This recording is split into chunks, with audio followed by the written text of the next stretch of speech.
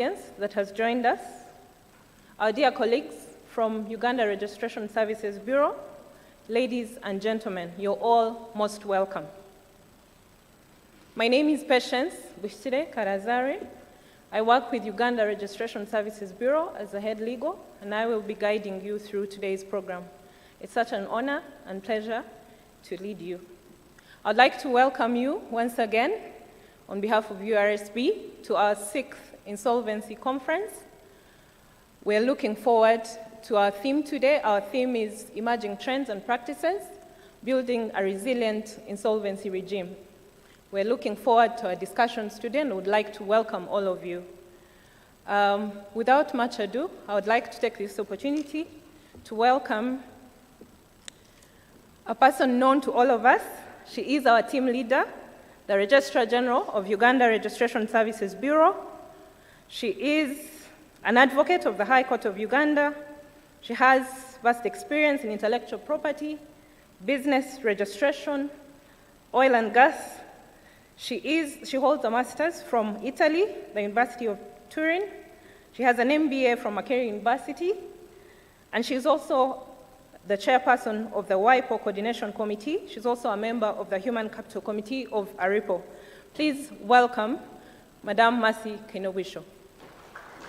You're welcome, ma'am.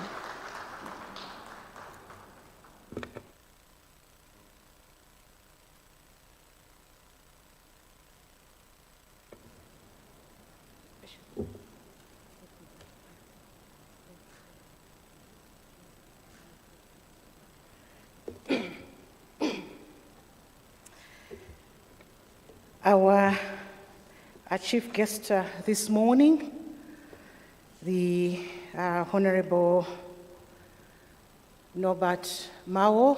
To us, actually at URSB, we refer you as Dr. Norbert Mao because of your intellect and the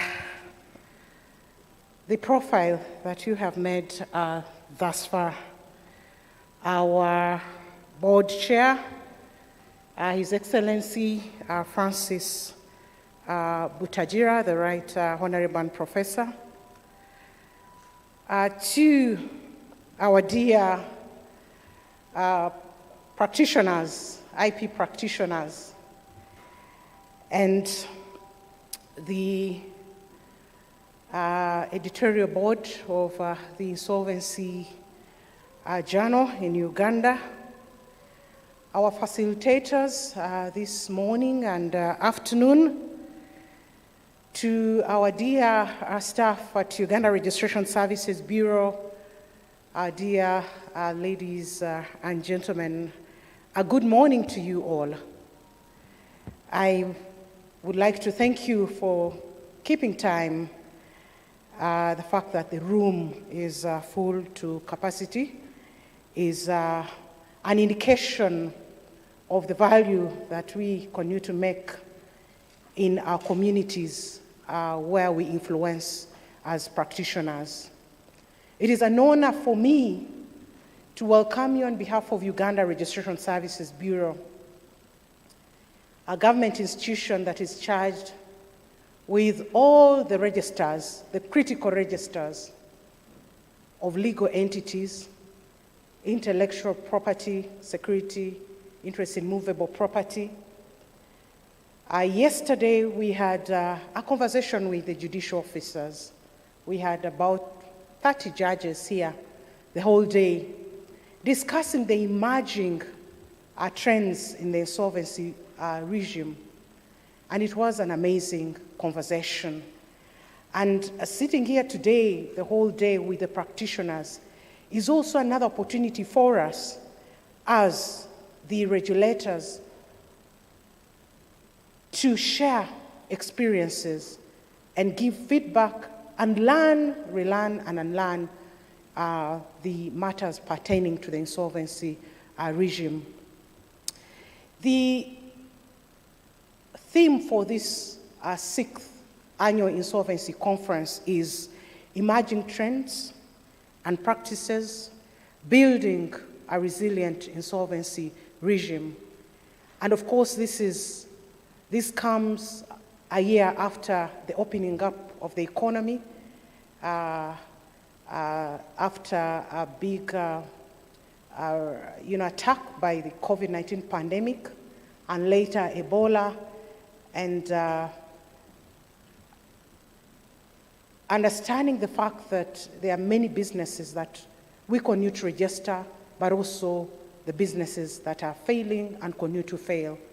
And here we are to discuss strategies on how to build a resilient insolvency regime. As Uganda Registration Services Bureau, we have achieved a lot in rescuing businesses. As you are aware, we are charged with the birth of businesses. We are the maternity ward for businesses, but we are also charged with business sustainability, as well as seeing our businesses close legally. But before we go to that stage, we always engage businesses in terms of their survival.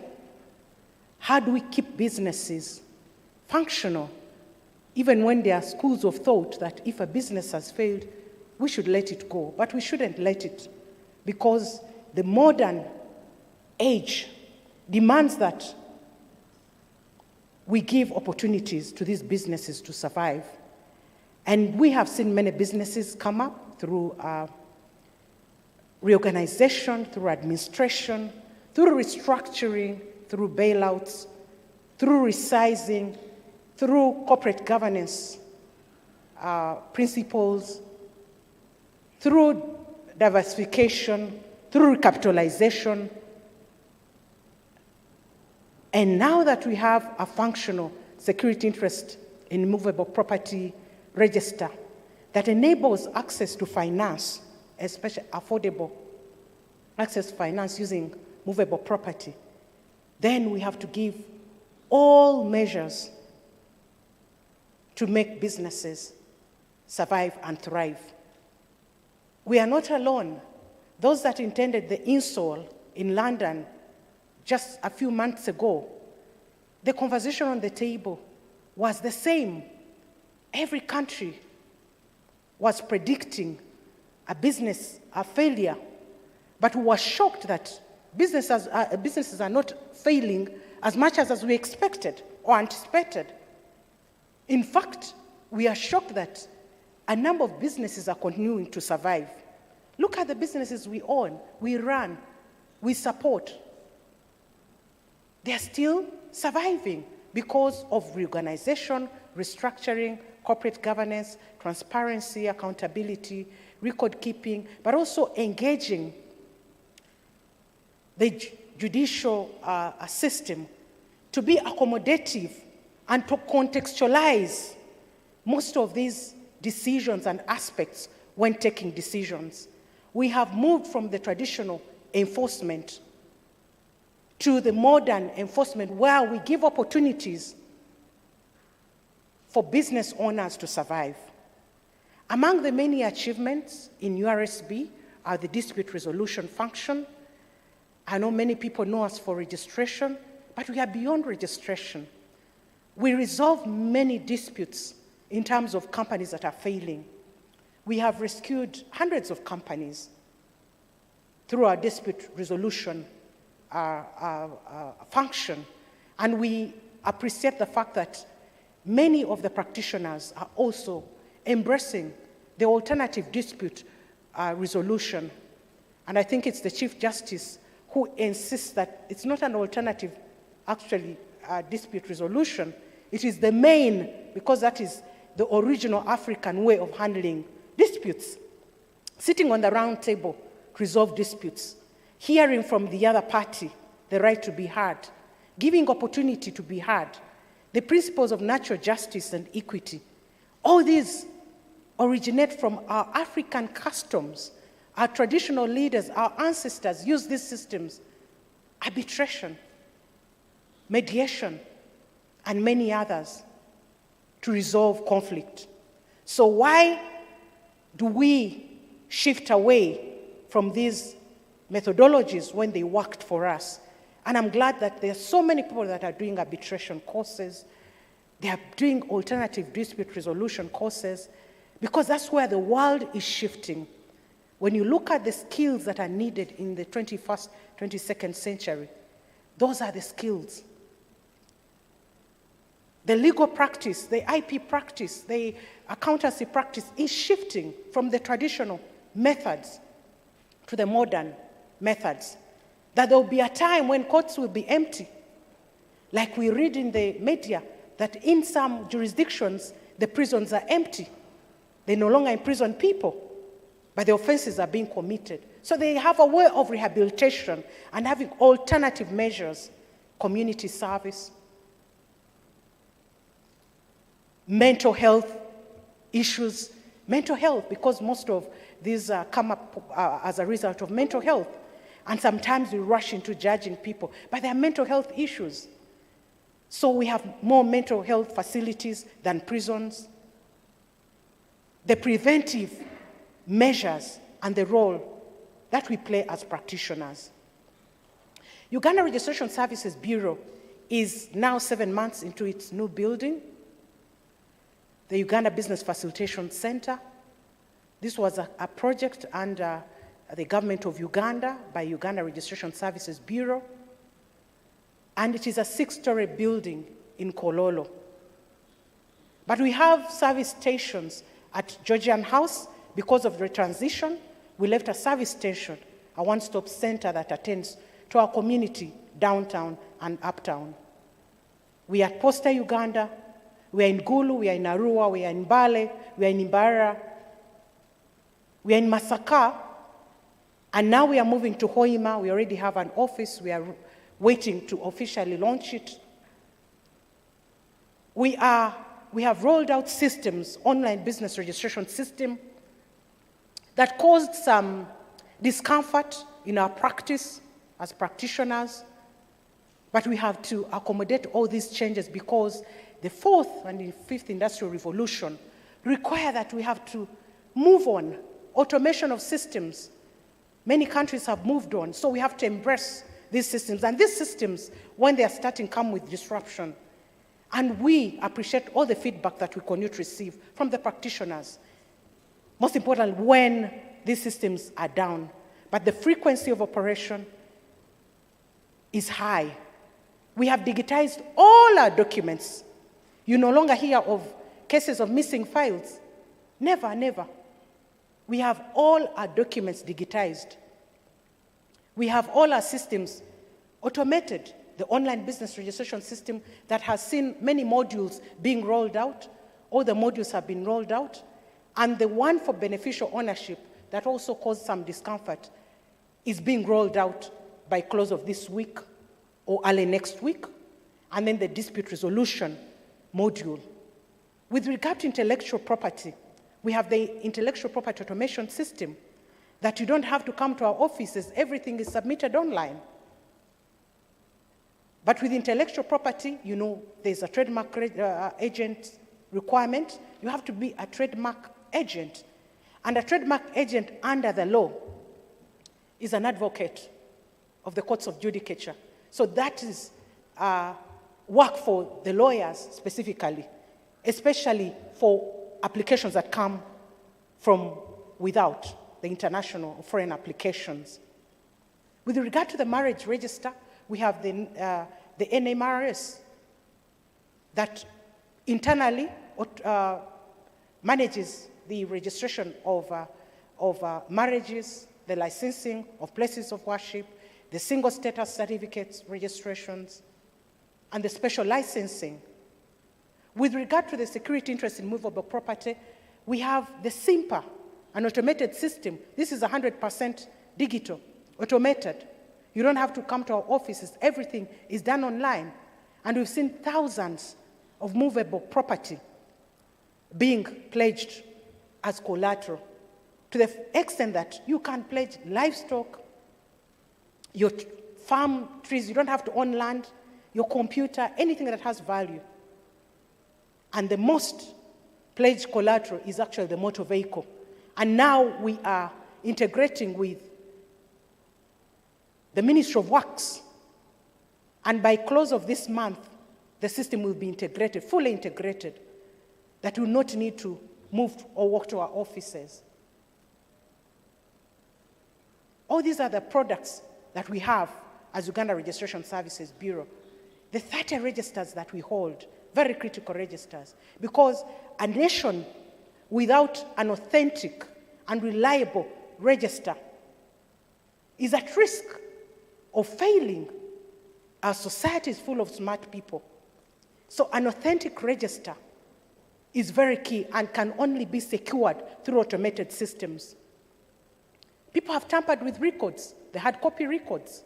But it's very hard to tamper with digitized records. So we ask for support of all practitioners to be champions of these processes and systems that we continue to roll out.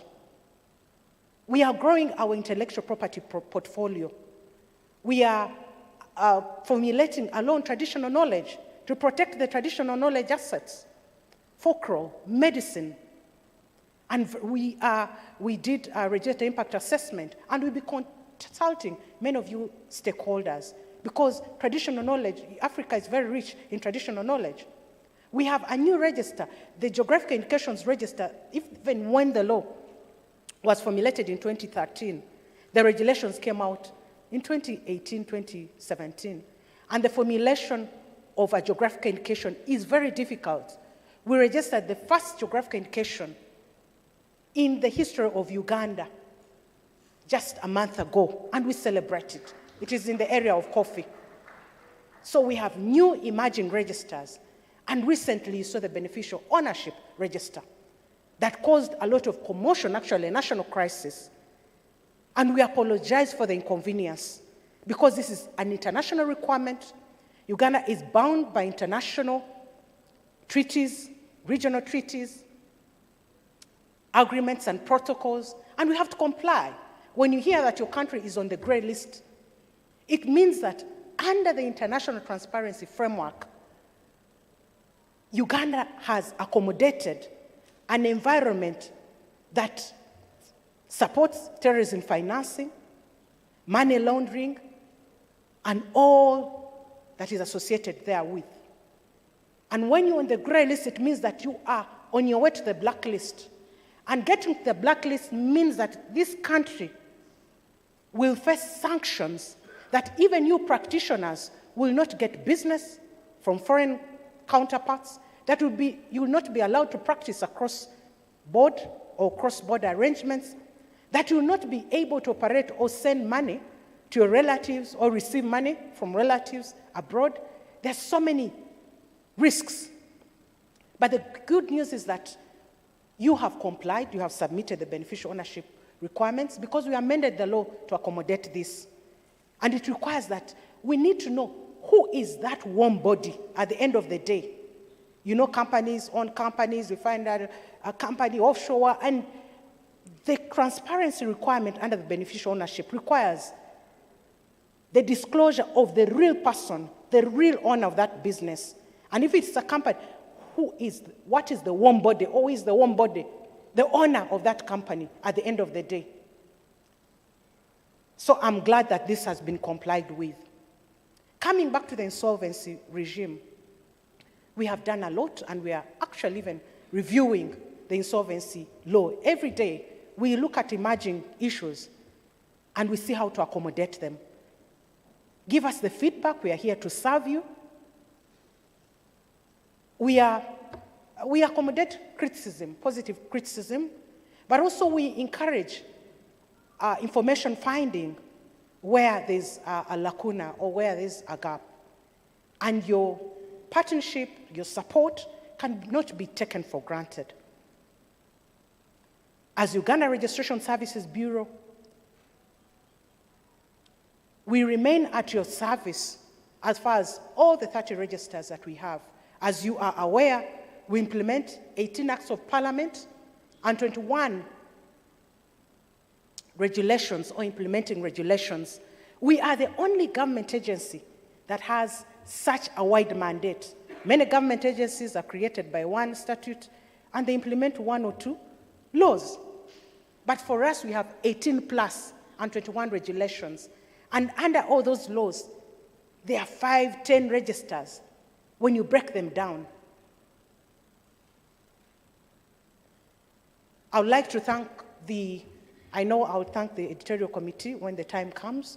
Today we'll be launching the Insolvency Journal, the first of its kind. The time for launching it will come, and we'll speak to that.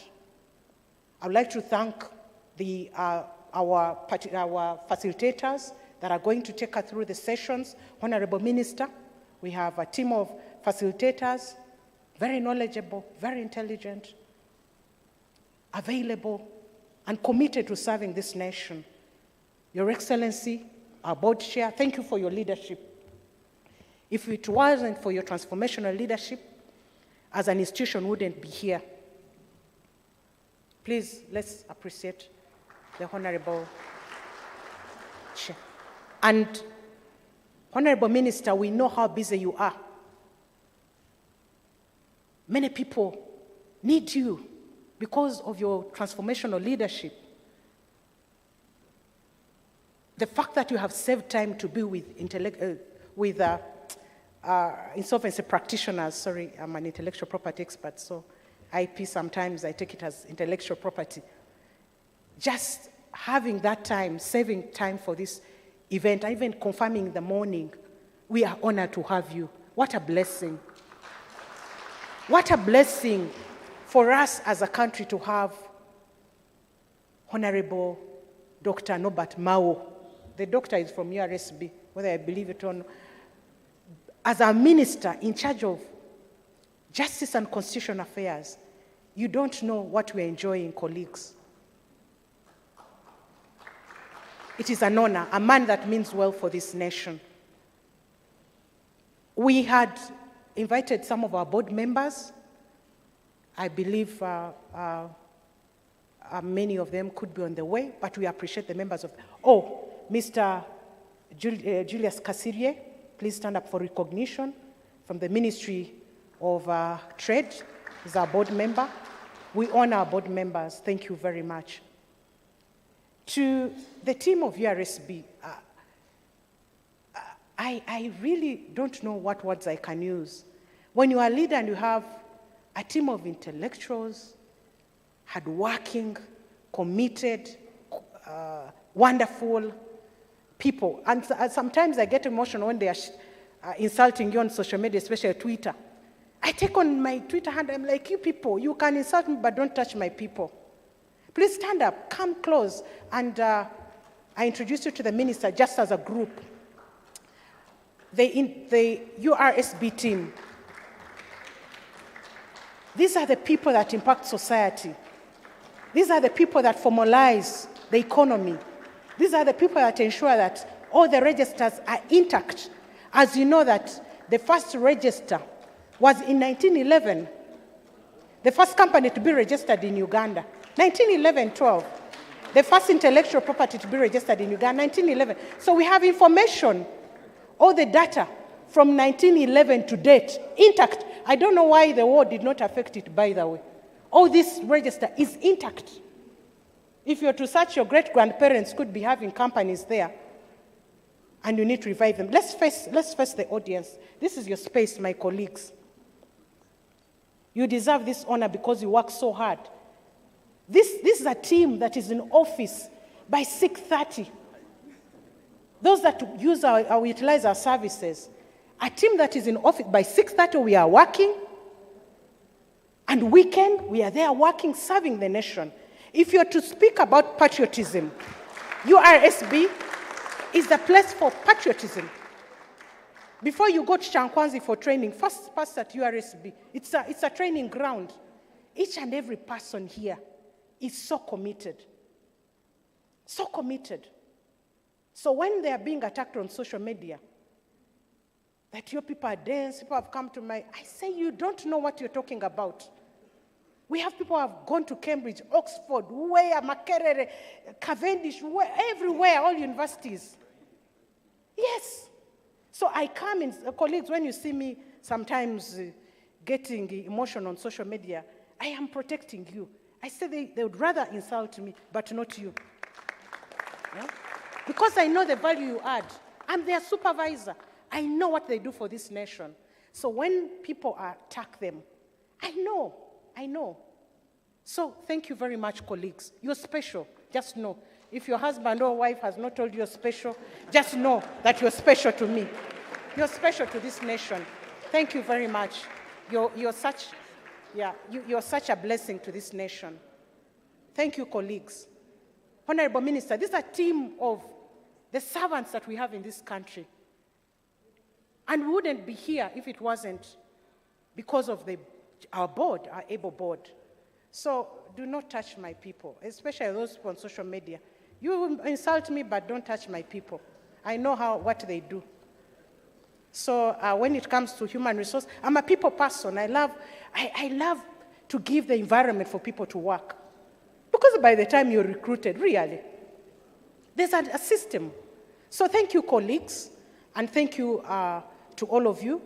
And in a special way, I want to recognize my former lecturer, MBA 2007, Professor Nkundaba Nyanga. I know you are in the editorial team.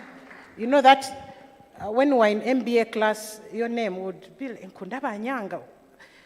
But thank you very much. You taught me in MBA, and I think I was a star. You can confirm? Yeah.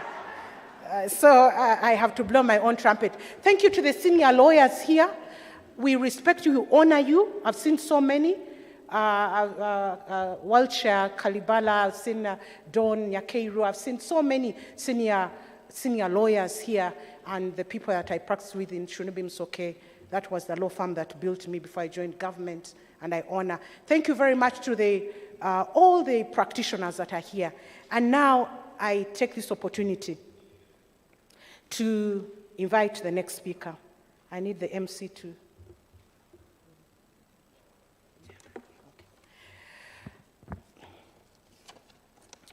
The person I'm going to invite is a special leader, not only in Uganda, but in this globe.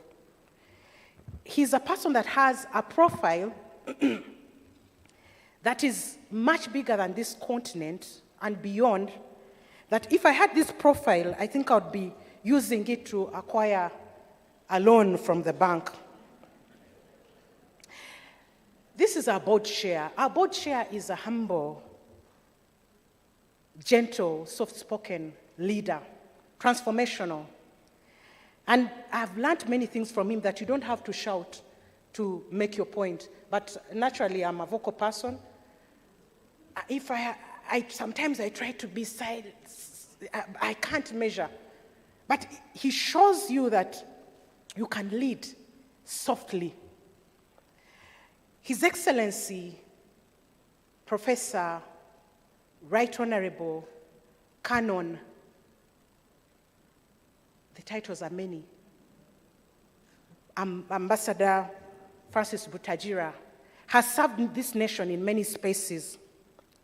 He's an advocate of the courts of judicature. He's a managing partner of Butajira and Company Advocates. He was the Speaker of Parliament, the Speaker of Parliament of Uganda from 1980 to 1986. He was a judge. He was a member of parliament. He was an ambassador to Ethiopia, Kenya, Germany, Austria, Vatican, and represented Uganda in the United Nations. He is the board chair of Uganda Registration Services Bureau. He's a professor and teaches law at universities. He holds a Bachelor of Laws from the University of Dar es Salaam and a Master of Laws from Harvard University. What an honor for URSB to have such a leader as a chair of the board. I take this honor with humility to invite you, Right Honorable Professor Canon Francis Butajira, to come and address us. Thank you very much.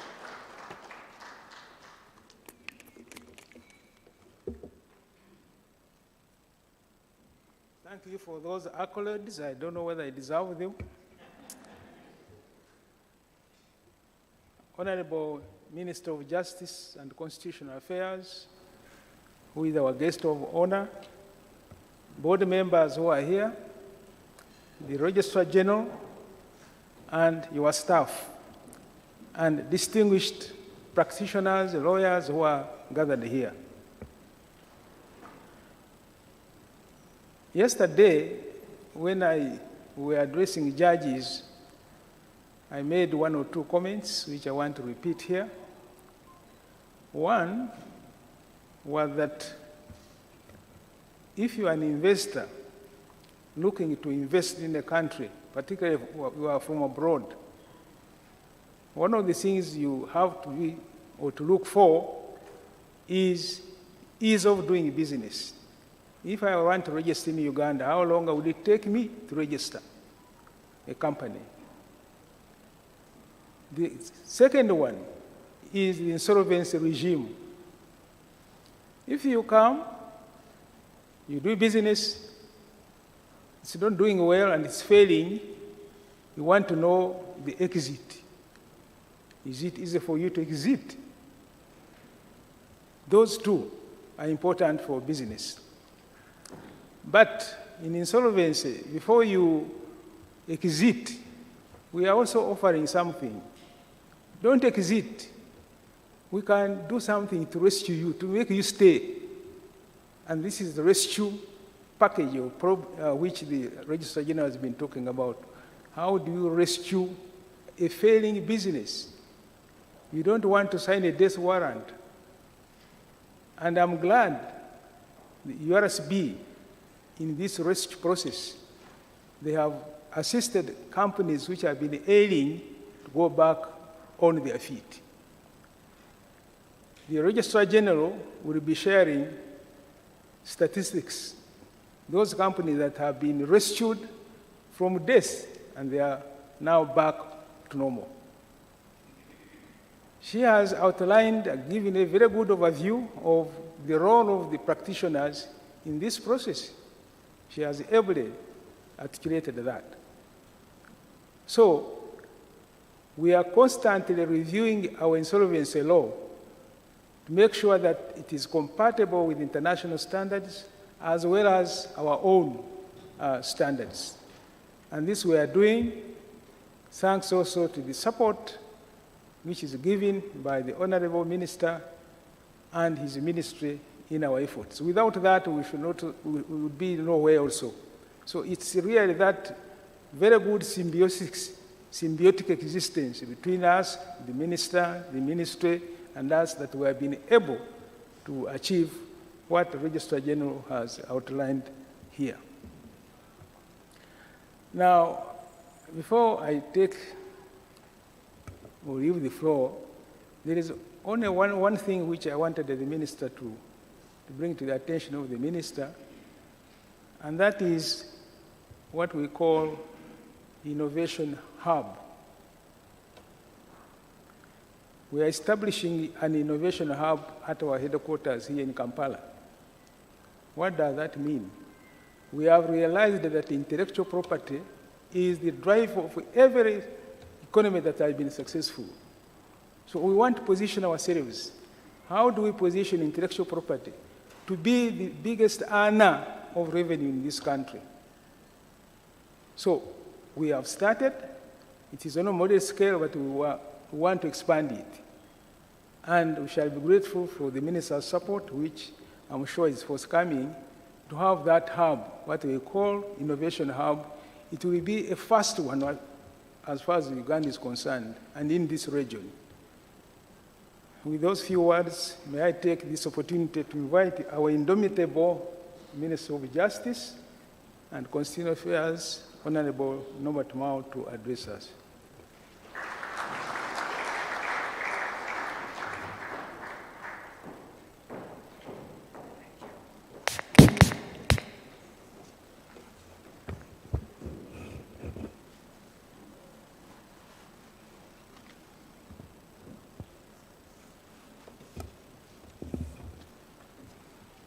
I'm not in danger here.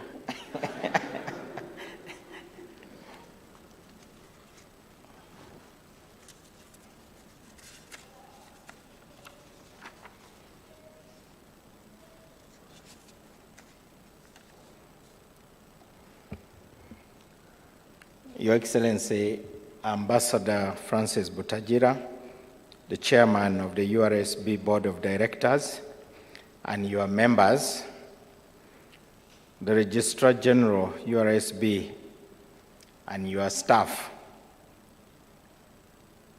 the resource persons, presenters, our distinguished guests, ladies and gentlemen, good morning.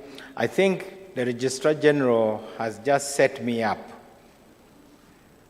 You know, when you are praised so much, you find yourself like a ball that is put on raised ground so that it may be kicked better.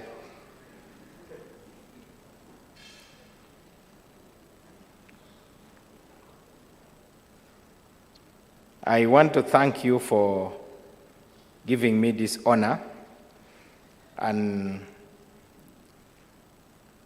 the staff, I think you have also been set up because now people know your faces.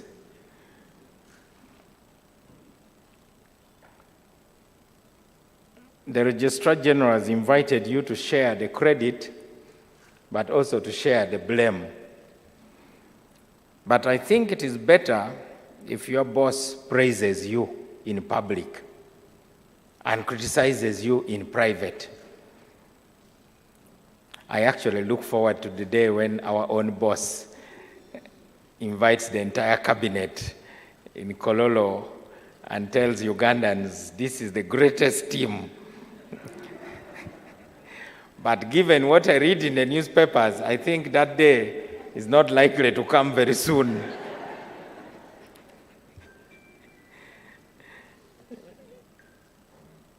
But we continue hoping for it. It's my honor to officiate at this 6th Insolvency Conference organized by the Uganda Registration Services Bureau. I actually love the theme, emerging trends and practices, building a resilient insolvency regime. As you are aware, and looking around this room, I see pillars of our legal profession. I don't have to mention names. I see people who I've admired from the first time that I was enrolled as an advocate in 1994. At that time, enrollment was a very solemn occasion. These days I hear it is a mass enrollment. Our Chief Justice was Wambuzi Wako. And each advocate to be enrolled had to be introduced individually in court with the Chief Justice presiding. And the Chief Justice would look you up and down from the toe to the top of your head. And then he says in his characteristic small voice, "No, but Mao, please sign the roll." And then you sign the roll. I think it made us to really take the profession very seriously.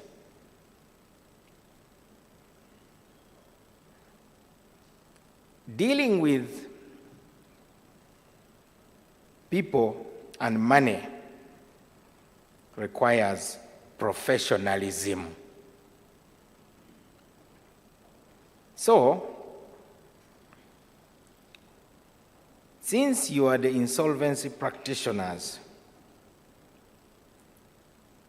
your clients are debtors and creditors. Your clients also include the regulator, who oversees all insolvency proceedings. You also have to work with the courts of law, which administer justice in the process. And of course, at the center of it all are the debtors and creditors.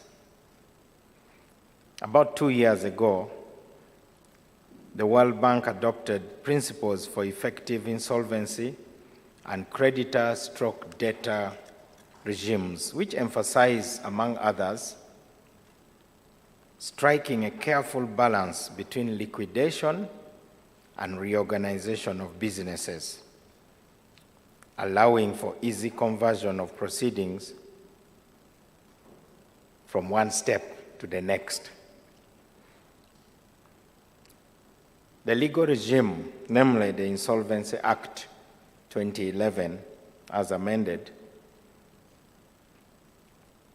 has kept pace with global trends and provides for rescue mechanisms of administration and arrangements in respect of companies and individuals. It's now possible for insolvent companies to seek protection from court so that they can negotiate with their creditors and even seek post-administration/arrangement financing in order to regain stability. This process involves engagement with a number of stakeholders. These include shareholders, directors, creditors, insolvency practitioners, and also the courts of law. We therefore need a body of efficient, knowledgeable, and effective practitioners and a good judicial system to expeditiously adjudicate these matters and make timely decisions. We will need insolvency practitioners who understand these processes to devise strategies that are acceptable to the creditors to revive the businesses. Most importantly, we will need the buy-in of the creditors of whatever proposals that are put forward. Therefore, this conference is essential in strengthening our capacity to handle and resolve insolvency matters, whether before or outside courts, and where appropriate, support the revival of the insolvent entities instead of letting them dissipate and eventually die. We must be deliberate in offering support to financially ailing businesses, and these are many in light of the current economic struggles. For instance, COVID-19, Ebola, rising inflation, and even external factors such as the Russia-Ukraine conflict. That's the only way to survive liquidation. I call upon you to embrace the mechanisms that are geared towards saving these businesses. Handle such matters with utmost care, integrity, and urgency. As we normally say in court, I put it to you that saving insolvent entities will promote economic stability, and we all stand to benefit as a country. I salute the URSB for its deliberate efforts in enhancing the capacity of stakeholders to handle insolvency matters. I've also learned, since I sat in front of you, that there's now going to be a publication known as the Insolvency and Restructuring Journal of Uganda. And the purpose is to preserve knowledge in one pool, but also to aid dissemination of that knowledge for the wider good of the business community. I thank URSB for this innovation, And also I thank those among you who have contributed articles toward this cause. This area of practice is not simple. As a student of law, the class that I never looked forward to was bankruptcy. It's a very, very difficult subject. When I was a member of parliament and we drafted the copyright law and the patents law, sometimes we would only be 3 in the committee.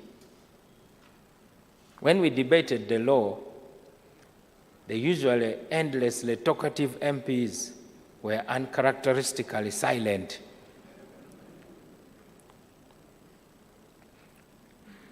Therefore, this is an opportunity because you are not going to have many competitors. Many people prefer to be in land transactions, to defend those who have won elections but whose victories are being challenged. Many people will want to collect debts. Not many people would want to dive into this tough area of practice. But I think that's where the pot of gold is. Therefore, do not worry so much that you are not many who are interested in this corner. You'll laugh all the way to the bank, I'm sure. I love the analogy of the maternity ward that was introduced here by the Registrar General. Of course, the maternity ward has doctors, it has midwives, but above all, it has a mother expecting a baby. Sometimes the father of the coming baby is there, sometimes they are in hiding. This analogy is appropriate because it means this is a high-stakes practice area. The stakes are very high. Thousands, millions can lose jobs if this kind of thing is not handled well. Government can lose revenue if this area is not handled well. Government can even lose investment. So we hope that there will be laughter and joy in the maternity ward so that the babies don't end up in the other building, which is also in the hospital compound. It is called a mortuary. At least intensive care. I'll even add something else. You are also an ambulance service. You should rush quickly and rescue businesses that have crashed so that they don't bleed to death. You stop the hemorrhage.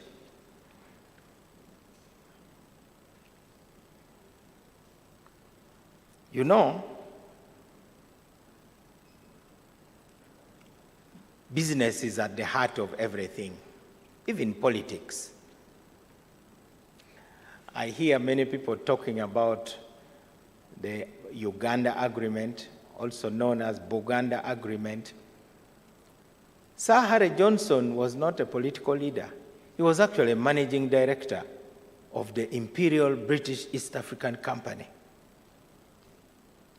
And he came here and cut a deal. So you are here because you want to learn how to get the best deal possible. Broadly, life is actually about deals. Even the coming of Jesus was a deal. Yes. The journey from the Garden of Eden to the cross was based on many deals. And deals involve threats. One time God tried to drown everybody in the days of Noah. Then he made a deal with Noah. So in many ways, the things you'll be doing will be akin to Noah's Ark also. Getting into Noah's Ark is a choice. Therefore, the business community has to be alive to the opportunity that exists when there's a flood.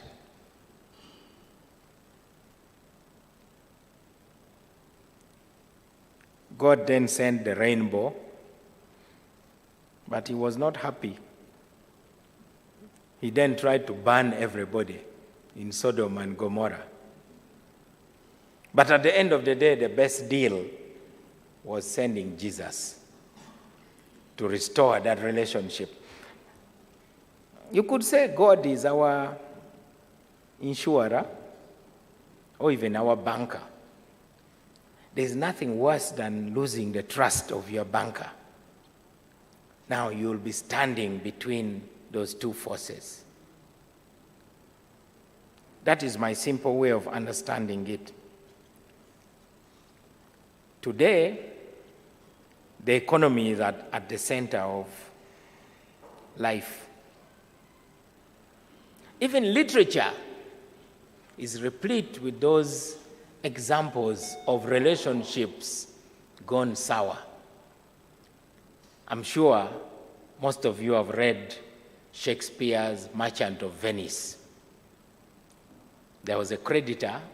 Of course, that's an extreme example, but that's how bad things can get. You know, when Shylock, whether in the name of a bank, whether it is a World Bank or even IMF, wants his or her pound of flesh, you need a posher. So you are the ones who are going to be the poshers. Otherwise, the Antonios and Basanios, it is easy to sign the dotted line and receive money. But there are many uncertainties in business. That now brings me to the role of the state. Sometimes only the state. So it is appropriate that the URSB is at the center of this debate, because many times the final rescuer is actually the state. And they don't only rescue with money, sometimes we even invade. We can send an army. If you read history, you know what is known as the Opium War. The British were doing very good business taking opium into China. But the Chinese had a law which declared that trading in opium was illegal. But this was very profitable to the British. Shipbuilders were earning. The British Navy was in business. Industrialists were benefiting from the profits, which were obviously being banked in British banks. Then the Chinese decided to confiscate all the opium and destroy it. So what did the British do? They sent the British Navy, the military. They went and invaded China, overran the forces, and took control of a territory which we now know as Hong Kong. Many of you do not know how the British took over Hong Kong. They told the Chinese, well, you can enforce your anti-opium laws in the mainland, but we need some space here for Njaga.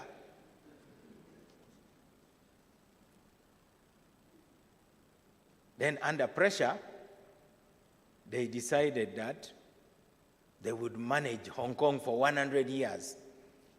It looked too long, but 100 years is very small in the history of nations.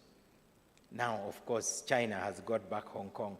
So you need to know the interplay of forces. While preparing to come and speak to you, knowing that you are learned not only in law but also economics, I read Neil Ferguson's Ascent of Money. It's a very good book. Because this conference is about money, capital, relationships, how money moves, how you can end up with a rumor which can destroy a bank. Do you remember the days when newspapers would report that the then governor, Tumusime Mutebile, was sighted hanging around a certain bank, and then people would quickly start withdrawing their cash from the bank, suspecting that the bank would be closed. Therefore, a strong insolvency practice regime is good for the health of an economy. Even in marriages, have you seen the introduction ceremonies which are known as okuhinjira in Western Uganda? You look for all your powerful friends to accompany you. Even if you are some ragtag character, on that day you cannot afford to be seen in the company of your usual buddies.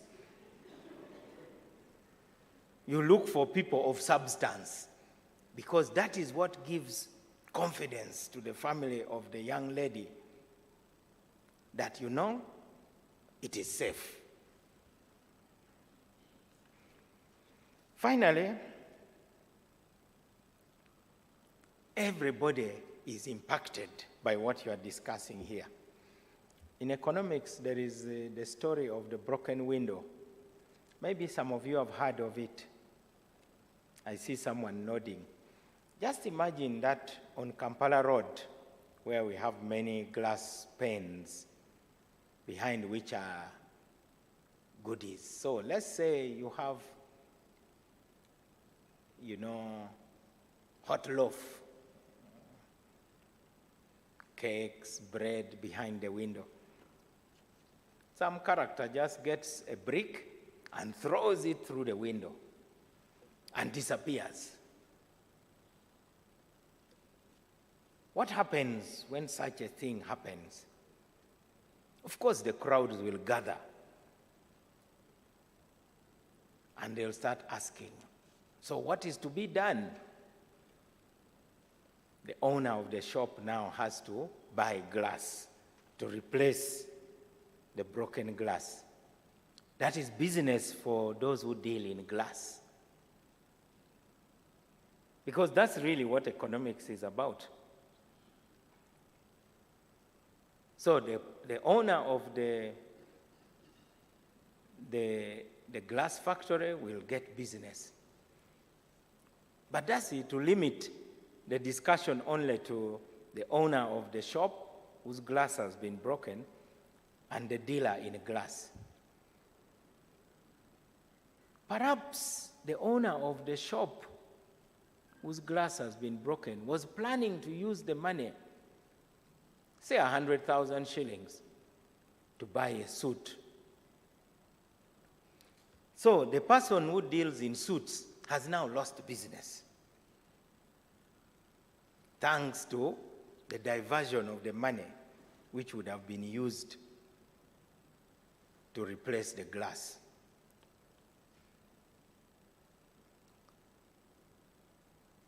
So I call upon you to read beyond the law, because you must understand the philosophical underpinnings of the current world economic system. Also caution yourself about bubbles. Sometimes you may actually be standing firmly in defense of a proper crook. In America, they say you must have a bullshit detector. So how do you detect a client who actually is going to cause you a total mess? You have heard of Ponzi schemes.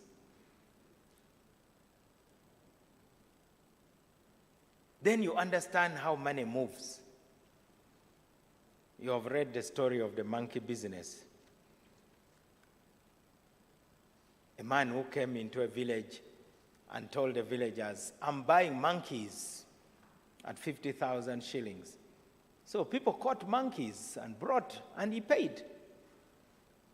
Monkeys became scarce. Then he said, I'm now buying at 300,000. And people became even more vigilant. Because, scarcity can make something to appear more valuable than it is. Before he came with these 50,000, monkeys were a nuisance. Then monkeys had value. Then he upped the price. And upped until there were no more monkeys. Then his partner left town. And then he trapped the villagers. He told the villagers, before he left, my boss said that each monkey is now going to be 1 million shillings. But I can sell you the monkeys at 500,000. So that when he comes back with money, you get a profit. Desire for money, greed for profit drives the economy.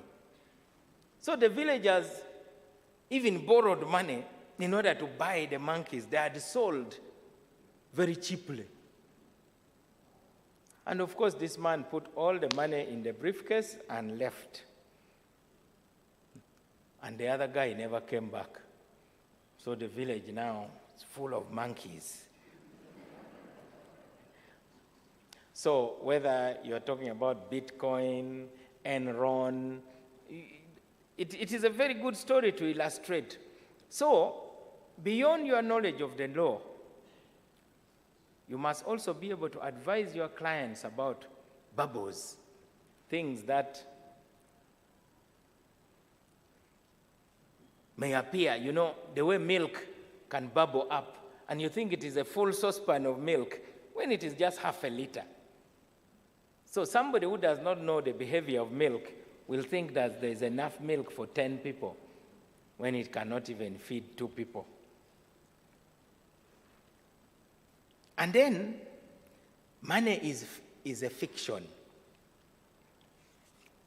In my conversation with another economist while preparing to come and speak to you, he told me a story of a man who went to a hotel like this one, and he asked whether there was a room. And the hotel owner said, there is a room. So, he quickly put $100 on the counter and went to inspect the rooms. So the owner of the hotel took the $100 and went and paid the butcher. The butcher took the same $100 and paid the baker. It is alleged that the baker had some relationship with a lady. The ones they call twilight ladies. And the twilight lady had an arrangement with that very hotel because it is alleged that she used to entertain some of her clients in that hotel.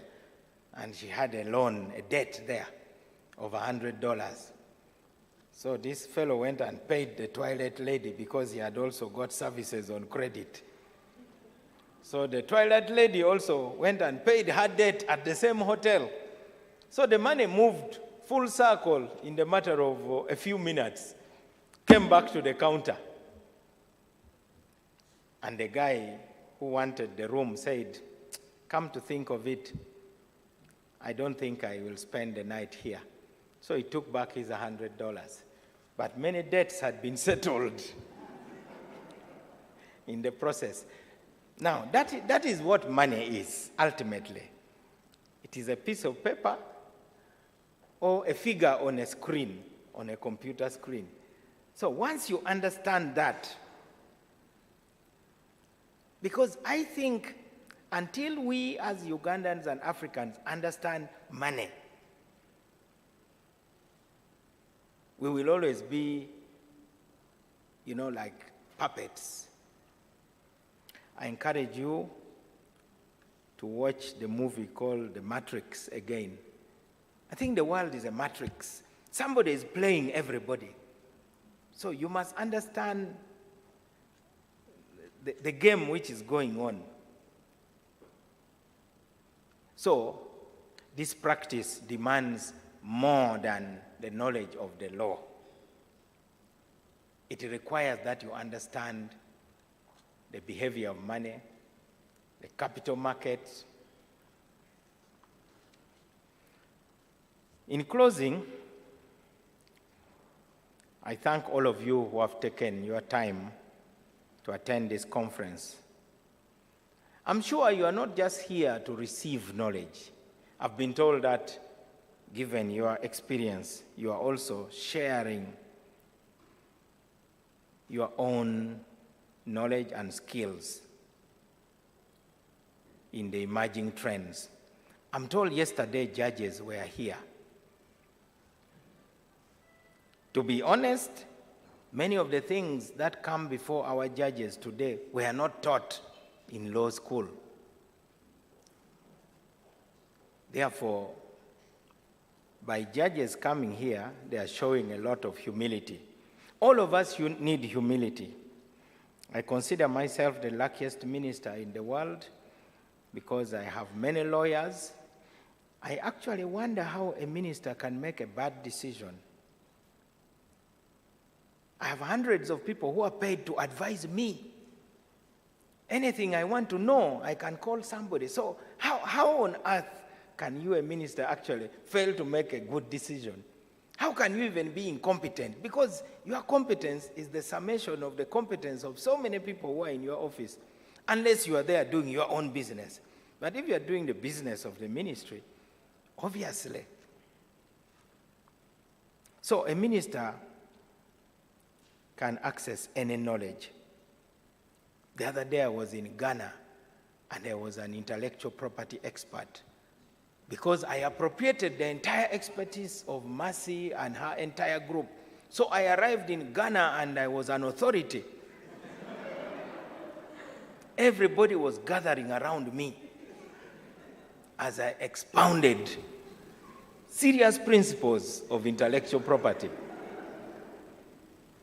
Now, that is how the judges should be. The judges should read these journals. The judges should conference with you. When they're writing judgments, there's nothing wrong with calling anybody and say, you know, how would you deal with this?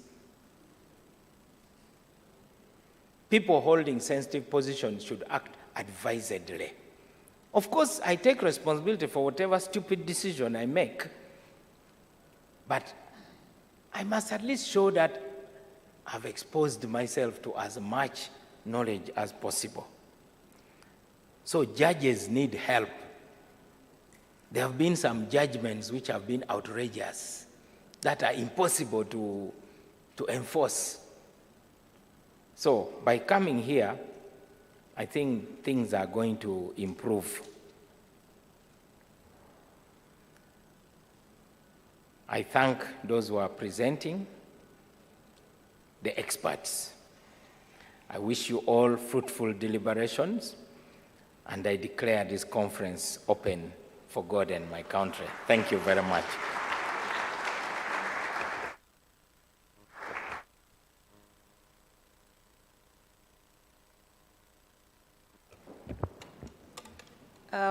A big round of applause for our minister, please. Thank you very much, and thank you, Honorable Minister, for those wonderful words.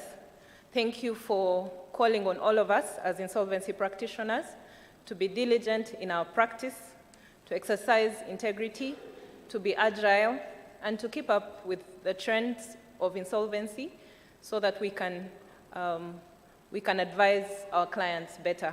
Thank you very much.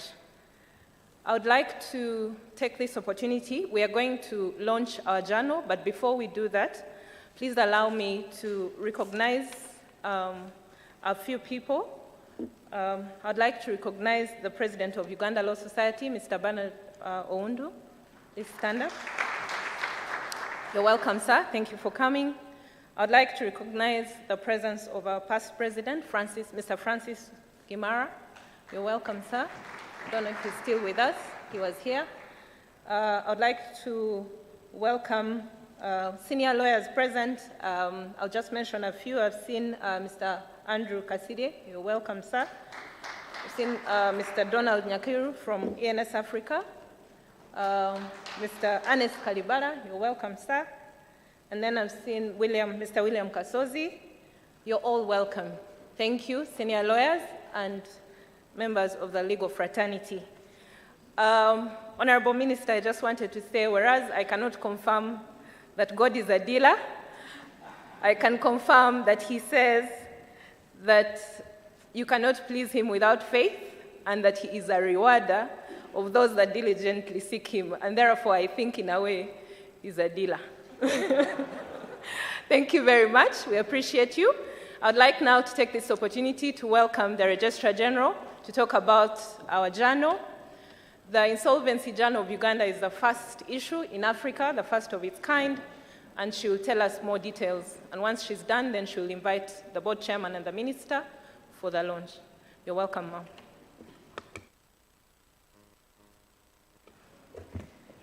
Thank you, dear MC Patience. You should have cited the provision in the Bible for that to support your evidence. Thank you very much.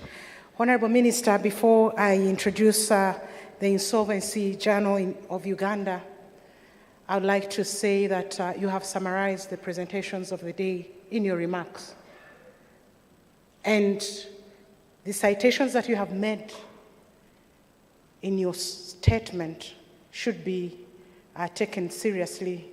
And I hope somebody was noting the rapporteur and will share those citations, the references for our enrichment in terms of intellectual capital. And as a standing MC now, as we wait for the board chair, I would like us, I'm told that every time we sit for 3 hours, it is advisable to just stand and stretch a bit. Let's use 2 minutes to stretch, because we are also managing the insolvency regime of our bodies. We are restructuring and reorganizing our bodies because, yes.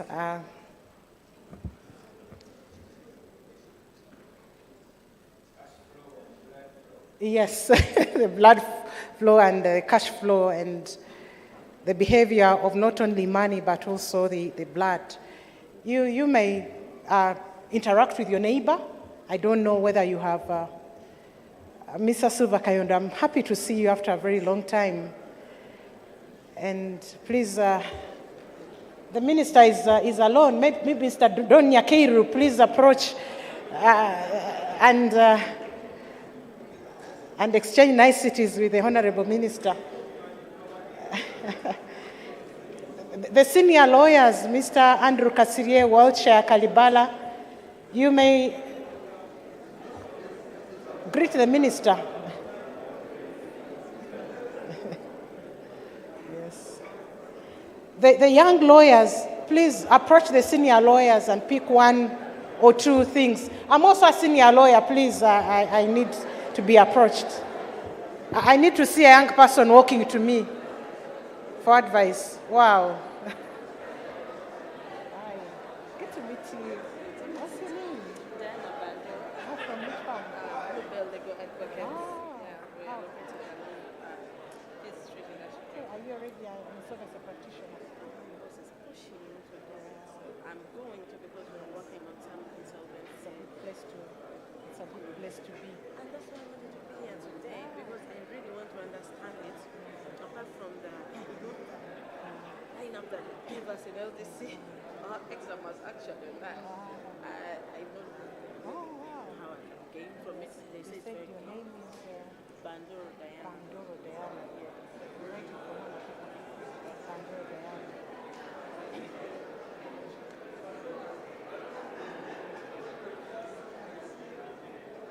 To the accountants, all IP practitioners, please exchange experience as we wait for our board member chair. Richard.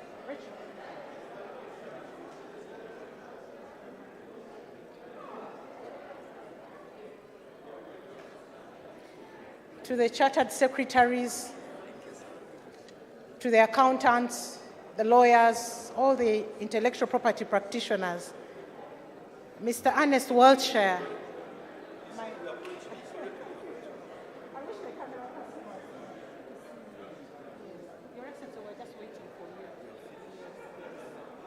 No, you may.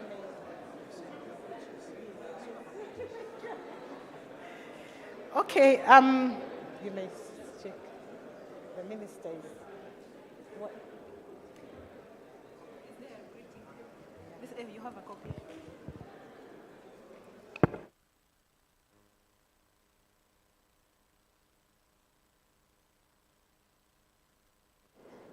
Thanks to you for that commercial break. It was a networking session. In modern age, we call it speed networking.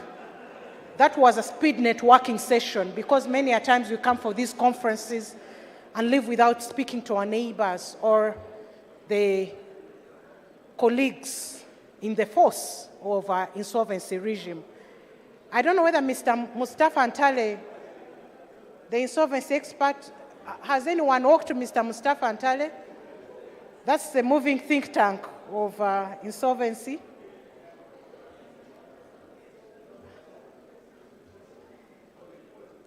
As we wait for the minister to take to the high table. Yes, let's give it up for this speed networking session. I believe that we have gained a lot from this networking, and I wish we can carry on this practice that every time we have a meeting of minds, it's not easy to have 200 people physically here. And how many are watching online? The technical team? Order in the house, order in the house. Let's settle now. Yes. Eh?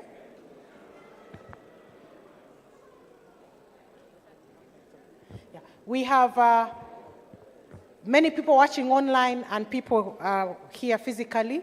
That speed networking session, I hope, has worked for us. In my speed networking, I met a young girl, lady, Bandiru Diana, stand up for recognition, interested in IP practice, and I'm going to encourage you and attach you to one of our insolvency practice experts, Mr. Mustafa Antare, and for further mentorship. So please, thank you very much. I also had the opportunity to meet my former lecturer, Mr. Ernest Kalbala, Wiltshire. This is a man that doesn't age. He taught us in law school when we were little children. Now we have been aged out and he still looks young. Thank you very much for the commercial break. Honorable Minister, our dear chief guest, and Your Excellency, the Ambassador, the board chair of URSB and fellow board members, the insolvency practitioners, the lawyers, the accountants, the chartered secretaries present here. I take the honor to introduce to you the Insolvency Journal of Uganda, Volume 1, Issue 1, 2023, the first of its kind in Uganda, the first of its kind in Africa. A journal that collects intellectual capital in terms of knowledge products or articles by our experts in this room in Uganda. The knowledge that has been compiled in this journal is going to live for ages in the era of technology, in the era of artificial intelligence. You've been hearing about ChatGPT and all the innovations. Would like to take this opportunity to thank, first of all, the editor of this journal, Professor Stephen K. Nkundabanyanga. Please stand up for recognition. You may maybe have a handshake with the minister and the ambassador and our camera crew. Please be on board this session as we appreciate. Thank you, Professor Nkundabanyanga. Before I move to the editorial assistant, allow me to appreciate the Director of Insolvency, Mr. Robert Mugabe, who has, please approach. Mr. Mugabe, Robert has for a long time served as a Director of Business Registration. Many of you know him. Until recently, he's now in insolvency because we said, you have given birth to many companies. You have registered so many companies. Come and see how to manage them, to rescue them and support. Please approach the minister, have that moment before we launch. And have your moment. Thank you very much, Mr. Robert Mugabe. You lead a great team. I would like to call upon the immediate past Director of Insolvency and Receivership, Mr. Mustafa Antale, who is now in charge of business registration. He rescued so many entities. We said, no, now go and give birth to them and manage their existence and sustainability. Please, let's give it up for him. He remains the insolvency guru in our country. And actually, it is under his regime that this idea of the insolvency journal that was birthed. Thank you very much, Mr.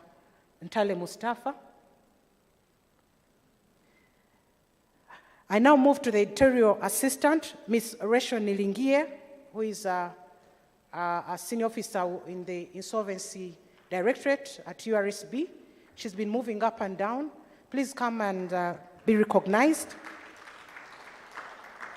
And as Rachel Nilingie approaches, the executive editorial team is Robert Mugabe, don't come back, we recognize you. Mr. Nerima Nelson, okay, let's have a moment. Rachel Nilingie is our staff in the Insolvency and Receivership Directorate. Mr. Nelson Nerima is already here. He's going to give us a presentation later in the day, but he gave the judges yesterday a powerful presentation. And of course, he has taught most of us in law school, and he's one of the best that is within our country and among others. We have Dr. Otete Albert, J. Samuel Richards, and Associates, a certified public accountant. Please, Mr. Otete, approach and you receive your honor from the minister and the ambassador, the board chair. Thank you very much.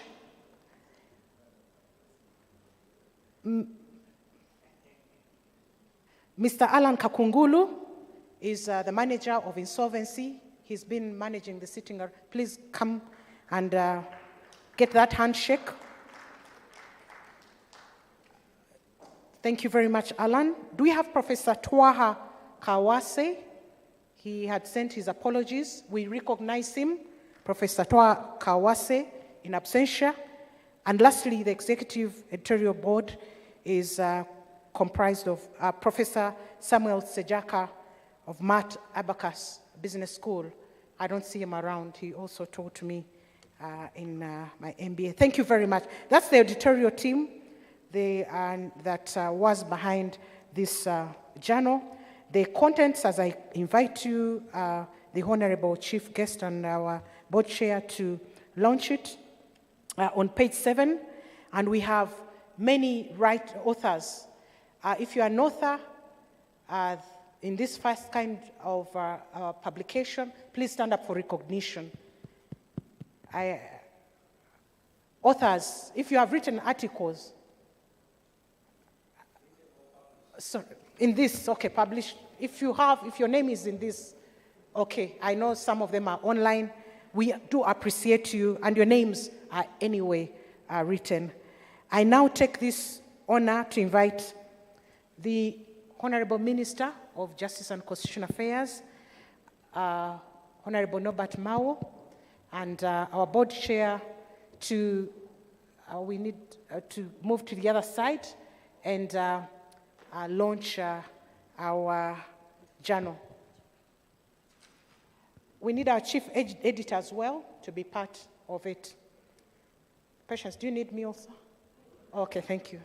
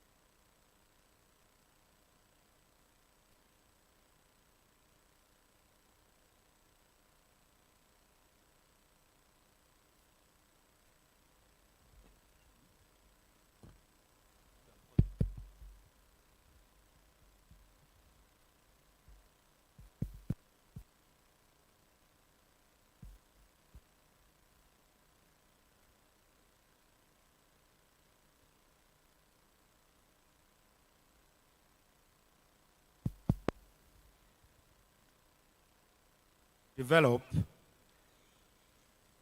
we need currents of ideas.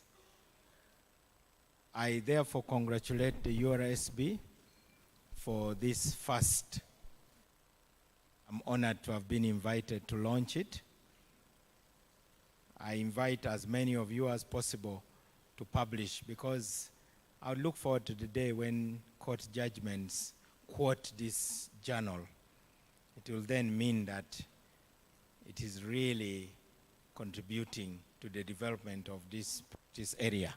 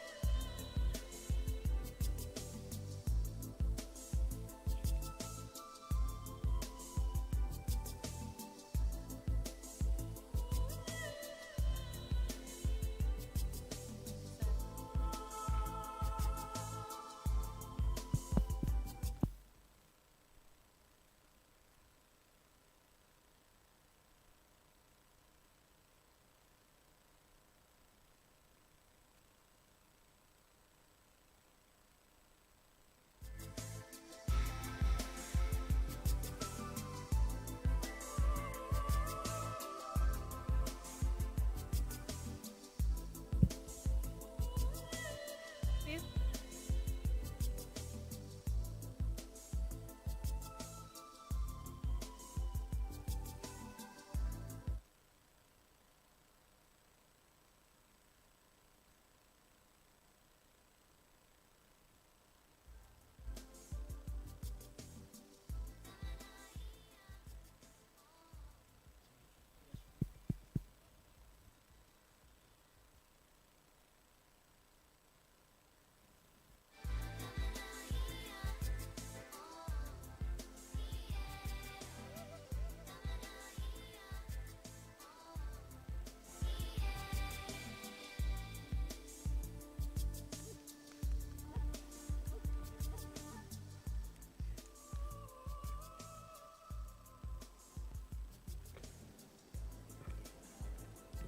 Thank you very much, Honorable Minister.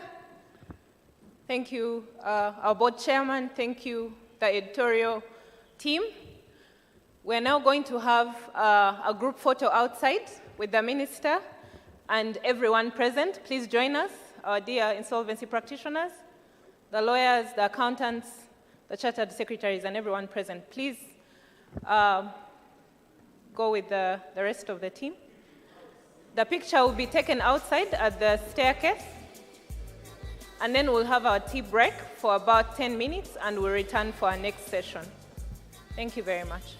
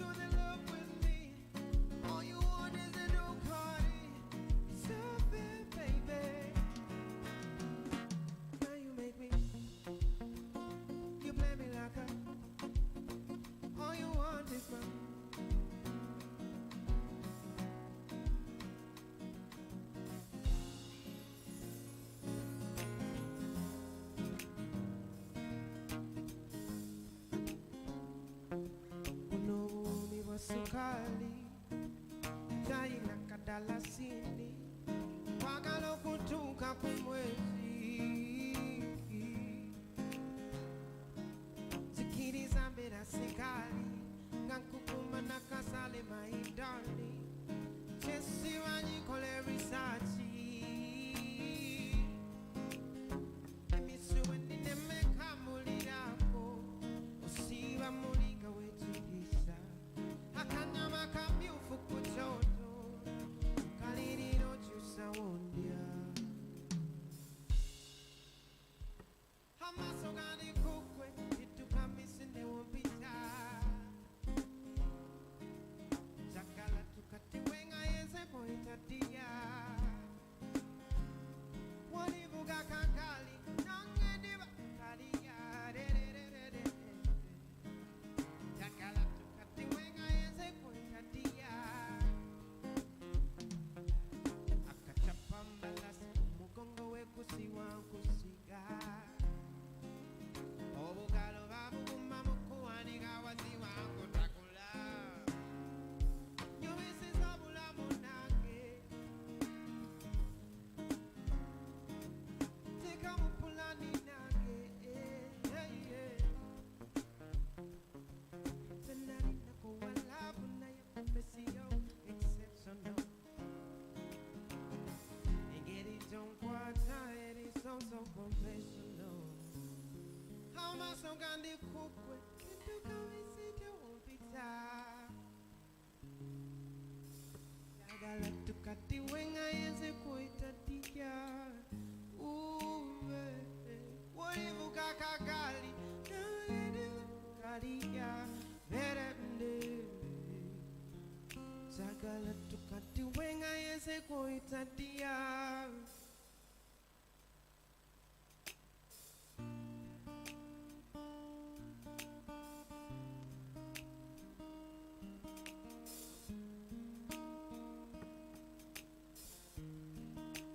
tugende muchachi wafuke my baby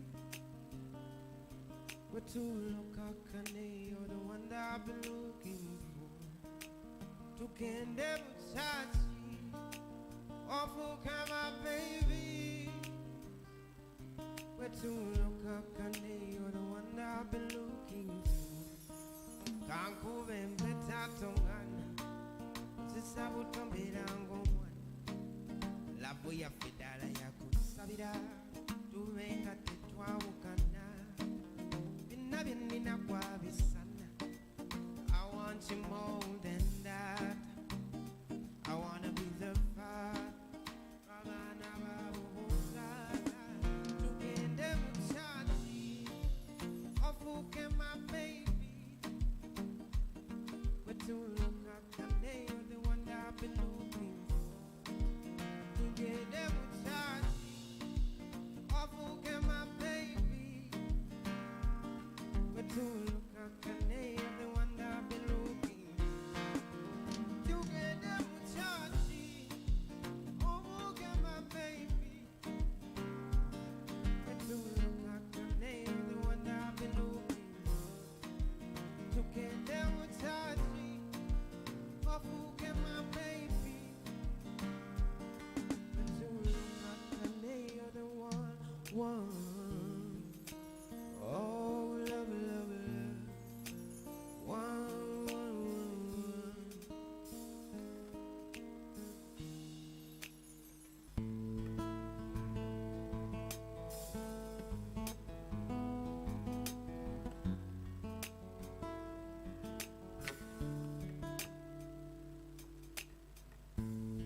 What if I couldn't speak? What if I couldn't eat? What if I couldn't move?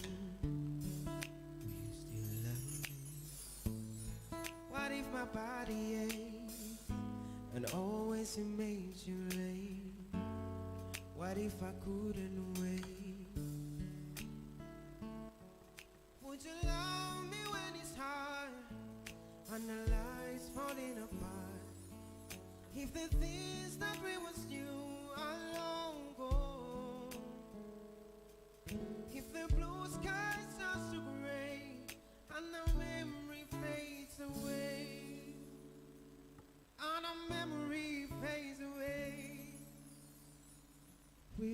still love me?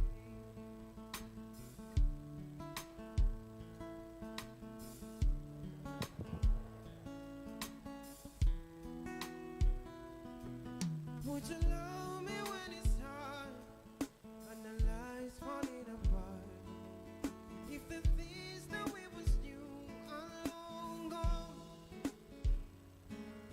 if the blue sky starts to gray and our memory fades away,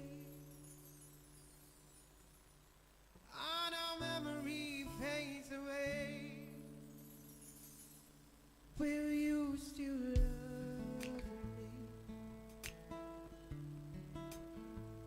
Will you still love me? Will you still love me?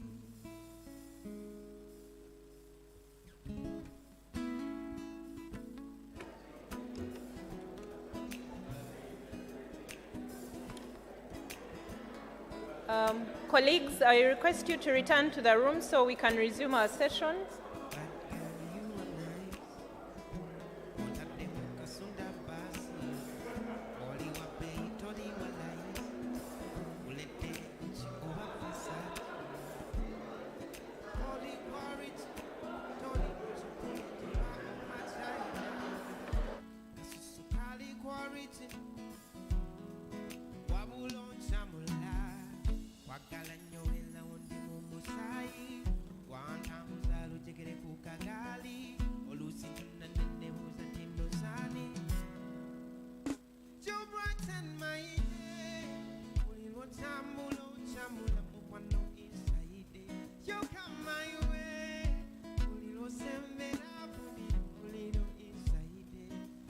So let me wire work. Sakala kumanya things alright.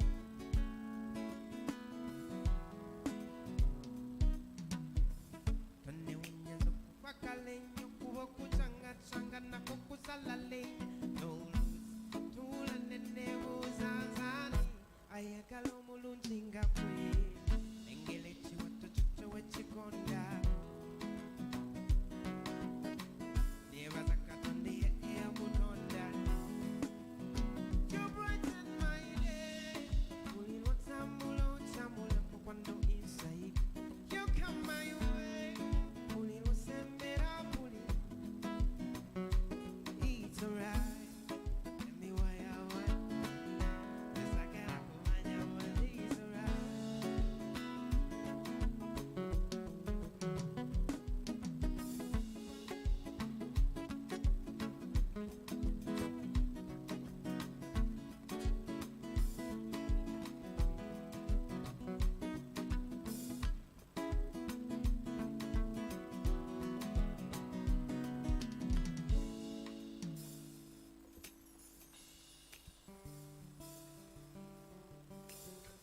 Njagala nnyo okubeera woli, n'obeera omutima gubeeyo gy'oli. Njagala nnyo okubeera woli, n'obeera omutima gubeeyo gy'oli. Mwagadde nga munoonya, sirina sanyusa ng'ono mwana atoka amunyikaavu buli kiseera, n'omutima tegweyagala naye okufa we namufuna yansula ku mwoyo, okufa we namulaba njagala nnyo okubeera woli, n'obeera omutima gubeeyo gy'oli. Colleagues, we are going to resume our session. The rest will join us. Before we go to our next speaker, I'd like to introduce a few accountants and auditors in the house, and then we'll have our next speaker. I'd like to recognize CPA Ronald Mutumba. He's the council member for ICAPAO, and he's the chair member service. We welcome you, sir, Mr. Mutumba. Thank you for coming. You're welcome, sir. I'd like to also recognize Dr. Albert Otete. I don't know if he's in the room. You're welcome, sir. Thank you for coming. Albert is a member, Finance, Planning, and Admin Committee of ICAPAO. You're welcome. We also have CPA Stephen Paul. No, CPA Mwezi Paul. I think he's in the room. And then we have Mr. Stephen Kasenge. He's also a CPA. I would also like to recognize Mr. Alex Sanganya. He's an auditor, and he's our Deputy Registrar General. I think he's interacting with our guests. And finally, I would like to recognize our Director Internal Audit, Mr. Ambrose Ekajo. He's a CPA as well. You're welcome, Ambrose. Thank you. In the interest of time, I'll introduce our next speaker.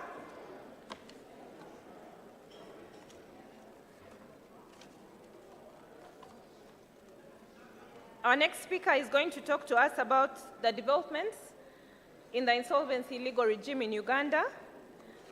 And he is our current manager, registration and compliance. He is an advocate of the High Court of Uganda. He is also a member of Law Society and East African Law Society. And he's a regulator that you work with on a daily basis. Please help me welcome Mr. Alan Kakungulu.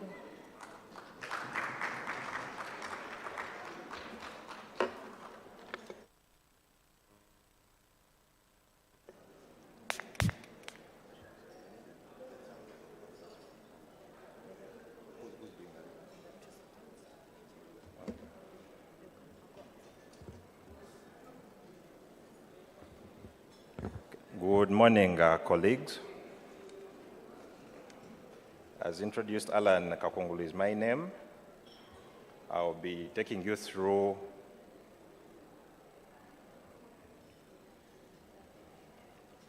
the developments in the insolvency legal regime in Uganda.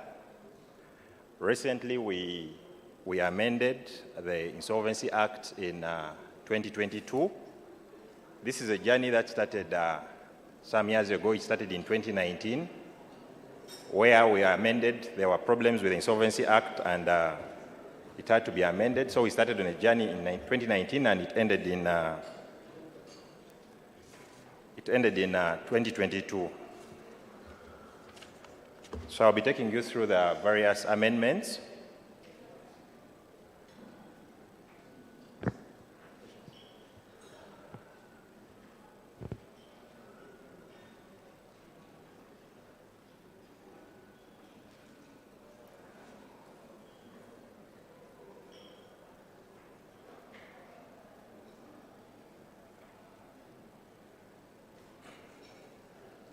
So by way of introduction, the Office of the Official Receiver is created under Section 198. It empowers the Minister of Justice to appoint a person to perform the functions of the Official Receiver. And the Official Receiver is the Registrar General of URSB. So on one hand, there is URSB, that is headed by the Registrar General, but within URSB, there is also an Official Receiver. So many of us just know us as URSB, but within URSB, we also have the Office of the Official Receiver, and the Official Receiver is the Registrar General.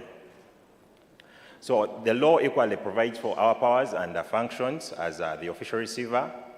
So we have powers to investigate directors, shareholders, and all present and past officers to establish fraud. All of us know that there are people who set up these companies with ill intents to defraud the general public. So the law empowers us to conduct investigations into the activities or the affairs of this company to ascertain whether the intent was to commit fraud and defraud the general public. We've done this. We've received some petitions where we've conducted investigations. Within our office, we have attachments or police officers that are there to help us in such instances, where they can conduct investigations, not only in insolvency matters, but also intellectual property matters. So as an office, we can conduct investigations. Then investigate the promotion, formation. It's related to the first one. We equally have powers to prosecute any person for offenses committed under the Act. The DPP appointed us as public prosecutors, and therefore we can prosecute any person in case they commit an offense under the Act. We equally have powers to investigate the conduct of insolvency practitioners and prosecute them. From time to time, we receive complaints against insolvency practitioners, and once we receive these investigations, once we receive these complaints, we conduct investigations to ascertain whether indeed the practitioner is culpable. So members, I want to request you that as you're taking on these responsibilities as an insolvency practitioner, you have a noble duty to be professional in whatever you do, because it has consequences. If you conduct yourself in a manner unbecoming, then our office can be petitioned to conduct investigations. And we've seen there's a Supreme Court decision where a practitioner was held liable for his acts while in the office of an insolvency practitioner. So it's a word of caution. Let's be cautious in whatever we do. Then I equally have powers to act during the vacancy in the office of an insolvency practitioner. Sometimes you can take on this office, and along the way you resign for various reasons, or you die, or you become insane. Then in such a case, our office can act in that office, handle your duties, but not to the logical conclusion, but when we come in, we call a creditors meeting together with the shareholders with the sole aim of them appointing another insolvency practitioner. But at the same time, there is also a growing tendency of some practitioners who take on assignments, and after they've received the proceeds, used them or misused them, then at that point they want to jump out and say, for me, I'm resigning from this assignment. So even us, when we are coming into act in that vacancy, we are cautious, because our role as an office is to be a regulator, and we want to maintain and be as regulator. Times, that is close to 1.2, advertised in the newspaper a number of, and the time. To maximize the value of assets in insolvency proceedings, as you'll see later in my presentation, if you wanted to if you took on an insolvent entity or estate and it had perishables, in such a case, you had to apply to court first, get a court order, and then deal with the perishables. But all of us know that when you're dealing with assets of a company, there's a process. Value these assets, advertise, invite the best evaluated bidder. Basically, it's a whole process. Now the question is, by the time you complete that entire process, will these perishables be still there? And the answer, if you don't get the court order first, definitely they won't. But sometimes you'll have lost a lot of value. So it was, one of the reasons was to maximize the value of assets, but you'll see that later. Then promote availability of credit and balance the interests of all the stakeholders during insolvency proceedings. We equally wanted to provide certainty and predictability in insolvency proceedings to promote economic stability. The need to reduce costs in insolvency proceedings, I think I explained that. We wanted to ensure equitable treatment of similarly situated creditors. Previously, a creditor would be secured, but there was a list of priority dates. You are NSSF, then thereafter, you come to these other people. But somebody took the initiative to secure their interest. Was it fair for somebody who has secured their interest to come last when it comes to time of settling their debts? Definitely not. We equally wanted to professionalize insolvency practitioners. Previously, anybody would be an insolvency practitioner. All of us know that. Back then, a bailiff, even somebody who didn't go to school would be a practitioner. But then thereafter, we started on a journey to professionalize insolvency practice. And that is why we have a few of you here who have taken the initiative to register as insolvency practitioners. But we amended the law to go further and still further ahead and still professionalize insolvency practice in Uganda. So we wanted to provide for timely, efficient, and impartial resolution of insolvency, and then also promote coordination between jurisdictions. This is cross-border insolvency. So what are the new developments under the Insolvency Amendment Act? I'm not sure whether all of us have heard of these amendments or have even seen the Insolvency Amendment Act. Most of us may be knowing maybe the amendments under the Companies Act, but when they amended the Companies Act, the Insolvency Act was equally amended. So these are some of the salient features. Definitely, I will not go into all the amendments, but I've just looked out for the salient highlights or the salient features of these amendments. The first one is on priority of debts. Section 12, subsection 2 was amended to give priority to secured creditors over preferential debts. And the rationale was to encourage sustainable growth of the credit market in Uganda by safeguarding interests of various creditors, stakeholders. This is because if the credit market players are certain of protection, it will provide them with an incentive to extend credit. Like I said earlier on, somebody would take on the initiative to be secured while lending out their money or their credit. But when a company goes down, this secured creditor equally is considered last. When we handled Uchumi, when we handled Nakumat, we saw this happening. Some lenders had secured themselves. I think there's even a bank that had secured itself, but when we were settling all these debts, because of the law at the time, we had to consider them last. And definitely by the time you consider them last, the proceeds are already done. So under the new amendments, the secured creditors will be some of the first people to be considered while handling these debts. Then thereafter, the preferential debts will come in line and then others. Then when it comes to individual bankruptcy, Section 45B was amended to reduce the period from 5 years to 2 years for the disqualifications to which the bankrupt is subject under not to apply. In the previous legal regime, after you've been discharged from being bankrupt, it will take you 5 years for the effects of bankruptcy, for you not to suffer from them. But the question is, being bankrupt, is it so bad, and should it mean that should somebody be stigmatized because at one point they were declared bankrupt for a whole 5 years, yet this person has been discharged? So the period was reduced from 5 years to 2 years, and this is part of the rehabilitation or the corporate rescue that we are talking about, that if somebody has been declared bankrupt, let's just give them 2 years and then the rest is history. Being bankrupt, all of us know that it's not the end of the world. Like Donald Trump has ever been declared bankrupt, but did not mean that it was the end of him. A few years ago, he was the president and he was no more. So let's not stigmatize some of these people who are declared bankrupt, and that's why we are amending the laws towards aimed at a rehabilitation of some of these people instead of just castigating them for having been declared bankrupt.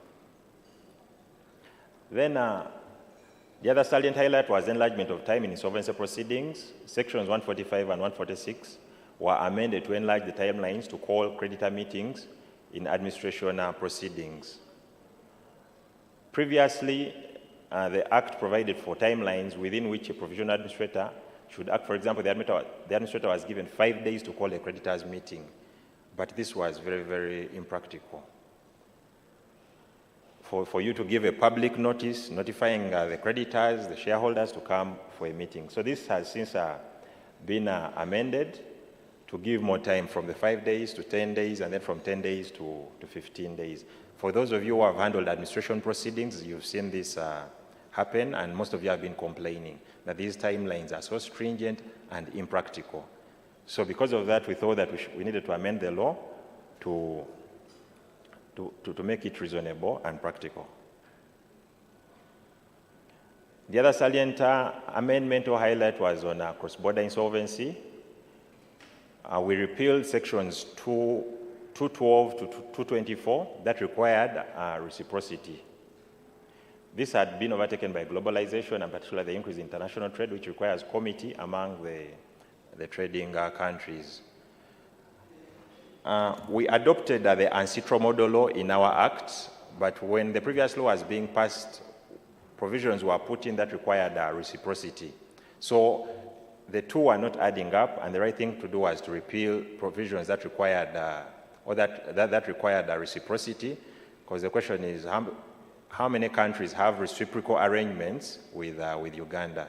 So before somebody comes from Kenya or from any other country to ask for recognition from the Ugandan courts of their appointments, previously Uganda needed to have a reciprocal arrangement with that particular country. So this was not tenable, it was not viable. We repealed sections under the Act that required reciprocity. So for somebody to come here in the current legal regime, there is no requirement for reciprocity. Somebody will just come, go to court, apply for recognition, and upon recognition, then that person can proceed and handle their matter. The rationale was to provide confidence to investors that they will have a streamlined forum of enforcement. Like the board chairperson said, when an investor is coming to a country, there are so many parameters, also many things they look at. One of them is how easy is it to register your business, but at the same time, how easy is it for you to exit the Ugandan market? So even these multinational corporations, they look at this issue of cross-border insolvency. Assuming this company went down, or even the financials, assuming this company went down, we appointed a receiver. How easy is it for this receiver to go to another jurisdiction to recognize the appointment of this person or whoever has been appointed? So these are some of the parameters, and that's why as a country or as an office, we thought that we need to align our laws to international practice. The other salient highlight is on a regulation of insolvency practitioners. Under the amendment, the minister is empowered to prescribe additional qualifications for insolvency practitioners. What we are looking at is further or continuing in the process of professionalizing insolvency practice. Most of us here are lawyers. We know when we go to LDC, we learn so many things. But even when you come out of LDC, ULS or the legal fraternities, they still expect you to continue having continuous professional development, CPD. And that's why we have these yearly hours, all aimed at enabling us to have continuous development of our knowledge and in whatever we do. So even in insolvency practice, we are thinking of doing the same, that we prescribe additional qualifications for insolvency practitioners. This is aimed at enhancing this capacity of our insolvency practitioners. This is not something new that we are only doing in Uganda. In other jurisdictions, they are doing it. In South Africa, there's an organization, SARIPA. It's the Association for the Insolvency Practitioners, and they have professional courses for the insolvency practitioners. The same applies to Nigeria, BRIPAN. They equally have professional courses. And these professional courses are tailored. There are a number of components there. There is a business restructuring, cross-border insolvency, financial analysis. There is a lot. Most of you have handled insolvency matters. It is not a component of only lawyers. It's not the law only legal issues. There are books of accounts involved. How do you interpret these books of accounts? You can see. So we are looking at coming up with a course or having a course in the country where somebody can go and study about insolvency in detail, a professional course, where somebody is able to marry issues of the law and accounting, to do financial analysis. Most of the lawyers have had challenges, and when it comes to that bit of the accounts, then they look for an accountant. But it's not rocket science. Even you as a lawyer, I'm sure you can do it. But once we have such professional courses where you go and you learn about the two components, then it will be easy for you, and we shall have a strong insolvency system in Uganda. In the UK, it is equally done. It's mandatory. In India, so many other countries. So when you look around the globe, there are so many other countries that are doing it, but in Uganda, we are just going to start. The regulations are not yet in place, but as soon as they come in force, definitely the other modalities will have been handled.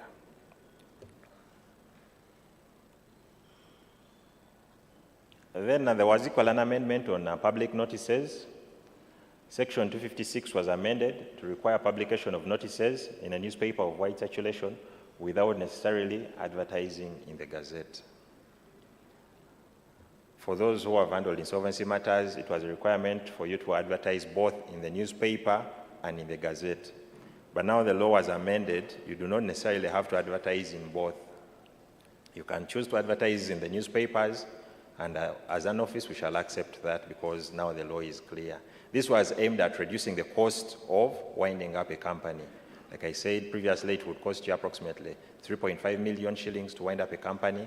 But now with these changes, it will cost you approximately 500,000 to wind up a company. Definitely that is exclusive of whatever you charge as an insolvency practitioner. But if you're doing it for free and are just going to pay the government fees, it will cost you approximately 500,000 to wind up a company. So we believe that with that amendment, it will improve the doing business environment.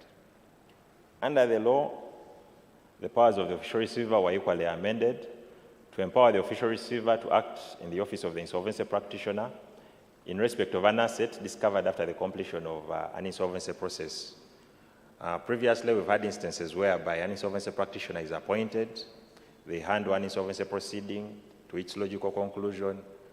After a few months, an asset surfaces or even funds. We had a scenario where a company was voluntarily wound up, a practitioner was appointed, they did the job, the company was struck off the register. Then after the process had been concluded, the shareholders disclosed an asset in industrial area, and they came to us for advice on how to deal with that asset. And our hands were tied. The best we could do was to advise them to go to court, to handle, to seek for court orders on how to deal with that asset. So they applied to court. Court gave them orders to dispose of their assets, and the proceeds were distributed amongst the shareholders. Because there were no creditors, it wasn't controversial. This was a family business.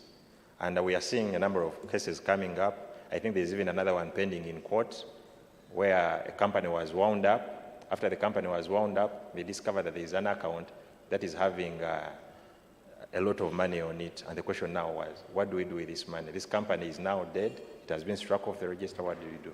So right now it is pending in court. So the law has amended now to empower the official receiver to act in the office of the insolvency practitioner to handle such matters. Where a company has been wound up and any asset comes up, then our office deals with such an asset. Definitely not for the benefit of our office, but for the benefit of the creditors, the shareholders, and whoever is involved in that matter.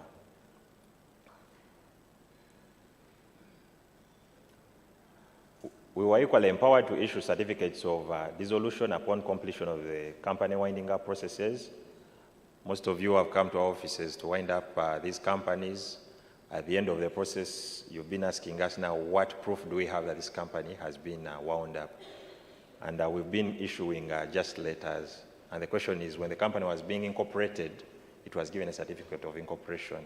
Then, now that it is dead, what happens? Even a human being, when you're born, you're given a birth certificate. And when you die, there's also a death certificate. Now what happens for a company?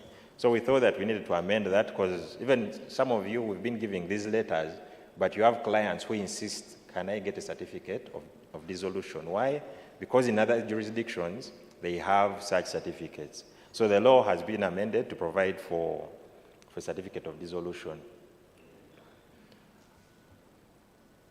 The other amendment is on post-commencement financing in form of post-arrangement financing and post-administration financing.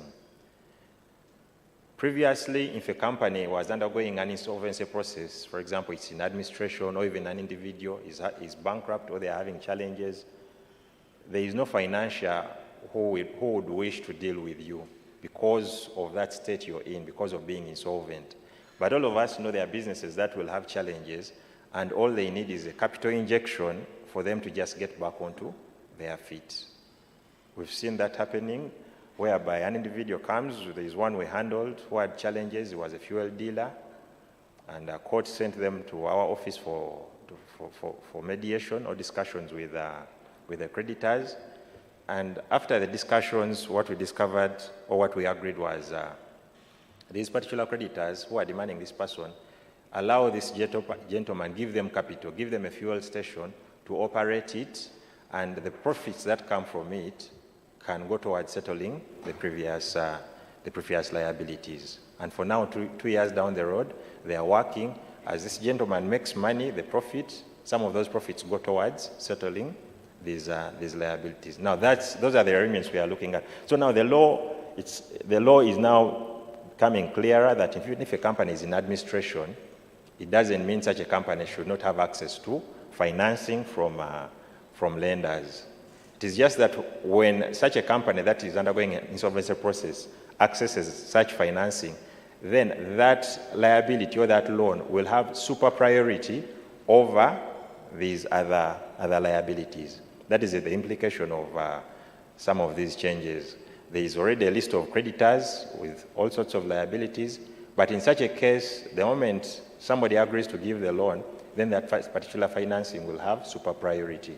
Sometimes even the creditors themselves can choose and agree to come together and inject more money into this suffering business. If they find the business viable, they can say, okay, fine, I'm demanding $1 billion, but I can afford to inject in another 200 million if that money can help to resuscitate this business and be able to settle the outstanding $1 billion. So these are provisions that have been put in our law, all aimed at helping these businesses that are struggling. That is a message that we preach as an office of corporate rescue. That is why even our amendments are tailored in that direction, as opposed to just killing businesses. There are provisions in the Company Act that were equally amended but have an effect on winding up of companies. The Companies Act measures on solvent entities. There are entities that are solvent that will be started. They do not operate, they don't have any assets. Now those are handled under the Companies Act. Then the insolvent ones are handled under the Insolvency Act. So the Act was amended to provide for a solvent foreign company to file a declaration of solvency together with a notice of cessation and thereafter advertise the notice in the newspaper of wide circulation. Previously, a foreign company was only required to file a notice of cessation, and that was all. But how fair was that? That a foreign company will come from China, come do business here, and all they do when they want to leave, having registered the first time, then in case they want to leave, they just file a notice of cessation and exit the Ugandan market. So we thought it fit that if this foreign company is solvent and it can pay its debts within 12 months, then they should file a declaration of solvency with our office, affirming that they are indeed solvent and they can pay their debts within 12 months, together with a notice of cessation, advertise, and then thereafter exit. The purpose of advertising, all of us know, is to notify the general public that this company is exiting. Whoever has any issues, please raise them. So, in that particular respect of a foreign company, that is the new amendment. Then for an insolvent foreign company, it still remains that it has to follow the procedure under the Insolvency Act.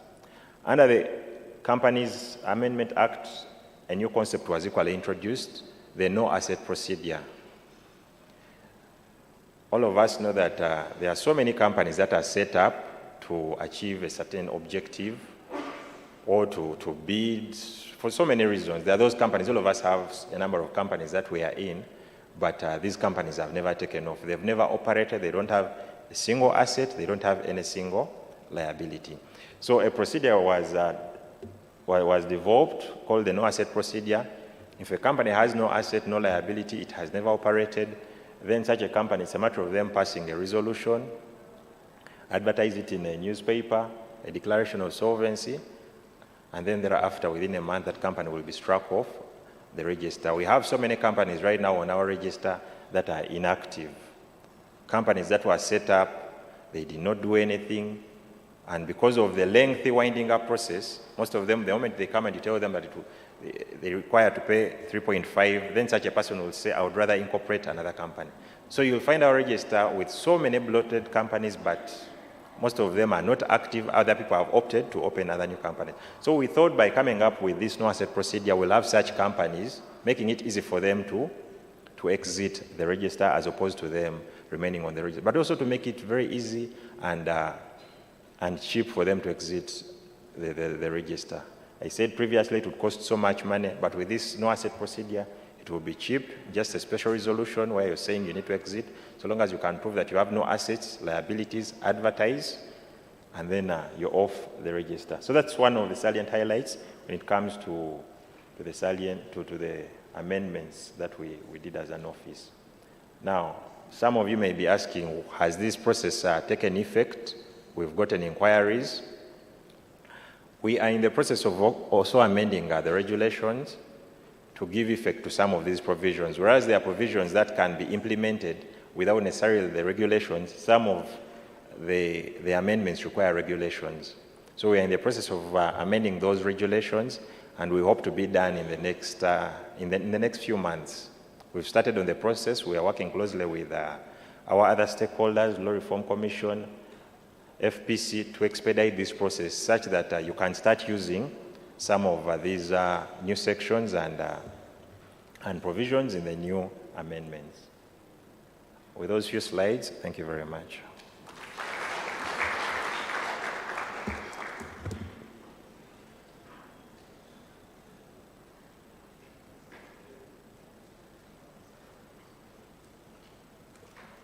Thank you very much, Alan. I'll request you to clap for him again.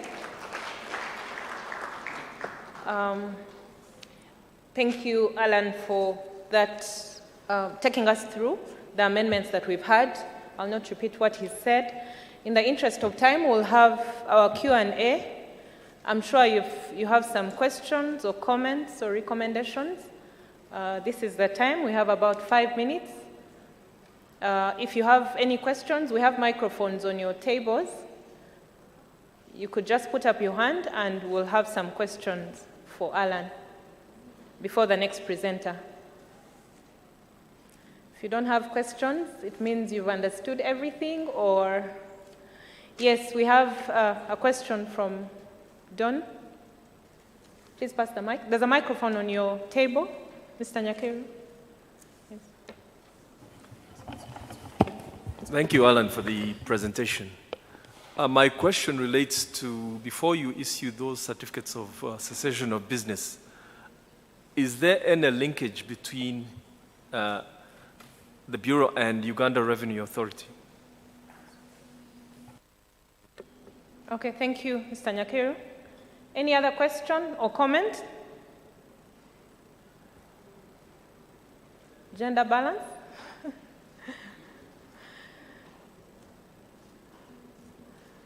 Colleagues at the back, we can hear you. Yes, please. Thank you. Go ahead, sir.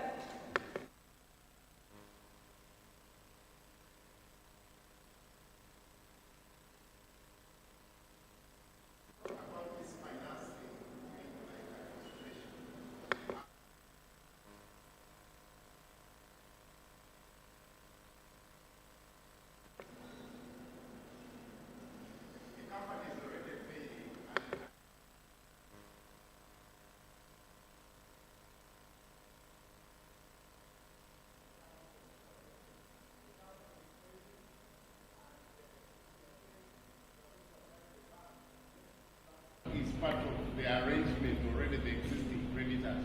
How practical will it be that this company can walk to financial and they can get financing? Then again, there is something to do with the priority of debts.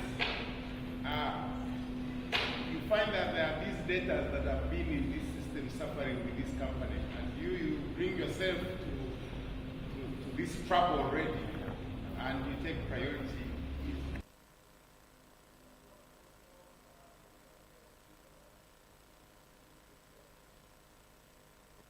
Okay, thank you, sir. We'll respond to you. That's a good question. Final question? Okay, thank you, Alan. Let's have you respond to those.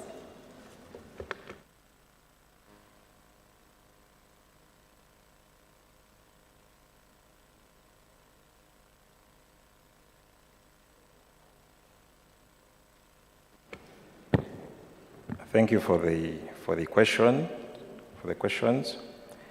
The first was on whether we have a linkage between the Bureau or URSB and URA when we issue these certificates of dissolution. Yes, we have working collaborations with URA in a number of aspects, but on this particular one, when we issue the certificate of dissolution, you can present it to URA, and then this company will be taken off their tax register. So it isn't that our systems are integrated; they are integrated in respect of when you're registering, when they want details. But even when you get off, definitely they will equally know. But at the moment, when a company is wound up, most of you have been to URA, and From our research, every time you come to wind up a company, we ask, why are you winding up? All of us know the reason why most businesses are winding up. It's either taxes, they fail to pay their liabilities, and so many others. So the biggest reason why companies, some of these small SMEs wind up is because of taxes. A business will get a huge assessment, and when they get this huge assessment, they are unable to, they get scared. And yet sometimes it's not necessary. URA is just shaking you to see what comes out. They need information. Because when URA is conducting their tax assessments, they rely on the information you have. But our businesses definitely don't provide the information. So when these companies come to wind up, most of them want to wind up because of taxes, and URA sends them to us and tells them, okay, fine, you go and wind up with URSB. But even when they come and complete the process, URA has been asking them, where is the proof that you have from URSB that this company has been winding up or has been wound up? Then in such a case, that's when they've been presenting the letter. Now we want to make it easy by providing a certificate of dissolution that you will present to URA to show that this company has indeed been struck off the register. They will get onto the website or onto our system and check, and they will confirm that indeed this business has ceased and it is off the register. So, Mr. Don, I don't know that I've answered you.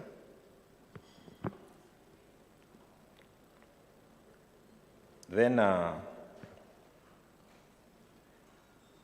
second question was on post-administration financing. How practical is it that a business is ailing, and we are now saying that this business should get additional funding? Now, that is at the discretion of the lender. Yes, this business may be ailing, but all it requires is just a capital injection. And the moment they get that capital injection, they are able to get back onto their feet and operate. I gave an example. We have companies where we've seen creditors that they're already they're demanding huge sums of money, but you have to wait sometimes. This money, you're going to lose it. You're demanding $1 billion and you're going to lose it. But there is a good business idea that this ailing business is presenting, that if I got additional funding, I can do A, B, C, D. They provide you the projections. This is how I'm going to do it, and I'll get so much money. And the money I'll get, I'll use it to settle these liabilities. So that is at the discretion of the financier, but some financiers are not afraid. So long as you make a business case to them, it makes sense, and in such a case, they are ready to provide the financing. So that is why we are putting this in the law, because some financiers were hesitant to deal with an insolvent entity or an entity that is undergoing insolvency proceedings. In other jurisdictions, that's what they are doing. And all this is aimed at promoting corporate rescue for ailing businesses. That a business is suffering, it doesn't mean because it is suffering, it should just be killed. But it should soldier on it should soldier on as much as it can. So that's why we are coming up with these provisions to help some of these ailing businesses. But like I said, it's at the discretion of the financier. If they are comfortable, somebody has made a good business case, then they should be able to provide financing. If they're uncomfortable because this business is ailing, too bad. But for us as an office, we are trying to promote corporate rescue, and people are interested in some of this, and we are hopeful and optimistic that it will be taken on. Then there was a question still on priority of debts. How fair is it that this person who has lent money when this company is ailing will now come and have super priority over other creditors? But they've taken the risk. They've taken the risk that this business is ailing, but they've gone ahead to take on the risk that even when you're ailing, they are providing additional funding. And this is kind of an incentive to them that yes, this business is ailing, but when it gets back onto its feet as you're settling these creditors, I should be given priority. So it's an incentive to kind of to convince them that you will be paid first. Otherwise, why would somebody provide money to an ailing business and then they are later considered last together with other creditors? The question is, what is the incentive for this particular financier to provide financing to this ailing business? So that is the rationale why somebody will have super priority over these other debts, because they are taking a risk to help this business to get back onto its feet and settle the outstanding liabilities. I think those were the questions that were asked. Thank you. Alan, before you leave, I have a question from online from Alan Luaga. He says, what is the level of coordination between URSB and other regulators who act as insolvency practitioners, such as IRA and BOU? What is the coordination between us and the other regulators? Thank you. Yes, there are certain regimes or certain businesses that have specialized insolvency processes or specialized insolvency legal regimes. For example, financial institutions under the Financial Institutions Act, they have specific provisions that provide for their insolvency processes. The same applies to insurance companies, and the same applies to these telecoms. I think somebody will be coming from UCC to discuss how that is done. Now, what is our level of coordination with some of these entities? All of us know that before these entities become banks, before they become insurance companies, the first step, they are companies. You start with our office, register as a company, then proceed to Bank of Uganda and get a license to conduct or to do financial business. So when a bank goes down or it has challenges, BOU will come in, appoint a receiver. There are processes under the Financial Institutions Act that provide for how a company can be liquidated or how that process is handled. They will appoint a receiver, handle reports and all that, but all that is done by the central bank. And for you to appoint a receiver there, you even don't necessarily have to be an insolvency practitioner. All of us saw what happened in Crane Bank. So there is a mechanism to handle those financial institutions. But even after that is done, then they have to come back to our office and complete the process with our office. There's a bank, it used to be at Buganda Road. It equally had its own challenges. I think it happened last year. And this company was wound up. The license was revoked by Bank of Uganda. But at the same time, they had to come back to our office to formally wind up this company and get it off the register. So we have a working relationship with these institutions, but that is how it works, that there are provisions in their respective laws that provide for how this company will be wound up and taken off, but at the same time, they have to later come back to our office and we take it off the register. If they only wind up the financial business or the business of that company, for us, we shall remain with the company on the register. Why? Because the company hasn't been taken off the register. So equally, the processes with our office have to be completed for this company to be taken off the register. Thank you very much.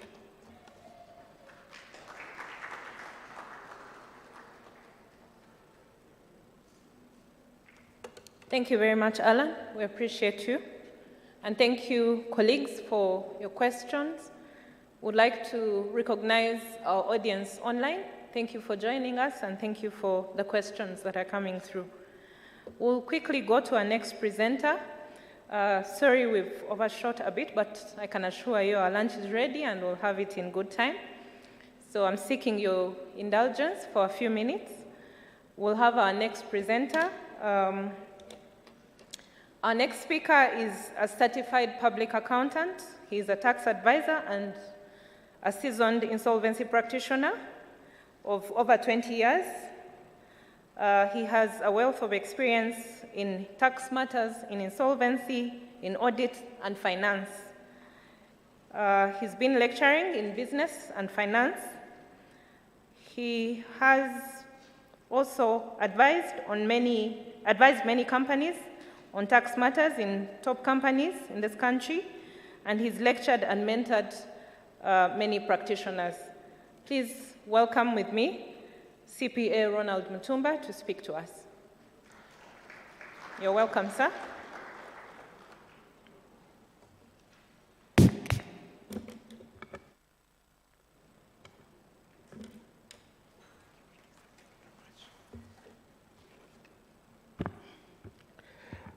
Thank you very much for the intro. I will have to make this as brief as possible because of the timing. It's not a good position to speak to people who are expecting a meal in the next few minutes. But I'll make sure that I'm very focused. So the topic for discussion is financial reporting requirements for entities in insolvency. For an accountant, this is an interesting perspective to deal with, because our training as accountants gives us a very subjective approach to the way we do prepare financial reports. Financial reports are prepared based on certain assumptions, and one of them is that the entity is a going concern and therefore is expected to remain in existence for the foreseeable future. Now, when it comes to the case of insolvent companies or companies that are going through an insolvency process, the concept of being a going concern is impaired. So it means we have got to get out of our comfort zone, that is our training, and have a different perspective. Next slide, please. Broadly speaking, financial reporting, if you can give it a quick definition, it's a process of documenting and communicating the financial activities and performance over specific time periods, typically on a quarterly or yearly basis. So the expectation is that companies that are insolvent should be preparing financial reports that are going to be used to communicate on the current financial status of the entity. These reports will be very essential in the projections of the future profitability or non-profitability, the industry position, and the growth or continuity prospects of this entity. So if we browse through the financial reporting requirements under the various rescue mechanisms, we can feel that this is the substance that is guiding the form of the requirement. Some of these financial reporting requirements under the various mechanisms would include the following. The first one is an interesting one, where we are in liquidation or voluntary winding up. There is a requirement that on every invoice or order for goods or any business letter issued by or on behalf of the company that is going through a liquidation process and the company's name appears, we should state that it is in liquidation. This is a form of financial reporting that is communicating to the user of this document the risk that you are not dealing with an entity that is a going concern. That the goods you are supplying, there are chances, higher than usual chances, that you might not be able to be paid. Same applies when entering any transaction or issuing any document by or on behalf of the company. So it takes us back to what I started with, that typical financial reporting is premised on the basis of a going concern status. But we don't have that once we are going through an insolvency process. Also, the other requirement is the reports that are filed as part of the voluntary winding up. There is the preliminary report provided for under Section 102. That report would require that an update is provided regarding the statement of financial position. In other words, what are the available assets that could be realized, and what are the liabilities that have a claim over those assets. Same would apply to the interim report, because as you go through the process of winding up, you pick up additional information. The creditors you had when you were starting the voluntary wind up, the list could increase. The same applies to the final report that is provided for under Section 104 of the Act. So it is important that in these reports, you are able to provide financial information regarding the status of the company. We wouldn't expect an income statement because the expectation is you are not trading. So you only have a list of assets and liabilities. The second area where there is financial reporting is in provisional administration. And Section 141C of the Act requires, amongst the general duties of the provisional administrator, that he or she keeps in accordance with generally accepted accounting procedures and standards full accounts and other records of all receipts, expenditure, and other transactions relating to the company, and retain the accounts and records for not less than 6 years after the administration ends. The critical item in there is the concept of generally accepted accounting procedures and standards. Financial reporting, especially corporate financial reporting, is highly standardized. I will avoid using the word regulated, because in our accounting world we have what we call international financial reporting standards that are globally harmonized. Now, they are premised on the basis of an entity being a going concern. However, the alternative to that standardization is another lower level of standardizing, which is what we refer to as generally accepted accounting principles. Now, in this case, we are being told procedures and standards and the requirement of full accounts. In other words, this requirement of the law is that have an objective approach of reporting on the affairs of this insolvent entity.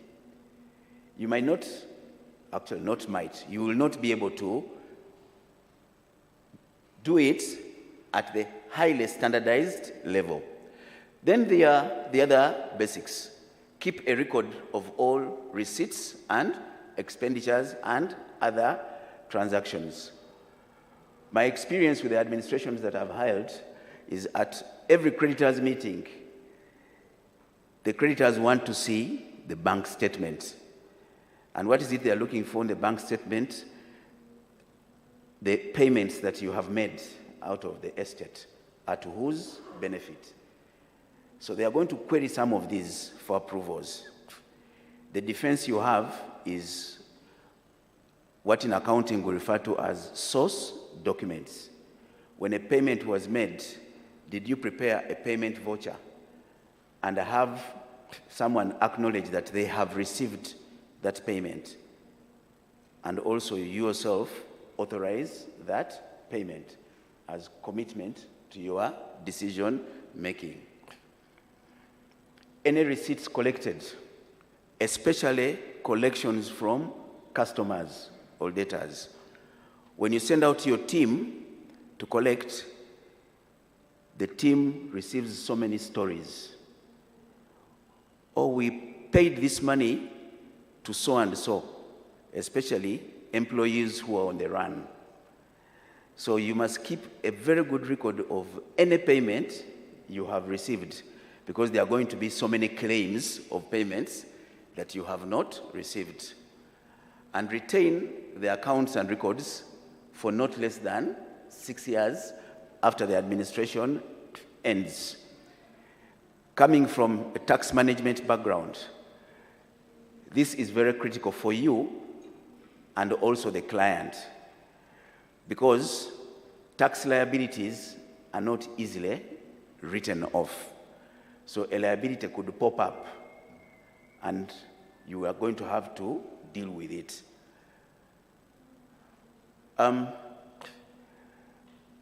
As part of the provisional administration process, you are expected to present a proposal to the committee. Now, the financial reporting involved here is your proposal should include a summary of the statement of the company's affairs and details of the financial position of the company, with the provisional administrator's comments if any. So in your proposal, include a statement of financial position, commonly known as a balance sheet. And this should be based on assets whose existence you have confirmed, and liabilities whose position or existence you have been advised. At that point, confirmation might not be appropriate. Provisional administration terminates either when the period specified in the order lapses, but it should not be more than 30 days, or the deed is executed, or the liquidator gives notices required under Section 151. But during that period of administration, the 30 days before it elapses or the deed is executed, you are expected to call a creditors' meeting at which the creditors will have to consider your proposals. Now, I'm bringing up this slide to bring out the challenge that the amendments have attempted to deal with. You have the operational activities and the stress to deal with of high emotions, but you have 10 days within which you should have your report that should include the financial position. I just said a few minutes back that that report needs to include all assets whose existence you have confirmed. From an accountant's perspective, we do that by having what we refer to as a fixed assets schedule together with our inventory listing.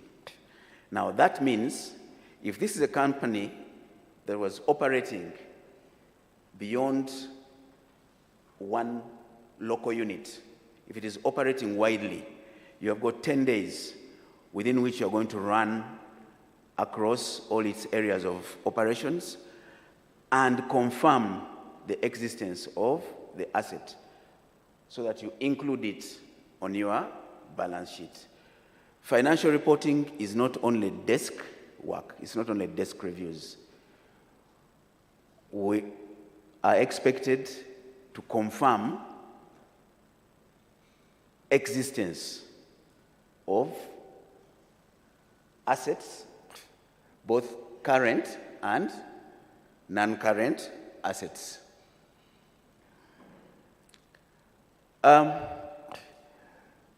When it comes to administration of the company, when we are out of provisional administration and you have executed an administration deed and you have gone into administration, the law requires that every 6 months during the course of administration, the administrator shall make and submit a progress report to the company's creditors.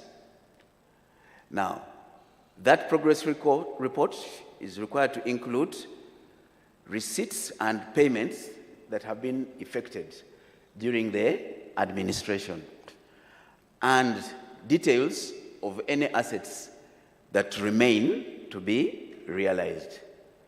The list of the assets keeps on changing many times because some of the current assets could be perishables. In the case of pharmaceutical industry, drugs expire every day. And every time a drug expires, the NDA regulations require that it is moved to the list of expiries that will have to be destroyed in compliance with the NDA regulations. So you cannot, using that as an example, continue keeping expired goods and therefore their value on the list of the company's assets. Ladies and gentlemen, those are the key highlights of the financial reporting requirements that I was able to pick up, but with one comment also. As we comply with above requirements, especially in respect of administrations, we need to remember that we are dealing with a patient in ICU. That patient the brain has been sent to sleep. So being able to collect all the information you need from the company itself becomes a challenge, because the directors many times are no longer freely available to support you. The employees are not certain of their job security. Many have moved on. So the people who can give you the useful information becomes another challenge. But we shouldn't forget the objective, which is to get the patient out of the ICU rather, to a better place. Better place is relative. Thank you very much for your time.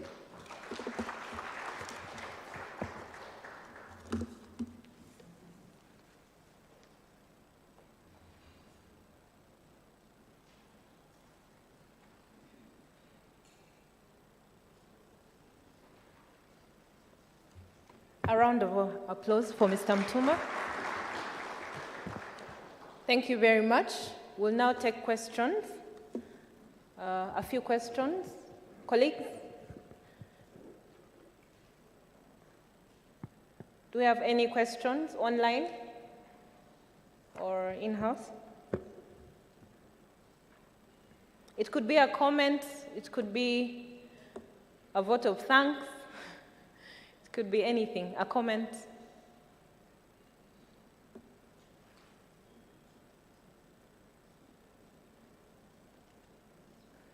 I take it that you've understood the subject and that Mr. Mtumba did a fantastic job. Thank you very much. I would like to thank you for the sessions that we've had, for your attention. As URSB, we appreciate that we've been able to have a full house, and all of you are still here with us. Thank you very much. Sam?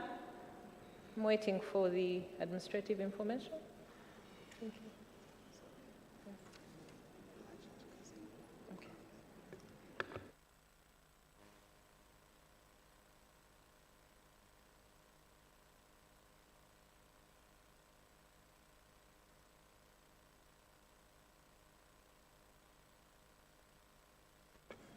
Thank you very much. Sorry about that. Our lunch is ready, and we'll have it in the Kazinga restaurant. It's on the ground level, just downstairs. So when you walk out, just go downstairs. We'll direct you.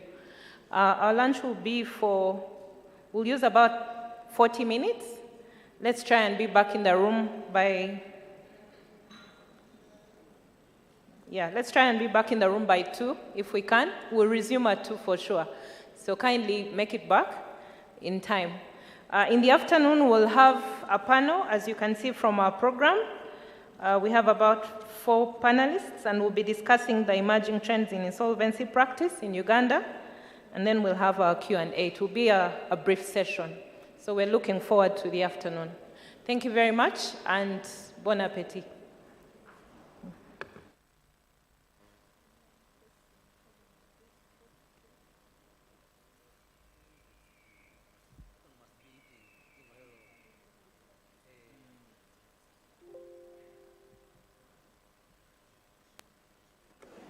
You will receive your coupons as you get out at the registration desk for lunch.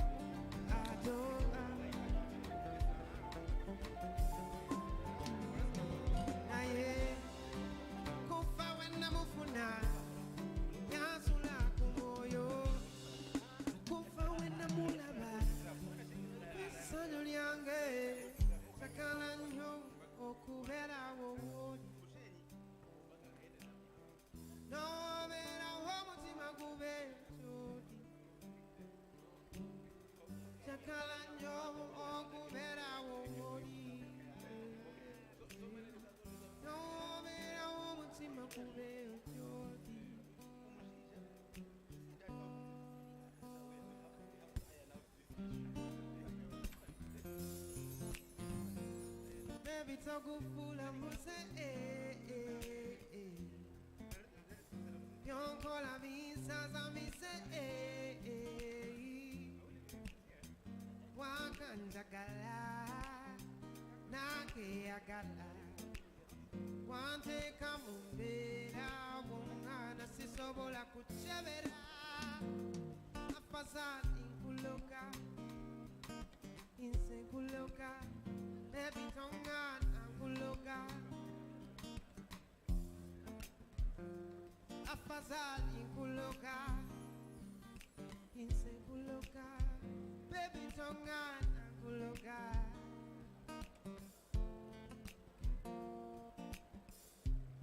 Golialinal mususa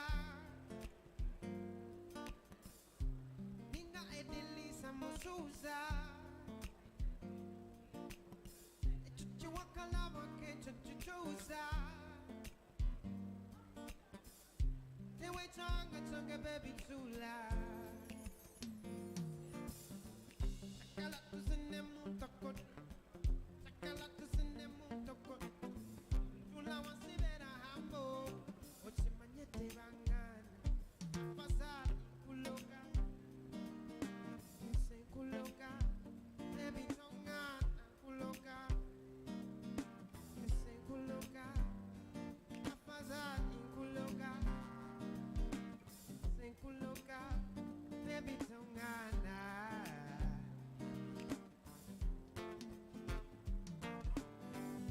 I don't drink coffee, I take tea, my dear. I like my bed done one by side. You can hear it in my accent when I talk. I'm an Englishman in New York. See me walking down the Fifth Avenue. I walk in grand heat by my side. I take it everywhere I walk. I'm an Englishman in New York. Oh, I'm an alien. I'm a legal alien. I'm an Englishman in New York. I'm an alien. I'm a legal alien. I'm an Englishman in New York.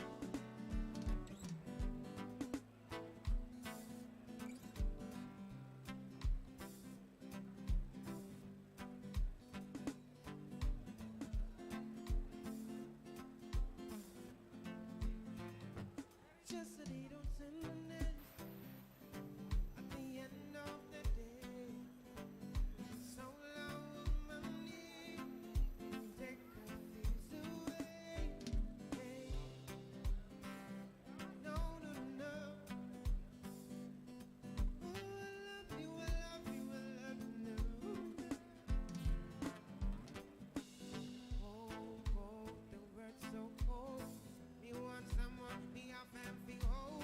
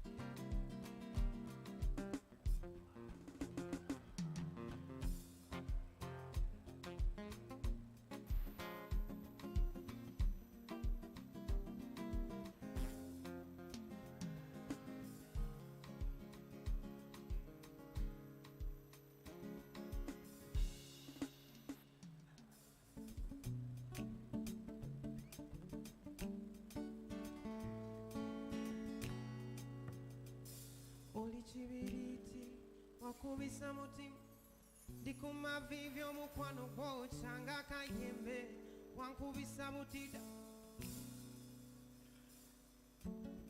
ochakala nyone mamalodi bebe osiba muchikuba kasana kaka ndikuma vivyo mukwano gwocha omawobulire obasentononya wano muchikunta tenti waliwe chibuzo bono sala kochenti city boy baby beaty kind of feeling chimanyo kutekushua imwe birungo kutekushua ole kushu chimanyo kutekushua imwe birungo kutekushua ole kushu nakuyuse kocho na matekwebu nenkuteka kumizani vipi chimanye vipi mogo vya wela nagombe koko kumasaji you are romantic fun you are fantastic ipate mundu reporting iteko kusamile tufune kwe akambo nyomi rabu kote posais ebi nasala koku weiti ebi nabuga mone posais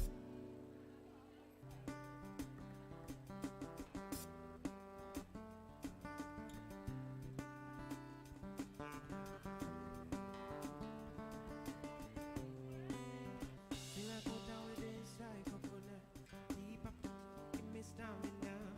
Wait for you at the same time to come out. Me and you at the same time. Never want to leave from. Dance with me, oh man. I pull up on your beach, oh man. It's time to. Baby girl, make it no delight. Make it tell your friends, say you the beauty guy. No even waste time. I'm in Hawaii. I can't wait to make your braces smile. It's not a lie. You set my soul on fire. So many girls are pop. None of them girls find passion. All of the things you've been through, but this life will never be the same again. Will never be the same again. Will never be the same again. Will never be the same again. Don't like them, they like you. They say me, I too bad for you. Don't mind them, they too bad for you. They say me, I too. Break it all, break it, take it all. When your waist won't take it all. When I wanna take it all. Even if I die, wake it all, wake it, take it all.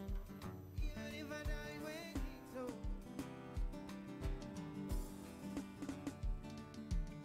Baby girl, make it know the light. Make it tell your friends, say you don't feel the sky.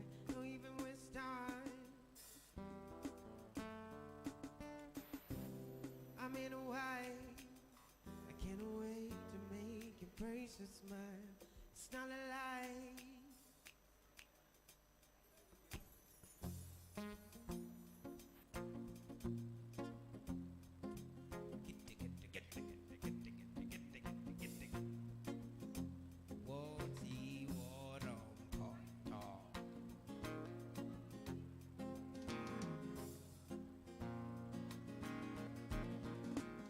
When they go do the entire party,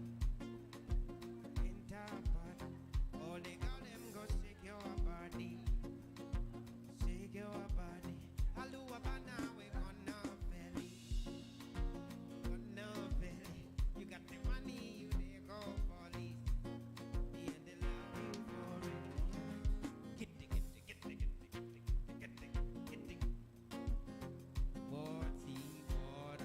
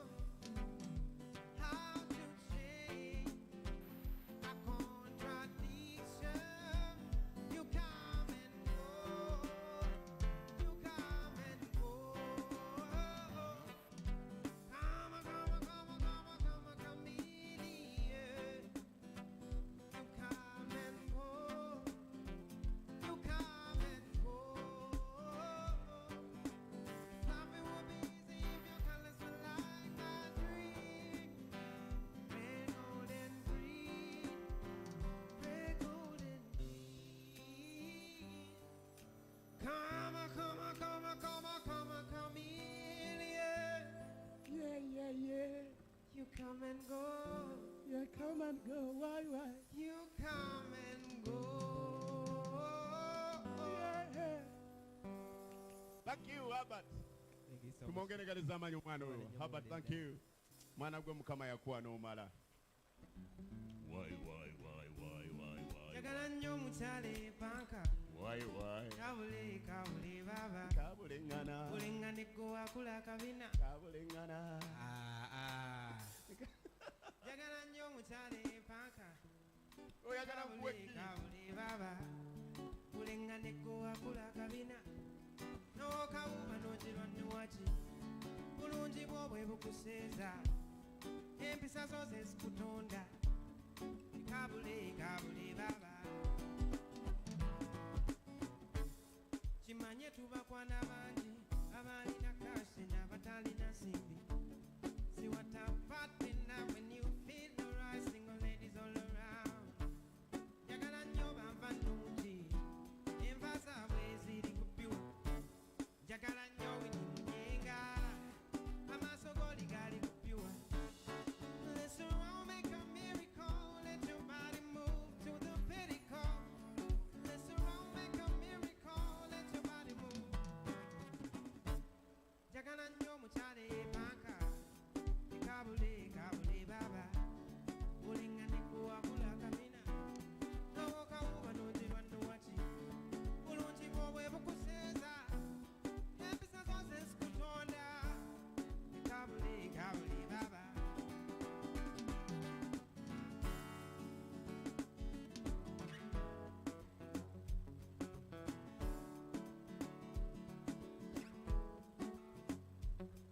Never waste your time, never let you go.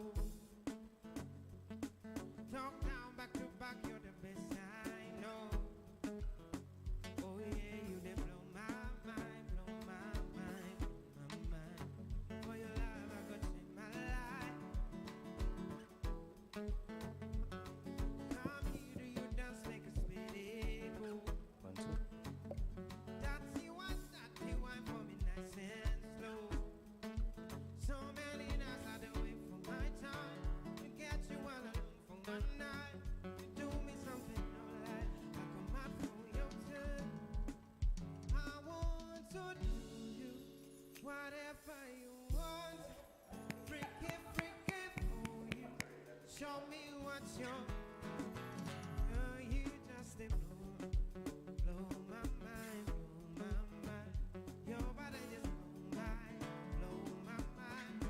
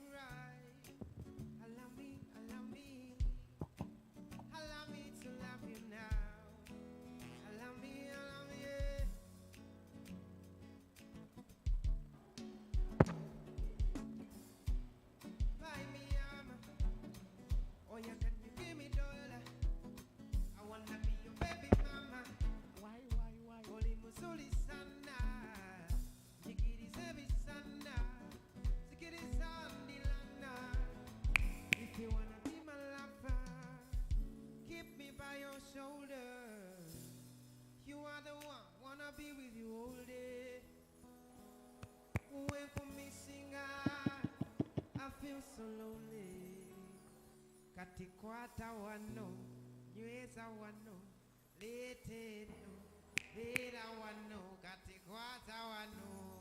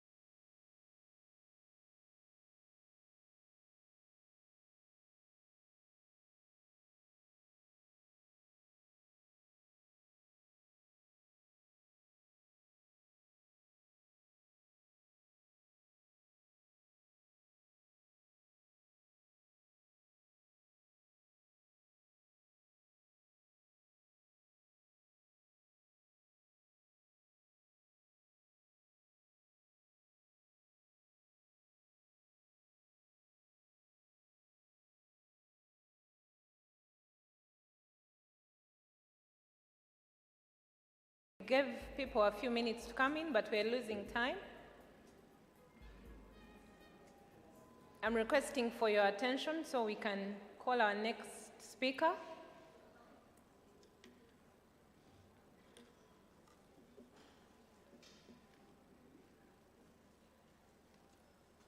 Thank you. My name is Patience. I work with URSB, and I'll be taking you through the rest of the session. I had introduced myself in the morning. We'll go straight to our next session. We have an interesting topic.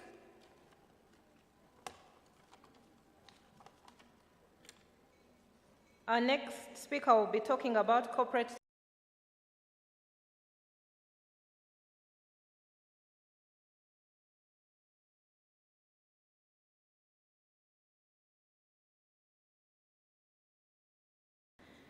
He was trained in Washington, Seattle, where he did a fellowship in HIV. And he worked with the Seattle Cancer Care Alliance. He has his degree from Makerere University in pharmacy. He has a master's in public health. And he's been working with he's worked with the Cancer Institute and Cancer Pharmacy Services, as well as he's been the head of finance and administration at Uganda Cancer Institute. Our next speaker started the current Uganda Cancer Institute Pharmacy, and he's been involved in private patient services and drugs, and I mean the legit drugs.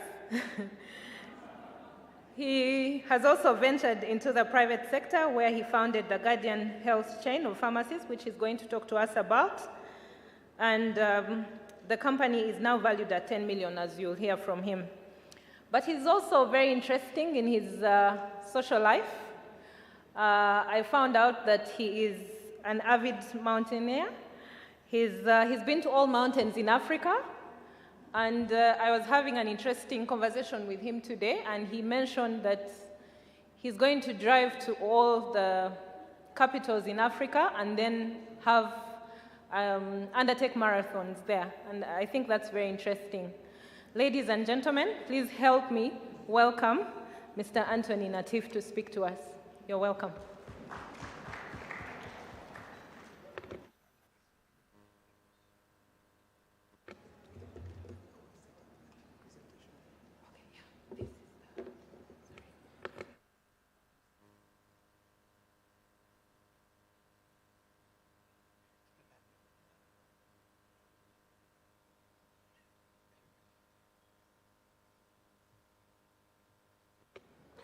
Hi, my name is Anthony Natif. Thank you so much for a very generous introduction. I used to be a cancer pharmacist until I wasn't, for lots of reasons, most of which I felt I'd done my part. I started the cancer pharmacy at the Uganda Cancer Institute with, I think, 50 million shillings in budget. In 18 months, we probably had more than $2 million in budget. We started that private cancer pharmacy service, and I encourage all of you guys to actually contribute to these cancer causes. With around $40,000, within a year, we had a revenue of almost $800,000. And it's that private cancer pharmacy that was responsible for hiring a lot of these doctors that treat cancer that you see today. But that's my past life. I was invited here because, well, this presentation is mainly about insolvency. And hopefully at the end of the presentation, we shall have less work for insolvency attorneys, because I come from the other side of business that believes that businesses shouldn't collapse if we can somehow find a way of harnessing the potential that we collectively have as individuals. I'm going to use a case study of my company, Guardian Health. It's the largest retail pharmacy chain in Uganda. We have presence, it's also the only nationally spread. We have presence in districts as diverse as Mbarara to Gulu to Mbale, Jinja, name it. And we are currently looking to We're now at around 21 stores. We should be maybe at 45 within 2 years. I'm going to show you why. So, and how. So this is a typical Guardian. This is a new store in Jinja at Rubis. But the main aim of our talk today is to tell you how we did it. How does a guy from Seta who used to fetch water at the age of 6, how is he able to build a business that's probably valued at maybe $11 to $15 million now from just 50,000?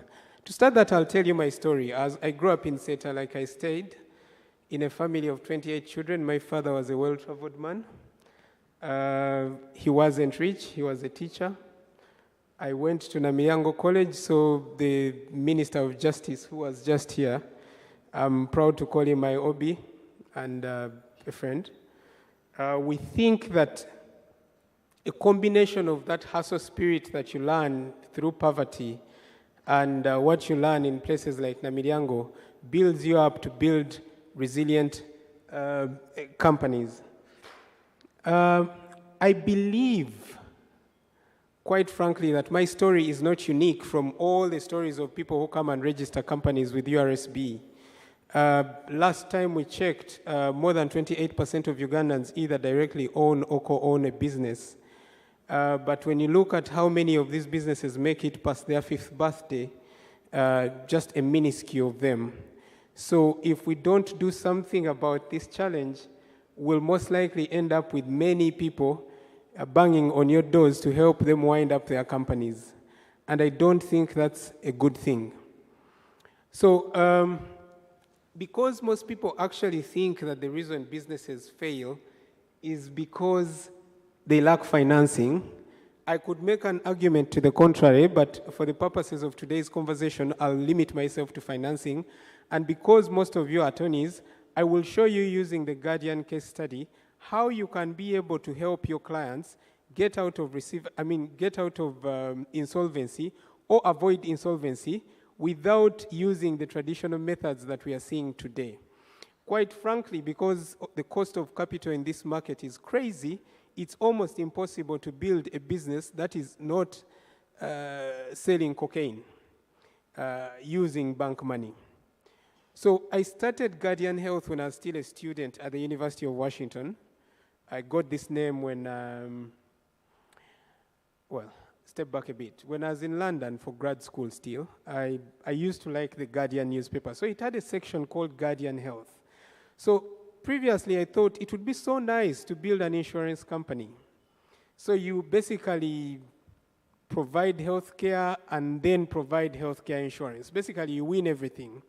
So that's how we got that name. Started it in 2012 with 50,000, and quickly we grew to a turnover of more than $2 million in like 2 years. Started in Kabalagala, a stone's throw from here. We grew organically.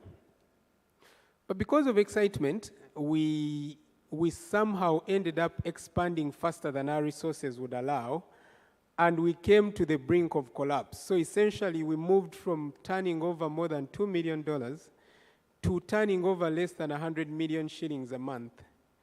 So people who know how companies work, we were on our last lifeline. So we had to think super fast in order to be able to save this company. At the time, we didn't know about the winding down process that would have saved a lot of headaches. So I wish I knew you earlier, Alan. Maybe I would have saved myself a lot of these problems. So at the time, we had more than 150 employees, and everyone, depended on us. So you get to the end of the month, you don't have money to pay, but you have people who depend on you. So we had to be creative. Banks couldn't loan us money. Imagine a bank that has been banking maybe $2 million, can't even give you $50,000 in loans. And if they accept to give you that money, they are going to demand security that is to the extent of this. So a person from Bugisu who is the son of a teacher cannot afford that kind of collateral. So we had to find alternative ways of finding financing, and I'm very glad that it's what we did, and have eventually used that money very well, I must say, to build this company to a behemoth that it is, and it's going to become long after Natif has left. I am very privileged to be giving this presentation with Kasenge, who did our first books and advised us a lot on financial prudency. So the limits of my talk today is going to be around what a fund is, how do they make money, how does this money get shared. This is a very interesting topic for you guys in URSB, redomiciliation and how it is costing the Ugandan economy a lot of money. I think URSB can retool itself to be able to attract some of this money into the region, because I'm seeing Kenya doing the same thing.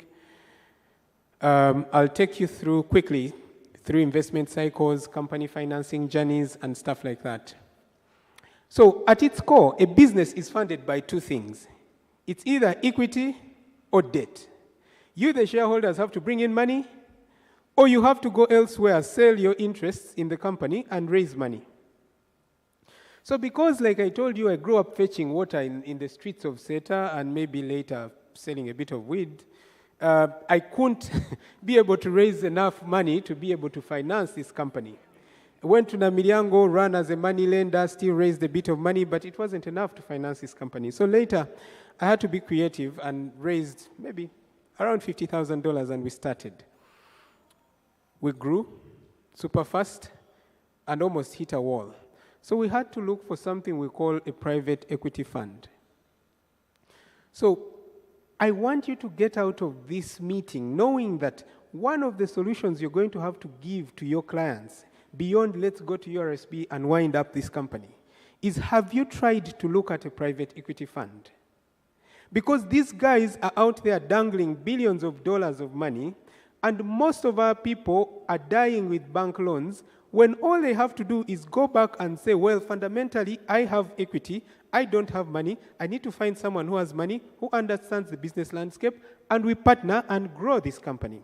It's something that I am super happy I got to do, albeit maybe a bit late because I could have saved a bit of more equity, but I have no regrets. It's worked out fantastic. So a fund really the basic idea is the same. People pool money, they give it to an investor goes and looks for companies like mine, puts that money, grows that company, and then flips it and moves to the next stage. List any of the biggest companies you see in the world.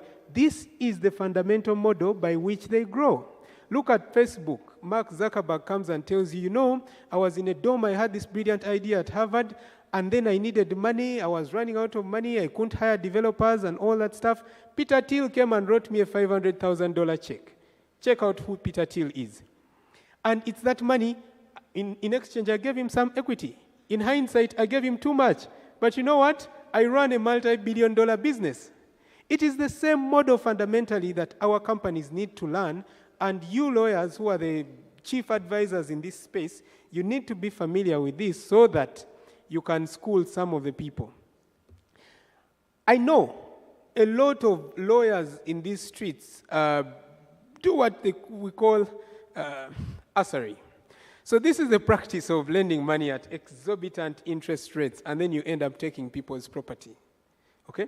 This practice hasn't just started today. This practice goes way back in the Old Testament, in the days of Ezekiel and whatever.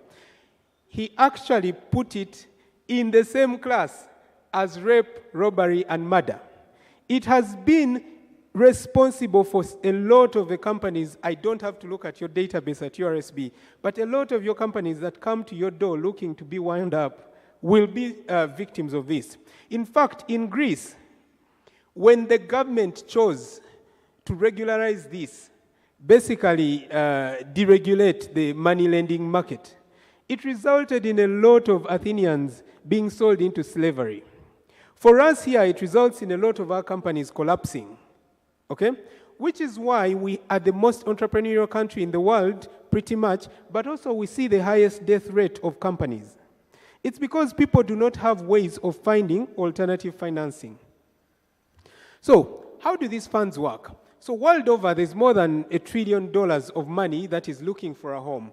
In Africa, you have more than $7 billion of this money looking for a home. But you know where it ends up? It ends up in South Africa, it ends up in Egypt, Nigeria, Senegal, a bit of Kenya.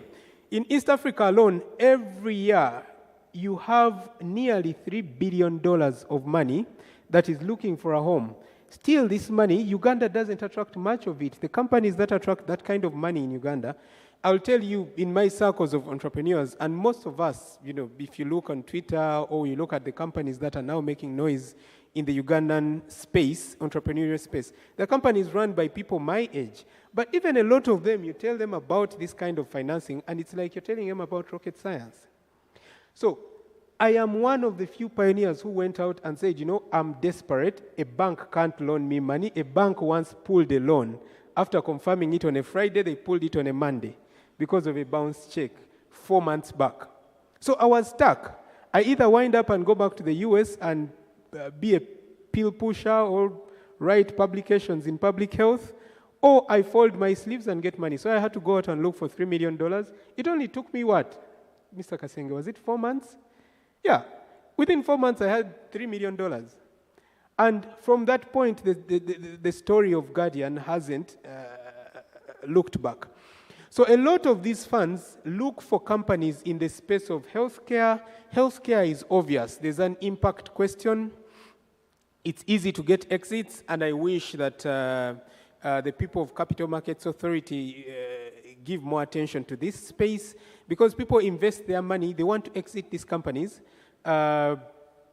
And you see that 24% of the investments on the African continent in this space were in healthcare. They also look at energy. When you look at the African continent, more than 600 million Africans don't have access to electricity. Okay? Now, for you to be able to close that gap, we have to increase the investments in that space fourfold so that you bridge that gap by 2040. So this is investments to the tune of $800 billion. So a lot of money is going to flock here through alternative investment into the energy space. And also, you need to understand there's a reason these guys will be looking at the African continent. Here, systems don't work. The bank operates like a loan shark. The same bank that is loaning me money, the same owners of that bank will be loaning Bitature money at 100% interest rates. So they are doing it without anyone stopping them. So Africa is like the wild, wild west. But also you need to understand that our population is growing so fast. By 2050, everyone in 4 humans will be African. So it's a new frontier, and you guys in the legal profession are going to be leading, are going to be at the far end of this frontier. You need to familiarize yourselves with these concepts so you can be able to advise your clients and make money while at it. I look at people who do deals in this space, and I wonder, a company is doing deals in Kampala, but they're flying in Kenyan lawyers to pay them $200,000 to basically just look at agreements. It's ridiculous. So I believe you need to be able to position yourselves in this space. Education is obvious. Food and agribusiness, those are obvious. Fintech, you'll find that 9% of the African GDP is built on fintech, and this is just growing further. It shouldn't surprise you that firms like KTA that are looking at fintech are now starting to make a killing, because a lot of money is coming in through those channels. I'm sad I missed Silva Kayondo's presentation yesterday, but I follow him on Twitter, and I see he preaches this gospel pretty much. So how is a fund set up? Basically, a fund has what we call general partners and limited partners. So a GP is the guy who owns money. So you, myself, Kasenge, Steven, can pool money and say, okay, we're going to give it to Alan to invest for us. So Alan looks for a company like Guardian and says, well, man, what's your valuation? Maybe it's $2 million. So I'm going to bring in $3 million, buy equity into your company, put a corporate governance structure in place, hire a CFO so that I can easily follow my money, make things right with URA, and then be able to do what? To build value.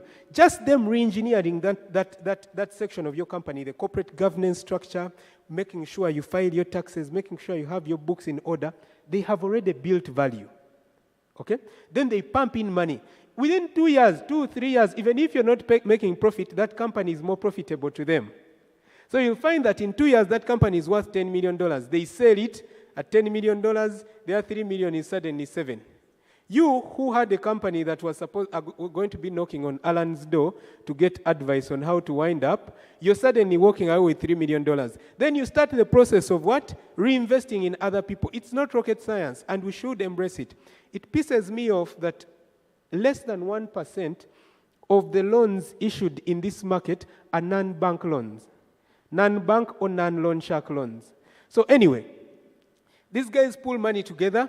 They form what we call a fund, a private equity fund, run by an LP, and then that fund looks for investments. It pours in that money with a view of getting returns. Now, those returns can be gotten from someone else coming and acquiring a company. So for me, if you're familiar with, say, the UK or South Africa, a Clicks can come and say, well, now you sell us your Guardian because we don't have the time to build. Or if you're in energy, a huge South African conglomerate can come up and say, well, we don't have time to build. We don't have 10 years. Sell us your thing. I have to sell with a profit. Now, I told at a previous URSB talk, I told entrepreneurs that build your company like you're building it to sell it. Okay? Because a company is not your child. Fundamentally, your family is your family. Your company exists to make money while meeting a societal need. So, from the start, build that company like you're building to exit it.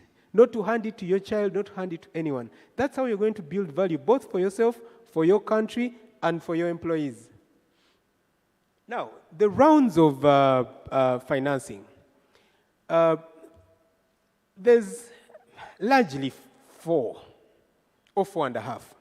So a startup comes up with a brilliant idea. For instance, Facebook with, we want to connect people from a dorm room, and they need to raise a bit of money, rent a space, hire developers, and all that stuff. They find a person like Peter Thiel, has 500,000. That stage of financing is called pre-seed or seed. Usually pre-seed is, I need money to pay URSB to be able to register my company. That is usually from your pocket or from your relatives or from your friends. Then from that point on, I need money to rent. I need money to buy the first product. I need money to that. Now that's seed. So you look around. If we normalize looking around for money to put in our companies, because now people recognize shares as an alternative asset class, we shall be on the way to building this economy on a footing that is relatable to what you see in the West. Okay? So from pre-seed, that company is looking for between $10K to $2 million. We'd say $3 to $6 million valuation. It's an idea stage. Then Series A is where, for us, we were when we got our first financing in 2012. We've got the idea, we've showed we can make money, and we need maybe $2, $3, $4 million to be able to push our idea to the national stage. So we do that. Then Series B is the next stage. Maybe a big shark comes up and says, okay, you guys sell me your thing. I'm giving you $20 million, go and retire. I will go back happily to the mountains in Elgon and chill. I will not be poor. But also the fund will be very happy, and also my customers will be very happy. You understand? So then you have Series C. Now this is where you have behemoths. This is where hedge funds come in and put tons of money. So how do these people share this loot? Lawyers, you have a lot of money to make here if you pay attention to because you're the ones who are going to be structuring these kinds of transactions. So a guy comes and says, well, I've given you money, you go and invest. So you are not taking any risk, it is not your money, and he's paying you, say, 2% in management fees every year to be able to do what? To invest this money. So you're the LP. So you're the GP. So you get, the LP gets their capital back. They get a defined preferred return. So they'll say, well, for every $1 million you give me and I invest, from the point of investing that money, I give you a 20% return every year. Okay? Now, this is why these guys come in and squeeze your clients who are selling their companies, because they want to make as much money at the buying stage and as much money as possible at the exit stage, because they promise heaven and earth to the people who own the money. Okay? And I think Ugandans who are building huge apartments need to consider this kind of investing, because it returns a lot more money than cement and concrete. So then they get what we call the preferred returns. Then the GP, the investor, gets a catch-up. If I've given you your $1 million plus 20%, I also get a 20% off of the profit, of whatever is left. That's catch-up. Then you proceed, and then they split at usually standard 80-20. The owner of the money takes 20. 80, the owner of the other money takes, the investor, the fund takes 20. So that's a lot of the thing that you read about in the papers, especially if you read the Wall Street Journal, Financial Times. That's the stuff they call carried interest. It's the reason that off of the top 100 billionaires in the world, nearly half of that has a list of hedge fund managers. They make money from thin air. And we as Ugandans need to be able to embrace this kind of thing of making money to help both finance our companies, but also build wealth internally. Nigeria has done it, and you're seeing that Nigerians have proper international banks owned by Nigerians. It's not by accident. Kenya is doing it. You see it's starting to embrace it. You see that a lot of now Kenyan companies are making noise.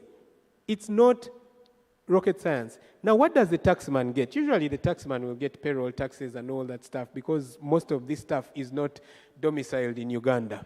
Okay? And this is also an opportunity for URSB. Why should people go to Delaware to register their companies? Look at how Mauritius has built their economy off of finance. It is by making registration of these companies easy, by negotiating for favorable tax regimes that promote inward flow of capital into the country. I missed Silver's talk, but I think he hinted on this. I want to think he hinted on this. So, offshoring. That's something I've been talking about, and probably this is the last slide. I want you to go and look into, there's an Irish town called Shannon, and how it drove the Chinese economic boom, and see if Uganda can't do something similar. Then read about the Celtic Tiger and the economic turnaround that caused. And, but then I'm going to talk to tell you about a few of these offshoring places and some of the advantages they offer. Look at Hong Kong. Incorporation fees, 0. Corporation tax, 0 for entities that are operating outside jurisdiction. Okay? So a lot of companies will go out there and register their companies. But you know what? The sweatshops in there, small law firms, okay, they're not small, but because they turn over billions of dollars. But by international standards, they may look like small law firms. They make millions of dollars off of fees. So if I register a company in Mauritius or I register a company in Seychelles, I'll be sending $10,000 on almost regularly to these companies just to do what? To manage paperwork. So that's why countries like Mauritius have built their economies deliberately off of corporate finance and tourism. They will tell you, oh, let's go and see the highest mountain in Mauritius. It's not much higher than this building. But because you have a lot of money flying around in the jurisdiction, people will go and pour money in those economies. Then Panama. There's asset protection against seizures. There's corporate tax 0 for outside generated revenue and a lot of that stuff. Cayman Islands, you guys have also read about the Panama Papers. There have been so many movies about the Panama Papers. Try and understand the legal underpinnings behind those Panama Papers. Don't just go and say, oh man, this rich politician had their money in Panama. It is not a crime. Okay? It is socialists who are pushing this narrative that it is actually a crime to be able to provide platforms to allow for investment. But those kinds of investments are what grow companies like mine. I have moved from pushing water in SETA to employing more than 200 Ugandans. Okay? It's from machinations like this, nothing illegal, build your value, and then have someone else come and buy into that value, and then grow it together. Let them help you. My fund has helped me so much. And then push it out to another guy, and move on, and repeat the cycle. I don't know if any of you guys have questions. I hope you weren't expecting me to tell you about how I opened Pharmacy XYZ. That's a conversation I gave to other business people, because for them, they're more interested in the nitty-gritties of how you build. For you, I was thinking you'd better benefit from me tickling your mind about, how you tap into the billions of dollars that are out there waiting for transactions. Thank you.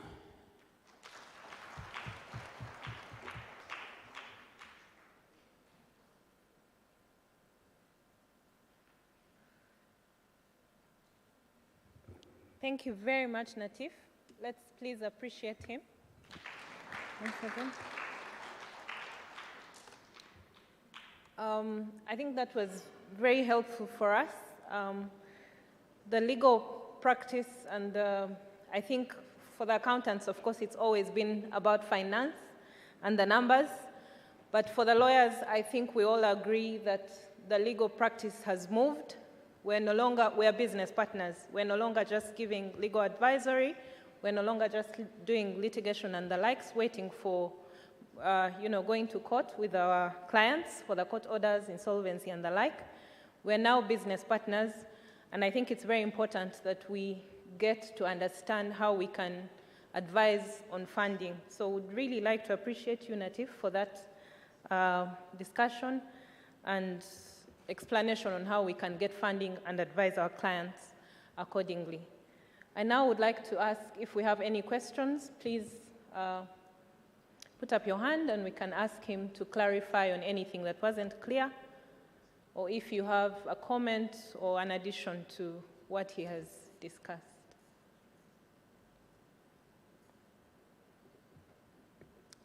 Yes, please, go ahead.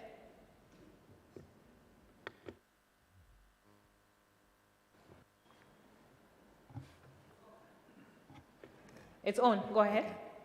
Thank you very much, Natif, for that presentation.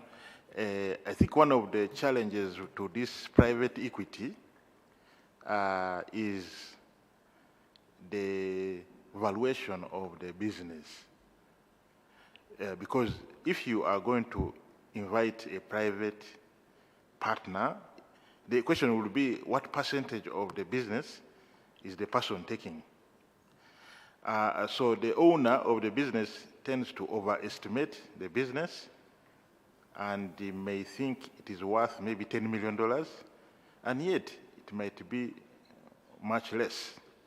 So I wanted the Natif to give us his own experience of what percentage did he give to the investors to attract them to invest in his business. Okay, thank you. We'll have him respond to you. Any other questions?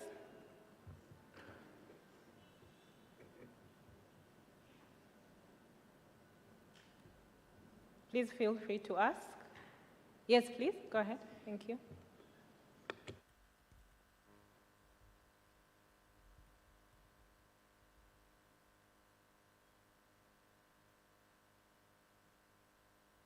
Your microphone, okay.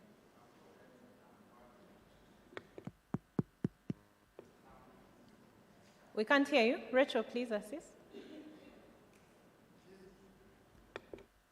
Sorry about that. I'm called Daniel Angwalia. I don't want to sound pessimistic as such. On the other hand, I want to be realistic. And for this, I would like to put a question to Mr. Natif. He said that in a period of 4 months, he was able to raise $3 million or $4 million. The question is, how? Where do you find those people who can gladly give you millions of dollars to finance a struggling company? If you could, if you would like to answer this in private, allow me to look for you. Thank you. Thank you. Natif will be here to answer shortly. Yes, yes, ma'am. Go ahead, thank you.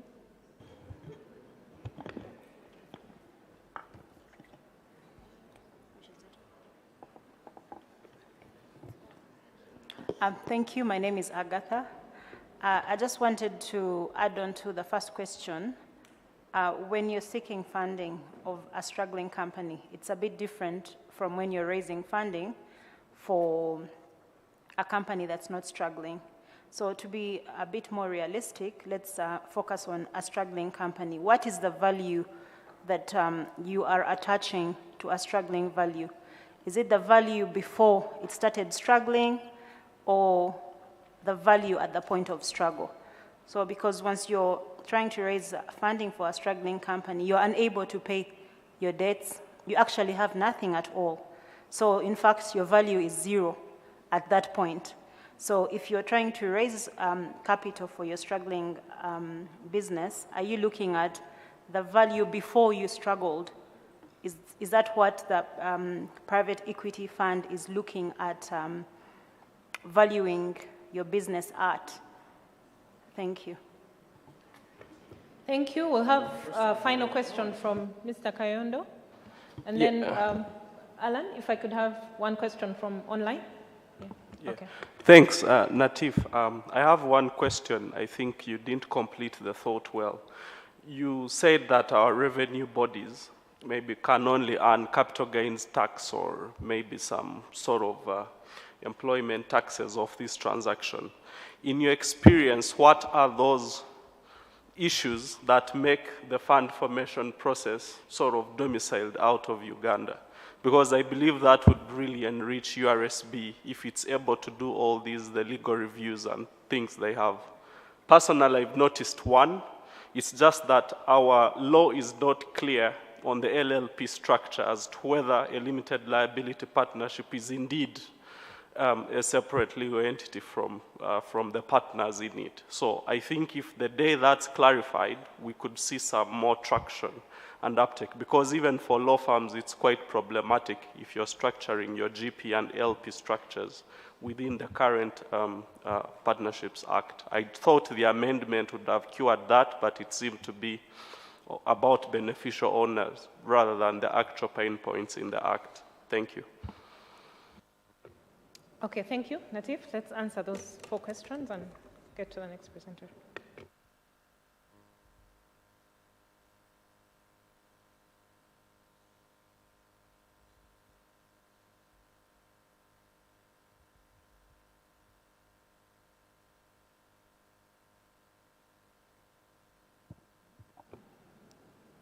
Do you hear me? Okay, perfect. So valuation. A certain gentleman, I don't know his name, he didn't say his name. Albert and the lady Agatha. They asked pretty much the same question. Now, valuation is not an exact science. Valuation is a negotiation. So they will hire all these fancy lawyers, they will hire all these fancy accountants and transaction advisors. In some of our transactions, we'll have a buyer bring in a transaction advisor from the top law firm in the US, top law firm in the UK, top law firm in Kenya, all onto the table to argue about whether water is wet. Now, because you guys have known about this, and entrepreneurs that like URSB gathered fairly recently have known about this, you will know that the best time to sell your company is not when it's struggling. It's when it's making money. That's how you get the most value. So someone told me about private equity in 2015, at the time when I was on fire. We're making decent money, we're growing. If I'd taken up the valuation at the time, as opposed to 2016 when we had overexpanded and run out of money, I would have gotten more value. I have this analogy that I use a lot, and it's true in my situation, as it will be true to another guy who chooses to go down this route and wants to reinvent the wheel. Think about you saving money to buy a Ferrari, and then suddenly you run out of fuel, you don't have money to buy fuel, and the guy comes and says, you know what, I need 50% of that Ferrari, and I am only giving you enough money to be able to drive to a fuel station in Jinja. So you either abandon the Ferrari and people carry it off the streets in the night and you lose, or you take whatever money you require to get to the gas station and power up your Ferrari. So don't wait. Would you rather wait to run out of fuel, or do you refuel your cars before your fuel gauge tells you it's on empty? So if you sell your company when it's on the up, by sell, I'm not meaning get out of it. Get partners in when you're still banging. Or get partners in when you're at the start, the idea stage. Okay? But if you started making money, and now you're going into the expansion stage, there's a risk there that you need to mitigate by having a lot of dry powder, which is now cash, that will allow you to fight through a lot of these headwinds. Okay? So you go and look for partners when you're still sound. That's when you retain a bit of equity. But also, a lot of Ugandans fear to be in the minority. We have minority protection clauses within our laws. Two, I don't see the point of, and this is a very huge, I'm not talking about just private equity. I don't preach the gospel of private equity per se. I am here to talk about alternative financing, where you're using the equity you have in your company to attract money. You need to be able to accept that owning 100% of a 10 million shilling company is worse than owning 10% of a $10 million company. This is good for your ego. You can fire and hire whoever you like, but it's not good for your bank account. It's not good for a lot of your dreams down the road. So what you need to do as a first-time founder or second-time founder is be okay with being in a minority if that's what it takes, if the timing of your raise is poor. Raise that money, build value, exit it, and then move on to the next stage where you'll be in the majority. Bill Gates owns less than 2% of Microsoft. No one laughs at him for being poor. The people he hired, Steve Ballmer and whatever, they own more stake in Microsoft than he does. But he's okay. He's doing things that interest him. I want to be able to move and go and climb mountains and run marathons and do whatever because I didn't get hung up on being majority or minority. So, answer your question, raise when you're high. For me, I got lucky because I'm in a very, for lack of a better word, a very desired industry. Healthcare world over is really desired for the reasons I told you earlier. So, and this fund had approached me earlier, so they knew the historicals, they knew our potential, and they knew exactly what I'd used my money for to get territory. So I'd bought a Ferrari, they're in the market looking for a Ferrari. So it was just usually that difference in valuation is an opportunity to negotiate.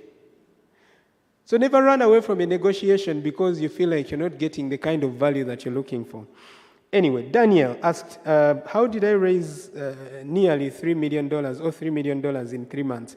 I will tell you, since I raised that money, I've raised $12 million for other Ugandan companies and taken nothing in payment.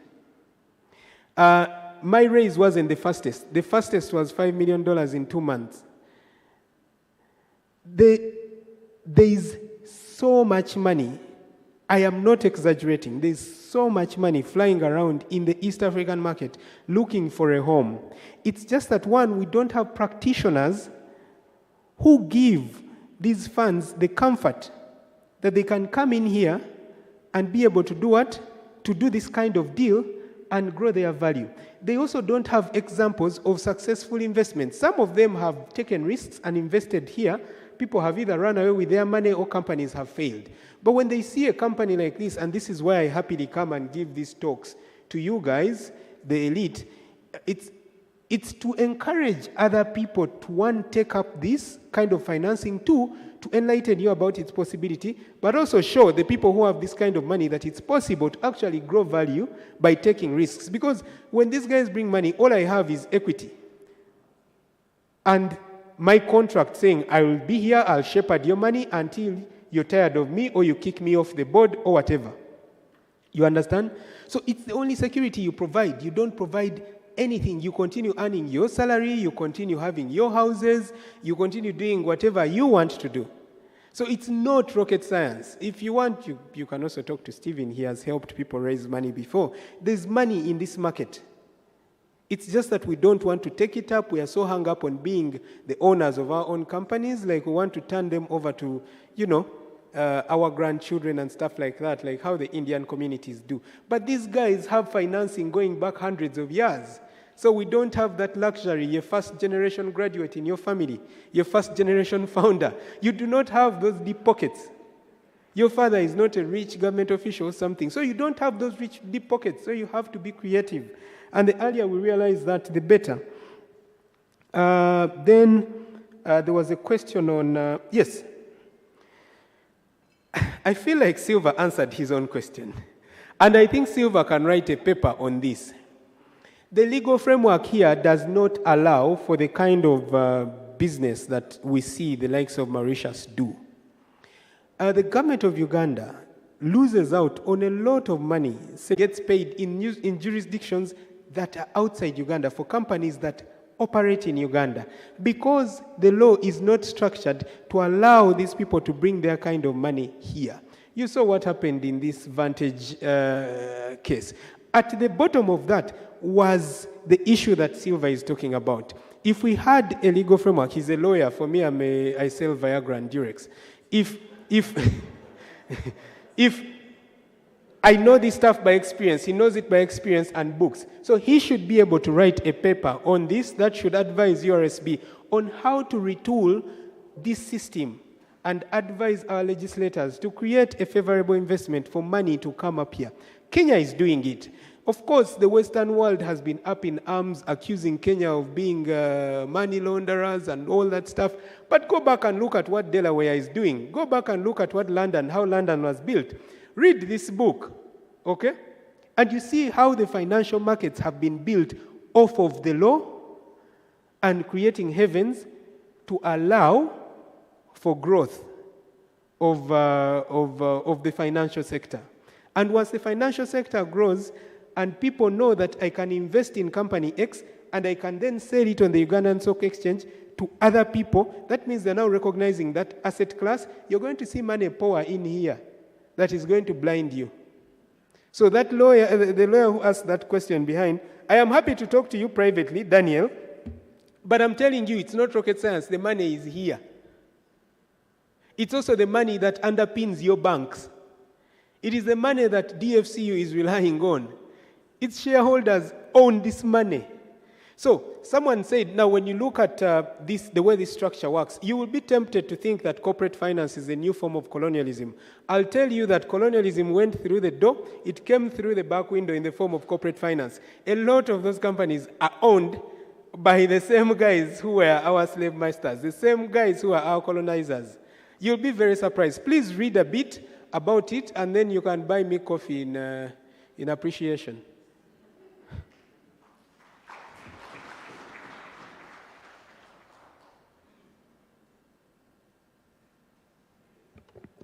Thank you very much, Anthony. Please appreciate him one more time. About what he sells, please do not try it at home. Thank you very much. We appreciate you. And you can reach out later towards the end and say hello and exchange cards and continue the discussion. I'll just ask you to allow me to give Mr. Kasenge a minute. He wanted to make a comment, and then we can go to our next, to the panel discussion. He's a senior CPA. Yeah.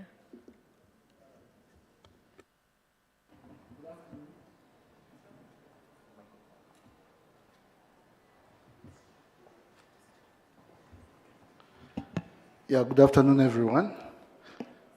Actually, you would be shocked. There's lots of money. These guys are always here looking for investments.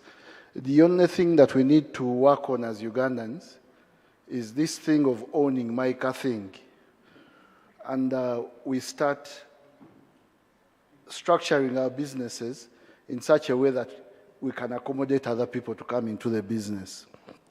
Because many times in our profession and in our practice, people come and tell you we're looking for a company where we need to deploy $10 million, and the governance must be right.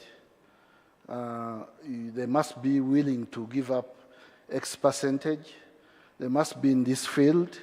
They must be looking beyond themselves for the business. And in most cases, Actually, in most of the negotiations,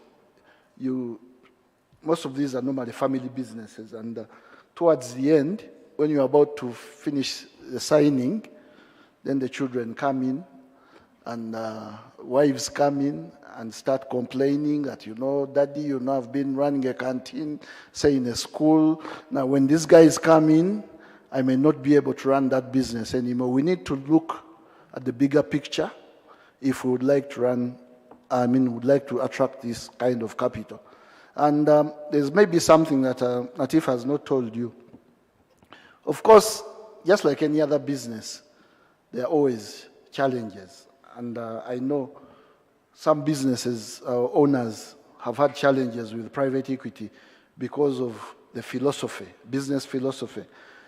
Sometimes people believe in hiring children, their wives and all that, but these people would like you to be as professional as possible, and certain issues where you may not have experience, they would like to be involved in hiring these people, and also to streamline the business such that they can also be able to sell it. As Natif said, as long as you look beyond yourself owning this business and you start preparing this business for anyone else to take up, then you're going to make it. And I think we as professionals, this is what we need to keep on clarifying. And again, before I close, I would like to say that the money is available.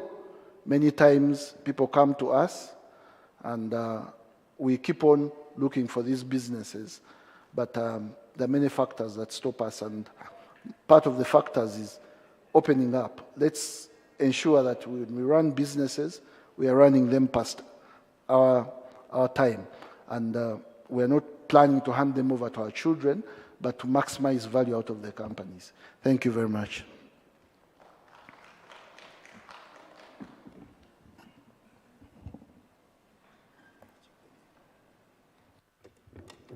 Thank you very much for that comment. I hope that was very helpful. Colleagues, we'll now move to the last part of our discussion today, the panel. I know we've been waiting for this. The panel discussion is about emerging trends in insolvency practice in Uganda. We're expecting 4 panelists. I'll just take you through who they are and why they will be speaking to us. It is an honor to introduce this particular first one, and all of them, of course. The first person I'm going to ask to come up and take their seat is a co-founder, partner at Nambale Nerima & Company Advocates. He has served as a board member of Capital Markets Authority since 2014 to date. He's definitely a seasoned advocate, an exceptional lecturer. He's a passionate teacher, as you all know. He still teaches to date in different ways and at different forums. He was the head of department, continuing legal education and legal aid from 2013 to 2015 at Law Development Center. He holds a master's in corporate and commercial law from University of London. He has a Bachelor of Laws from Makerere University and, of course, a diploma in legal practice. He's an advocate of the High Court of Uganda. He's a member of Law Society and East African Law Society. He is an author, as most of you know, of the Uganda Insolvency Law Handbook. It is an honor and privilege to welcome you, Mr. Nerima Nelson. Please take your seat. Yes, sir. It doesn't matter. Yes, go ahead. Thank you. The next one is a Ugandan and South African dual-trained foreign FDI trained lawyer. He has specialized in inward-bound investments and commercial relationships across East Africa. He's written quite a bit, as you know. He's an advocate.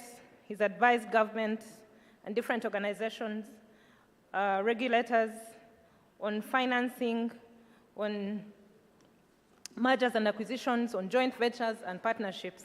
He's a partner at Otis, and he will be our moderator for this panel discussion. Please help me welcome Silva Kayondo.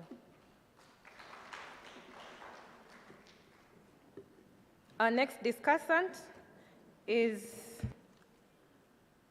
an advocate as well. He is the head of legal at UCC. He has a directorate in insolvency. He's just concluded it. He previously worked with Uganda Revenue Authority in compliance and enforcement. He is a managing consultant at Salam Consultancy Limited. I think that's his organization.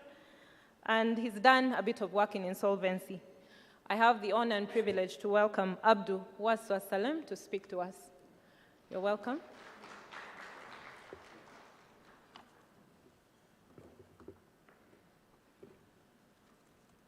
The next one is a colleague and a senior officer at Uganda Registration Services Bureau, Rachel. She is a senior registration and compliance officer with the Directorate of Insolvency. She's a holder of a Master's of Laws degree and a bachelor's from Makerere University. She is an advocate, and she has a diploma in tax and revenue administration from the East African School of Taxation. She is a member of Uganda Law Society and East African Law Society. She's someone who attends to you on a daily basis, and she's been very helpful in this conference. Please put your hands together for Rachel Nyirinji. She was also helpful in putting together the journal, as they had earlier explained to us. Colleagues, Alan, Winnie? Okay, so we'll have those. Our fourth one is not able to join us, but we'll begin. Silva, over to you. Thanks, Patience. Good afternoon, colleagues. It's a pleasure to be here again on this panel. I think we concluded on a good note. Maybe what Natif didn't tell you is that he hosts some of the best private parties in Kampala. So if you cool. So how do we solve this conundrum? The people with ideas do not have the money, and the people with the money do not have the ideas. That seems to be the underlying theme that I picked from the other session. So joining me is a panel of 3 distinguished practitioners who will at least be sharing some insights about how do we position right for some of these opportunities and trends, how do we raise some of this money, but also how do we build the business in a sustainable manner. The panel will run for 1 hour, maybe probably about 45 minutes since we spent for time, and then we'll have 20 minutes to interact with the audience. In 5 minutes, I'll invite the panelists to introduce themselves and just give their opening remarks about the general topic. I think it's only fair that we start with practitioners. I have a conflict of interest there. So I'm inclined to give the floor to Mr. Nerima to start. Thank you. Yes, thank you, Silva.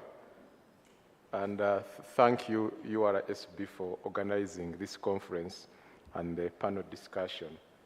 I was introduced as a member of Capital Markets Authority, but the truth is that I served 2 terms, and my second term ended in December last year. So I'm no longer a director of Capital Markets Authority, but I was given other assignments, which I will not talk about presently. The topic is emerging trends in insolvency practice. There are not very many, but of course, one of them is the amendment of the Act. And I'm sure our colleague Rachel will talk about the salient features of the amendment and maybe the upcoming regulations. From the court side, there are not very many cases, but there are 1 or 2 cross-cutting and dominant themes which we shall share shortly. Once again, I'm very happy to be here, and I look forward to participating in the discussion. Rachel, your turn. It's a lady on the panel. Thank you, Silva. Good afternoon, ladies and gentlemen. It's a pleasure to be here. As introduced, I'm a Senior Registration and Compliance Officer with the Directorate of Insolvency and Receivership. And the Directorate executes the mandate of the official receiver, which is regulation of insolvency practice in Uganda. We register insolvency practitioners. We have been promoting the gospel of corporate rescue of late, which is why we are focusing on today's topic, emerging trends. And one of the key trends has been corporate rescue. So it's a pleasure to be here, and I hope that we'll discuss more and divulge more into corporate rescue. And our doctor, fresh from doctorate studies. Thank you very much, Silva. Good afternoon, ladies and gentlemen. My name is Abdusalam Waiswa.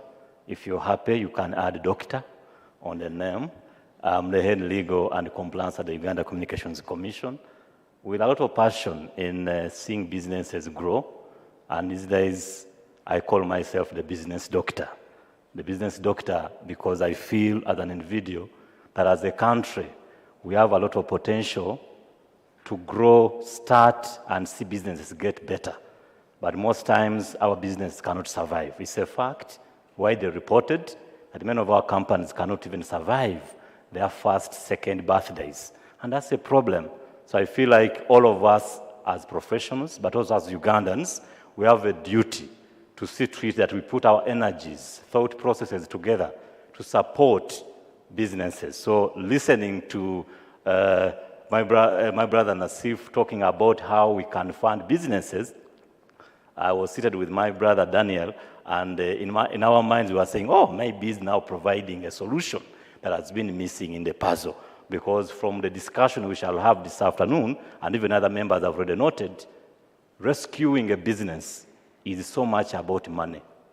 It's very difficult to talk about rescuing a business without money. And that is many times the defining factor, whether a business will survive death or it will be rescued. And therefore, when we get hope that indeed it's possible to get funding from outside the mainstream financial services, I mean the providers, that gives hope. And I think from this discussion we shall note that generally there is hope for this market. Even URSB as a regulator and a government agency, I think is also positioning itself so well in nurturing corporate rescue, because with all these amendments and now this inclusion of post-commencement finance, from my research, it is very clear that if you are talking about developing any corporate rescue framework, if you miss providing clear on how post-commencement financing will be managed, then however good you are in the other aspects, chances are high that you won't get so far, because most businesses are collapsing, not because of the other reasons, but mainly because of money. Of course, other factors, corporate governance is key, but without money, however good your corporate governance structures might be, you cannot turn around a business. So we are happy to have this conversation, and I'm looking forward to interact with the members, but also listening to the views and ideas on how we can together build and improve the corporate structure, the corporate rescue framework and turnaround structure in Uganda. Thank you. Okay, thank you, Doctor. I think when you hear of words like post-commencement finance, dry powder, new blood, you know things are about to get real. So I think, Mr. Nerima, at this point, I'll bring you back into the discussion. You earlier told us generally there are some emerging trends of a few recent court decisions that have come from our courts. Maybe you could elaborate more on that and maybe the implications of those decisions. Thank you, Silva. Maybe before I talk about court decisions and trends, I will talk about generally about the insolvency landscape, what I have observed. And I think many of you have also observed that there is an uptick in the number of companies winding up. I think you've noticed the notices whereby liquidators are being appointed. I've not done an investigation to find out the reasons behind it, but I think it's a worrying sign that many companies are deciding to to wind up and close shop.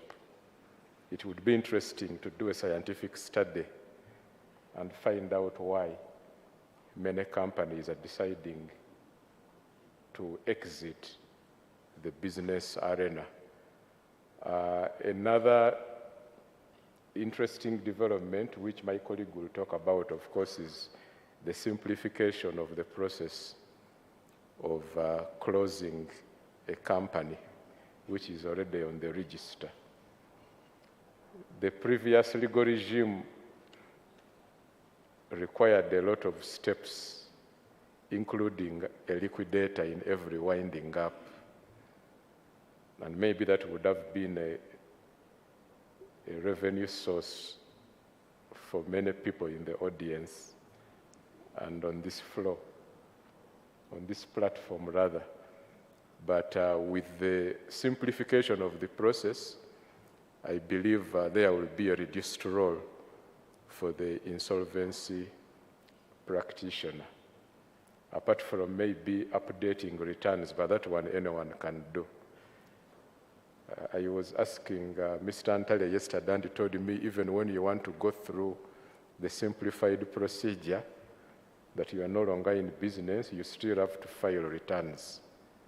So if a company has Asian directors and shareholders who were expelled in 1972, and they want to close and deregister, I asked, does it mean they must file returns for 51 years? Are those 51 years from 1972? And the answer was yes. So maybe for the insolvency practitioner, there might be no revenue for you, but I think for URA, that is revenue.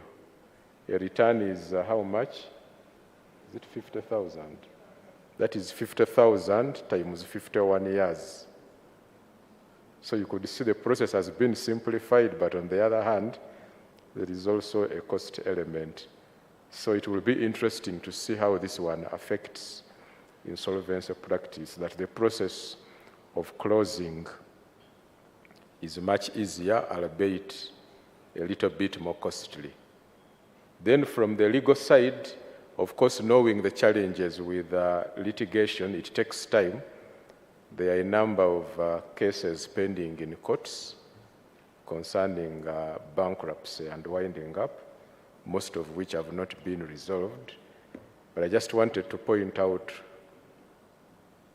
one or two areas.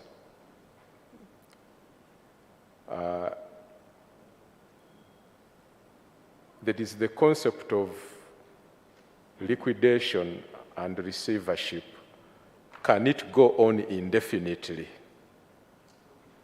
Can liquidation or receivership go on indefinitely? The Insolvency Act does not have a time limit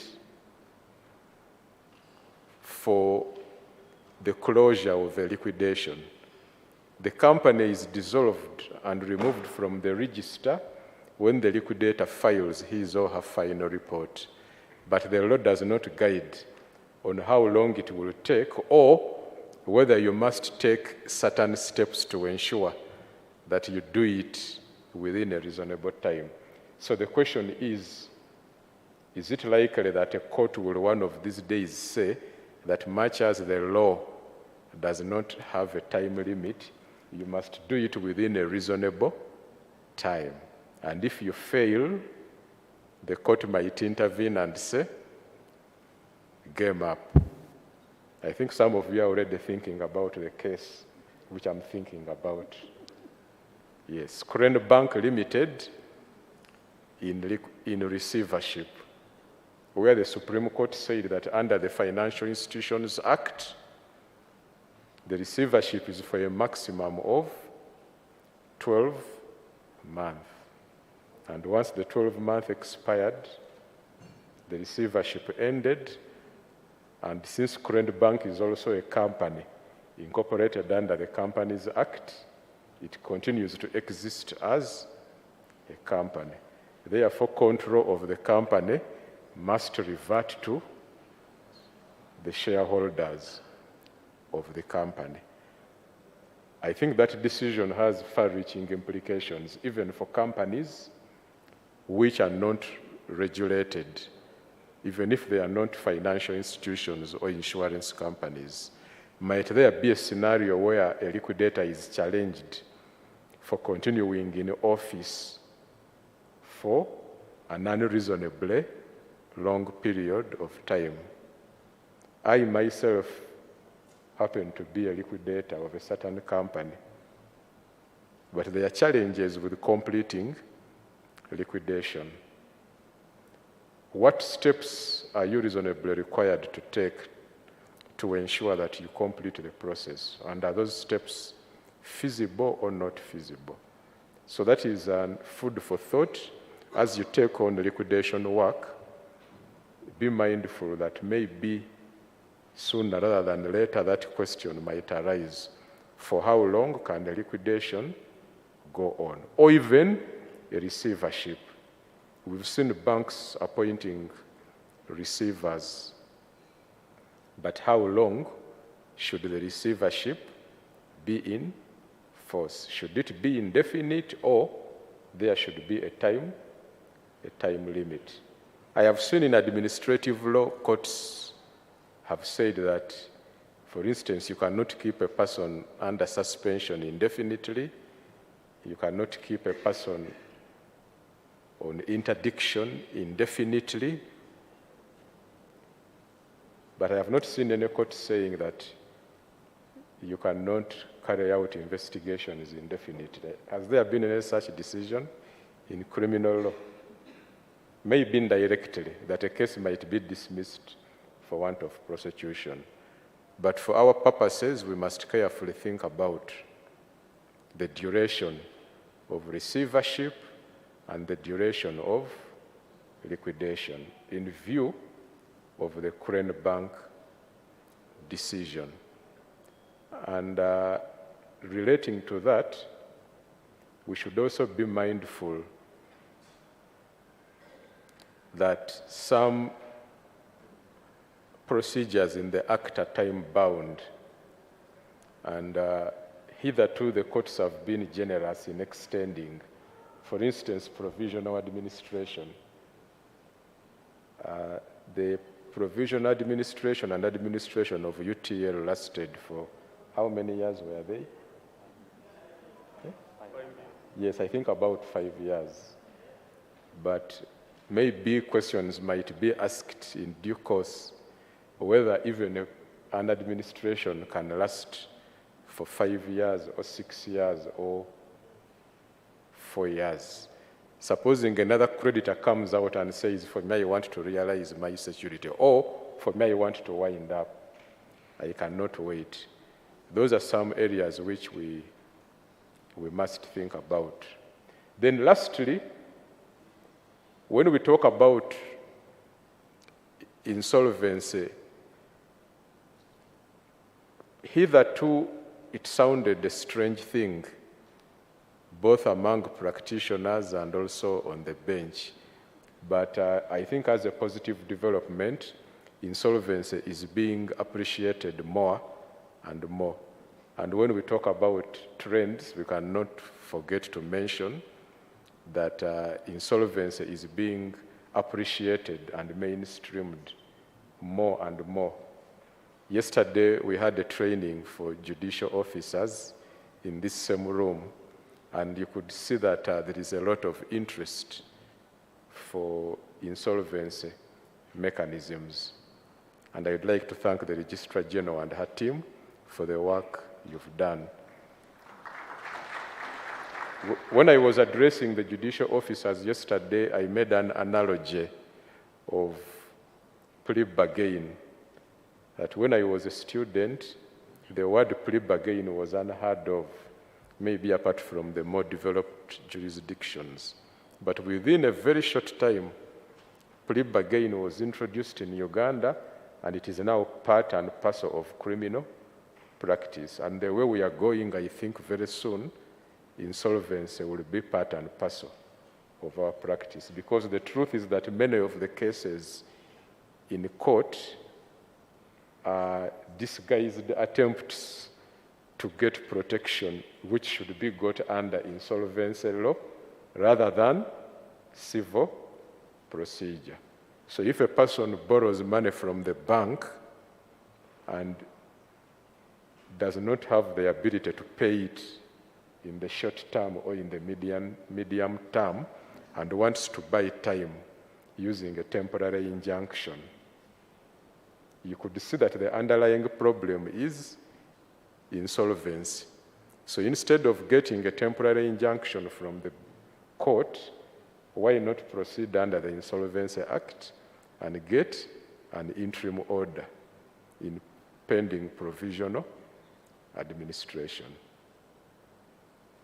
And we're encouraging the judicial officers that where you see that a matter is actually an insolvency problem, maybe it should be referred to be dealt with under the appropriate legal regime.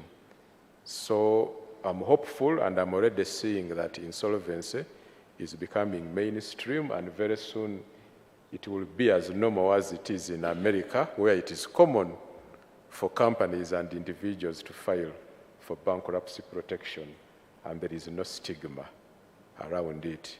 And for the young lawyers in the audience, I would encourage you to embrace some of these practice areas. I don't think everyone should be chasing temporary injunctions under the CPR, because you are now very many. But with these new emerging practice areas, I think we can take advantage of them. Sadly, we don't have the panelist who was supposed to talk about bailout, but as a practitioner, I know that that is also a very big area. It has no law governing it, but it has some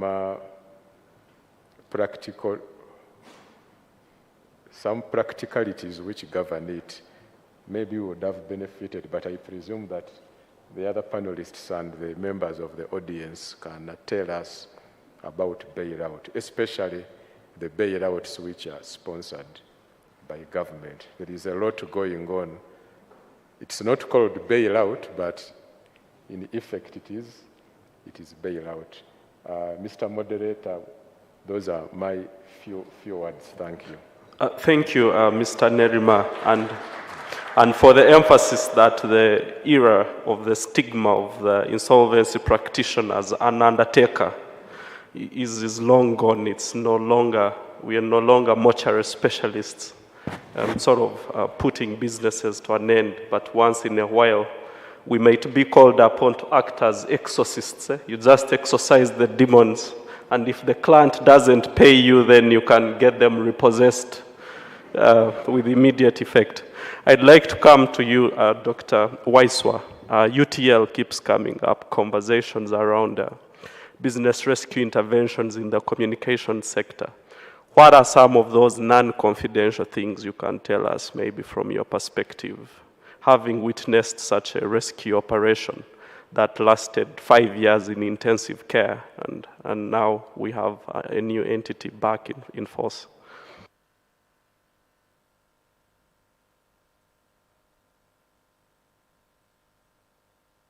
Devices can't jam, we'll just withdraw the license. Okay, so very interesting question. All of us, I think, know about the UTL story, and there's been a lot written about it, but also a lot published about UTL. In the telecommunication sector, just like most regulated businesses, we expect every operator to have their books of account in order, to be solvent at all times, and to be able to take care of their financial obligations whenever they arise. In fact, under the Uganda Communications Act, insolvency of an operator is a ground upon which the regulator can revoke the license. The difference is that what is insolvency under the Insolvency Act and insolvency to the common man is sometimes different. Many people refer to themselves as bankrupt because they does not have money to take their girlfriend for coffee, because they're unable to pay school fees for their children. They say, I'm bankrupt. Also, many businesses are still they appear like they are going concerns. But when actually, technically speaking, if you apply the criteria, they are actually insolvent. The Insolvency Act is quite generous in its definition of an insolvent business. And the criteria adopted in Uganda is that of inability to pay debts. In some markets, they use financial distress as a criteria. In Uganda, it's inability to pay debts.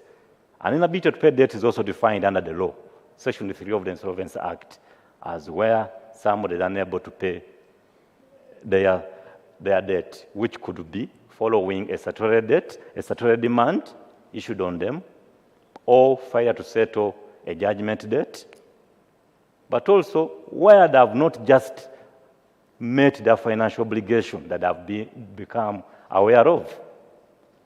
Now, unfortunately, many of the measures that are supposed to befall a company or even an individual, after they have shown signs of inability to pay debts, are dependent on processes in Uganda, mostly in court. In other countries, you can enter insolvency proceedings without going through court, like in South Africa, like in the US.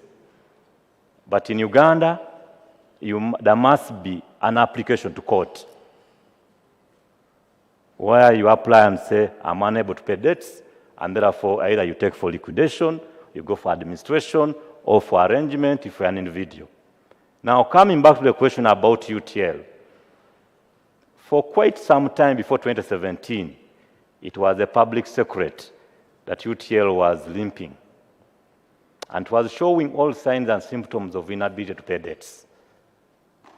Many of their books were clearly showing negative liquidity, were showing that in some cases they have a lot of assets, but the revenues are not coming through, but also inability to meet ongoing financial obligations.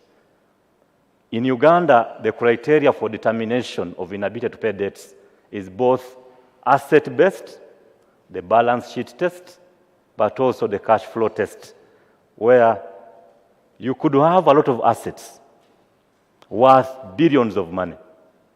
But if you're unable to pay your continuous obligations, you can still be seen to be cash flow insolvent. And indeed, if somebody, for example, issues a statutory demand against you, and for a company, somebody just needs to demand $2 million from you, you can actually be declared bankrupt as an individual, as a company, you can be liquidated. But for a period until 2017, there was no step by anybody to take this company into formal insolvency proceedings. So it kept operating, limping, going through a number of challenges, until 2017 when the government, following exit of some of the big funders and the shareholders, the government took what I would call a strategic decision to step in, reclaim this company with the hope that it could be rescued from the jaws of death. That decision was taken, in my view, strategically, and an application was made to court in 2017 around February to April, and an order was issued to place UTL in provisional administration. As you know, under the Insolvency Act, once you enter into provisional administration, the court will give you 30 days initially, within which the provisional administrator is supposed to prepare a report and present it to the creditors for them to make a decision whether or not to place the company into administration or ask for some more time during provisional administration before they confirm signature of the administration deed. Now, for UTL, without going into so many details, it entered into administration. The creditors were properly informed about what was happening, and the administrators were open. They mentioned to the creditors, and even the books indicated so, that the company was insolvent. Strictly speaking, an insolvent company shouldn't be placed under administration, because there is a difference between insolvency and showing signs of financial distress. Administration is meant to heal a business that is sick but still treatable. But where a company has become so sick that chances of treatment and recovery are almost minimal, then many times administration won't be appropriate. But because of the strategic nature of UTL, even with the convention in the financials, that the company was indeed insolvent, its assets, its whole balance sheet was really bad. All stakeholders, creditors came together because they had belief that this company had potential. And we were able to work together to support this company through the process. And luckily, in November last year, it got out of administration and was handed over to another company, the Uganda Telecommunication Corporation Limited, and now it is operating as an independent company out of administration. In terms of corporate rescue, it is a success in the sense that, one, our incumbent operator on record was saved from going down. This company was employing quite many people. Over 500 people were working for that company. But through this process, many of these employees were able to maintain their jobs throughout this period of administration, and by the time it was handed over, about 150 of them were still working for this company. That, on a positive note, is good enough to note. But also, two, as a country, chances are high that if this company had closed, maybe other potential investors in the telecommunication sector would have lost interest and trust in the integrity of the sector, because they could have maybe said that by the time a government allows its incumbent operator to go down because of financial distress, then maybe there is no hope for any other investor in that country. So it's possible that it could have actually scared off other potential investors in the telecommunication sector. And then to us as regulators, the closure of that company could have created more Ugandans to be disconnected, to have suffered a communication gap, and which in a way somebody can argue there are many alternatives that they could have gone to. But as a regulator, we try as much as possible to save every business, because for every business saved, there are opportunities protected and made available to the public, the employees, the suppliers, and other people who depend on these businesses. So from the UTL example, without going into a lot of details, I can only say it is a case that exemplifies the need for all parties to work together for a common objective of supporting rescue. When a company goes into rescue, it requires support from everybody. Some of the support that is given need not be written under the law. I'll give an example of the licensing from the licensing perspective. Strictly taken, if a company goes into insolvency, as a regulator, you should revoke the license. But sometimes if you take that strict approach, then many jobs will be lost. There will be a lot of repercussions for the sector. So you must take what I would call a proactive approach and find a way of facilitating growth, survival of the company. And this, I think, is what everybody needs to give to these companies. If you're a lender and the company enters administration, you shouldn't be so fast to recall the loan and begin advertising the property for that company. Because when you do, you are further suffocating efforts by the company and the administrators to resuscitate this business. And even if you're also a supplier, it is important for you to know that when you see a company entering into corporate rescue, do not immediately invoke your rights under the contract to cancel all contracts. Because when you do that, you are killing every potential, every hope that this company could have had in the sector. And therefore, the legal regime needs to be structured in such a way that these measures we are talking about are not just given on the basis of somebody's understanding or support for the business, but rather made available to all deserving companies. The law, in terms of legal structure, there is certainly improvement. We cannot say that we are doing so badly, but indeed there are many areas that we can touch on, and I think maybe we'll talk more about some of these measures through which we can further support other businesses that may not necessarily be as advantaged as UTL, but also requires support from everybody for them to survive at least for another 1 or 2 years and be able to continue employing Ugandans. And Mr. Nerima raised the issue of how long should a business really be in administration or even liquidation. By its nature, administration is a transitional process. You enter that procedure for purposes of allowing the administrator to diagnose the business, prescribe medicine, and measure through which it can be treated of its problems, and then you hand it over back to the owners. Or if you feel it cannot be saved, you also come out open and say, look, I've looked at the company's financials, its potential, it cannot be salvaged. Therefore, it should be moved from administration into liquidation, and even liquidation shouldn't be indefinite. It should take a short time. You do whatever you are supposed to do to collect the assets of the company as much as possible, collect the money, distribute the creditors, issue your final reports, and close the company. Because when you keep a company in administration or liquidation for a long time, you end up, it's like a company in liquidation is a bad apple. So if you keep it for so long in the basket, it infects all others, because there are people supplying it goods and services who may never be paid. It is occupying business space for other people who could become better.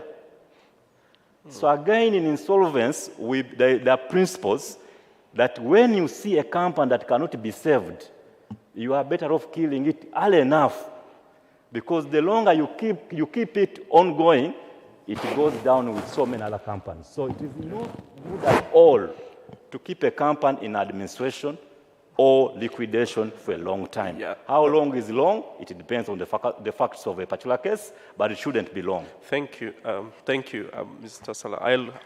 I'll come back to you concerning those measures that you talked about, because I think I cut you short there. We'll have to go to Rachel. Rachel, I think Mr. Nerima makes a good point in, I've already given it a fancy name, corporate leniency.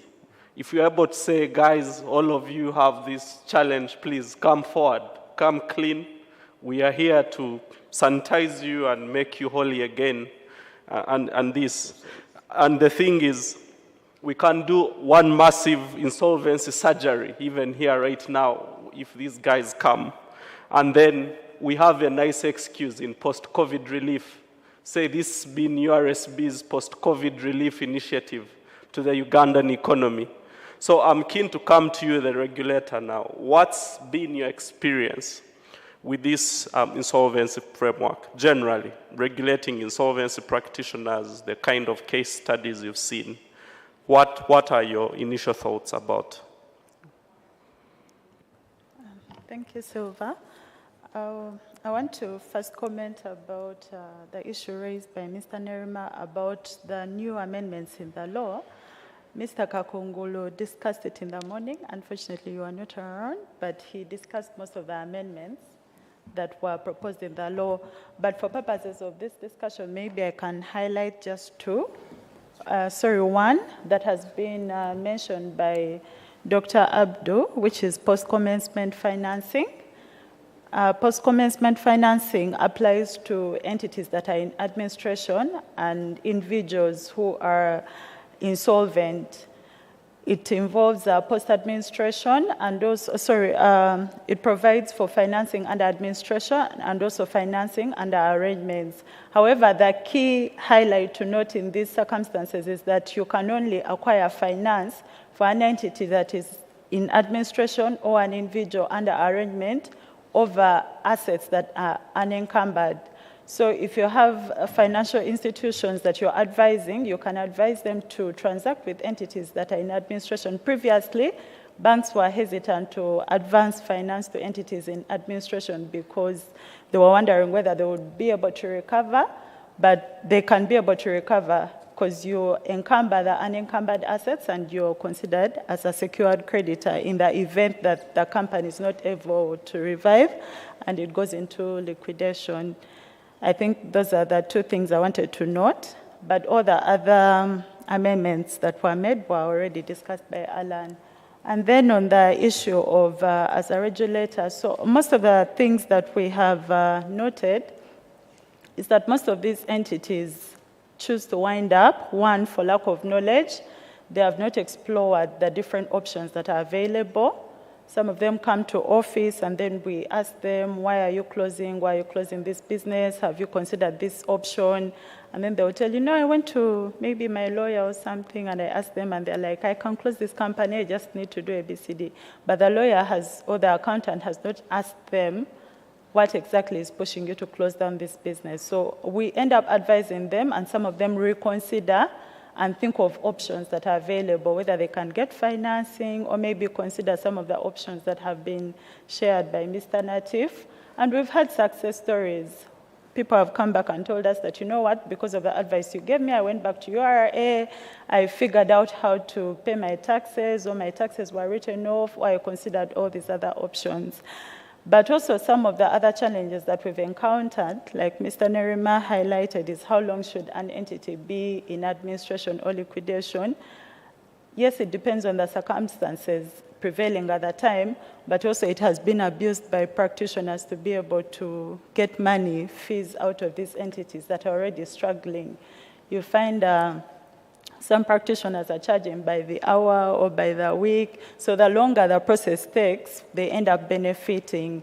But if we can be able to work together and find ways of actually supporting these entities, instead of squeezing or juicing an entity that is collapsing, if this entity is revived and it's back on the market, you end up benefiting more as a practitioner because you're going to be advising them, you're going to help them file returns. In the long run, you stay on as a legal advisor or a financial advisor, and everyone benefits. And then also the other challenges that we've also realized is that some of the practitioners get money, fees. You tell the client, the process is going to cost this much, the client pays the money, and then after filing, say, the resolution to wind up, and then the statement of affairs, you abandon the whole process. When the client comes to object, you resign, but you've already been paid all the money that you charged to do the whole winding up process. So you resign, you leave the company in a state of quagmire, really. And then also other instances that we've seen is this one resigns, you appoint another practitioner, the little money that is there is also eaten by them as fees, and they also resign, or they file a final report and they say, I've not been able to recover the assets that were there, or the creditors, the debtors did not pay the money that they were owing to the company, and they want to close the company. And you're wondering, really, are we working in the interest of our clients, or we are just abusing insolvency processes and proceedings? However, we've also seen success stories of, for example, CPM Mutumba is one of the insolvency practitioners who he's been handling administrations, he's been advising his clients. We have seen him support insolvent entities to be able to revive themselves.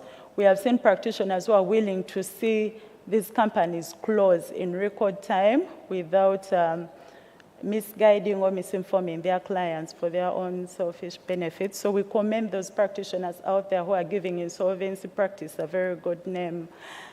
Yeah, I think that's it. Okay, thanks, Rachel. I think you end on a good note. One of the subjective elements I use in determining whether what our client or clients have financial distress is how long they take to settle our invoices.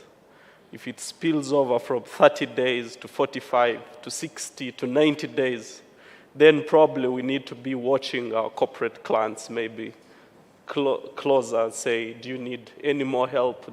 Are you sure we're doing the right thing with you? And things like that. Well, I love my fees, but also we love to do a good job.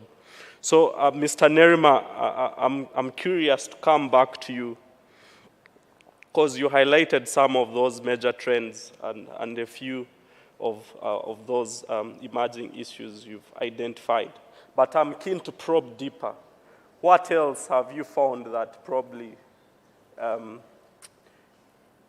is missing? Where is the missing gap in this framework? Do you feel it adequately supports the economy you talked of the number of winding ups and things we are seeing in the press, but we are aware that this economy is largely informal. I'm always worried about the things I don't see in the press, because other guys are winding up their own way and not advertising it or not coming even to the simplified procedure.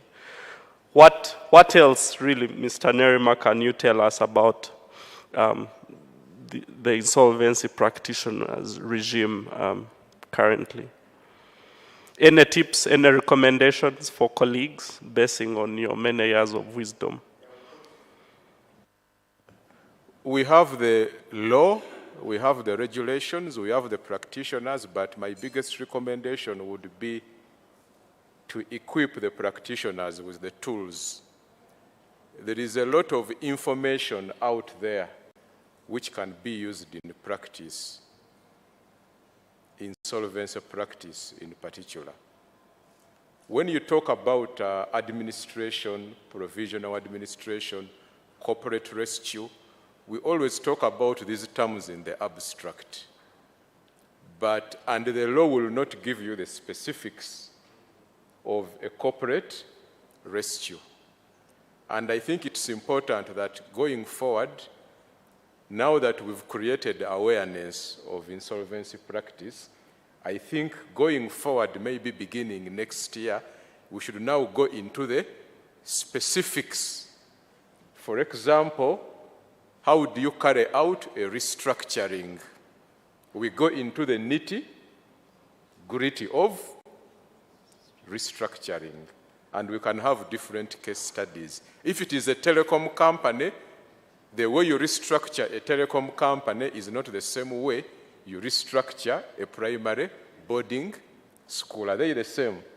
I think they are different. So maybe going forward, if we go into the nitty-gritty of restructuring, maybe in future, if we have another telecom company in trouble, probably its administration will not last 5 years.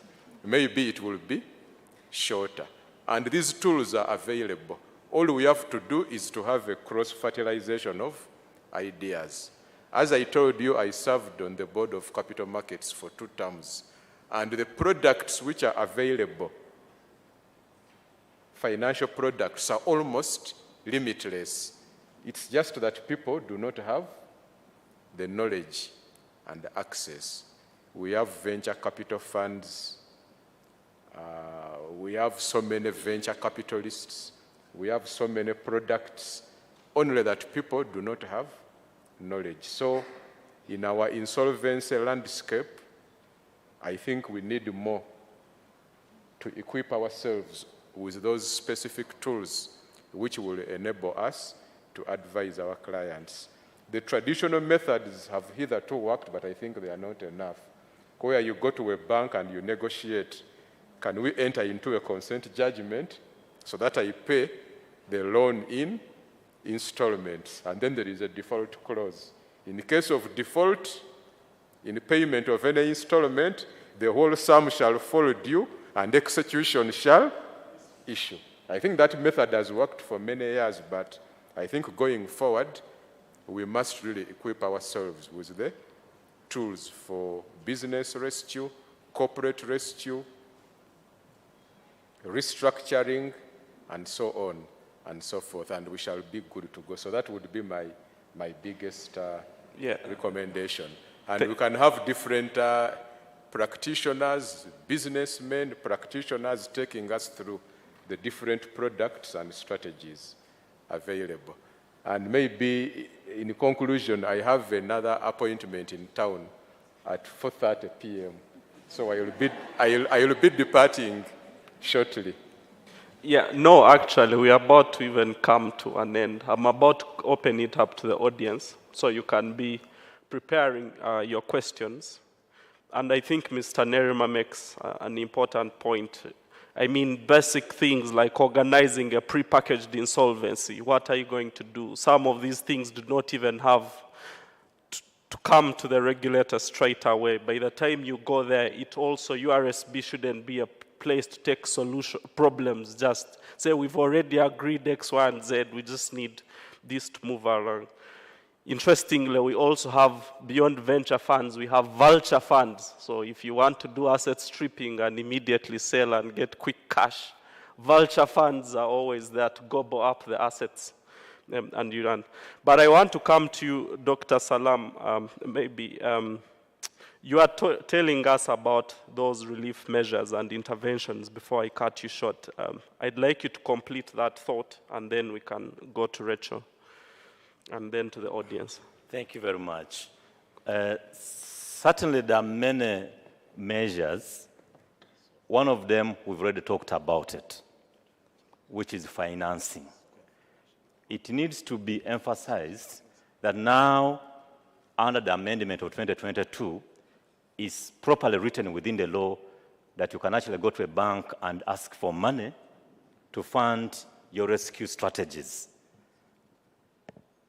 The law, the way it is written, it says you must use the unencumbered assets of the company. Unfortunately, in reality, for most companies, by the time they get to that point of going into administration, winding up, or liquidation, they will have already encumbered or sold virtually all their valuable assets. They will not have any other asset that they can pledge that is not encumbered. And therefore, the options will be to go back to either the same lenders, and just like our colleagues have already mentioned, you tell them and say, look, if you collect this money today and sell my assets, I will lose this business potential. This number of people will lose jobs. But if you give me an additional, say, 10, 20 million, 100 million, depending on the size of the company, I can fund this critical activity and keep this company going to serve all our interests. This needs to be embraced by financial institutions. Because I know, of course, we have all these other alternative new sources of funding, but for most of the average players in this country, banks are still the primary sources of funding. And that's why we need to have a conversation with banks to begin developing specific rescue financing models or products, where as an administrator, you can go to a bank and they give you a loan that is meant to fund the rescue interventions. And in my thesis, and one of the articles that we published in the journal, I proposed a few measures through which you can make this attractive to financial institutions. One of them is by, for example, exempting stamp duty on loans extended to companies in administration. Stamp duty is a cost and can be a barrier to somebody borrowing. But two, many banks fear to lend to businesses in administration because of the known risk of losing their money together with all other creditors. The law has helped by saying that if you lend money to a company that has started administration, you will have priority. It's a good step. In addition, we can incentivize those financial institutions by, for example, saying that if this bank loses the money it has lent to a company in administration, that money lost will be recognized as an allowable deduction for purposes of Section 22 of the Income Tax Act, which talks about corporation tax calculation and computation. When you make it easy for them to use that loss as an allowable deduction without using the conventional methods of proving bad debts, then you will create an incentive to a bank to lend this money. Of course, most times they will lend you at higher rates because there is a big risk. But if you create this protection against that bad loan, chances are high that financial institutions will get attracted. The other measures, in Uganda, secured lenders are some of the biggest problems in administration. You find that by the time most companies enter into administration, all the assets are in banks. Now, under our law, before an administrator is appointed, there is a requirement that the secured creditors should consent. Should consent to the appointment, and also before registration of the provision of the interim protective order, there must be evidence of consent from the secured creditors. It's not easy to get consent from a secured creditor whose property is at the verge of being lost together with other creditors. What other countries have done is to remove the requirement for obtaining consent from secured creditors, such that it's no longer individualistic, it's no longer about the bank, it's about the interests of all creditors. Then measures like receivership. Mr. Nelima has talked about receivership. In Uganda, the Insolvency Act was basically modeled around the English Insolvency Act of 1986. In that law, receivership was one of the remedies available to a creditor. And indeed, it was recognized as an insolvency procedure that could be resorted to by a creditor. But in 2002, after a study in England, it was revealed that receiverships were one of the primary causes of many businesses going down. Because what does receivership do? When a lender appoints a receiver, that receiver is appointed not for the benefit of creditors, but for the benefit of the appointing creditor. So the receiver's interest will be as much as possible to sell the assets, dismantle the business for the benefit of this one creditor, even if that means losing jobs of thousands of employees. So what did England do? In 2002, they passed the law, the Enterprise Act of 2002. One, they abolished receivership and put a lot of controls on how receiverships executed before 2003 could be enforced. But going forward from 2003, they said receiverships are not acceptable. Now in Uganda, there is a case of Mogas versus Stanbic Bank. I don't know how many of you have read it. Mogas borrowed money from Stanbic Bank, and they defaulted. So they appointed my senior colleague, Mr. Kavito, as a receiver. As a receiver appointed by a bank, your duty is to collect money for the bank. So during the negotiations and the demands by Mr. Kavito, Mogas was saying, I'm about to get a strategic investor. Please give me some time so I can sell this business as a whole, as opposed to you selling it in piecemeal. I imagine because of pressure from the lender, Mr. Kavito went ahead and began advertising Mogas' assets for sale, and also closed some of the petrol stations. But the owners of Mogas were saying, yes, you're demanding money from me, but if you give me a few more months, I'll get a strategic fund, and maybe like the options have told us. I'll be able to fund this company, I'll pay your bank, and also keep the business running. Unfortunately, I think because of pressure, the senior did not heed to that call. They went to court, and Justice Jean Rwakakoko granted an injunction stopping the actions of the receiver. But the lessons we draw from that case was that Mogas, and I may not so much go into the details, it's possible that it has potential to get out of its financial strain and become a bigger company in the country if it is given some bit of time.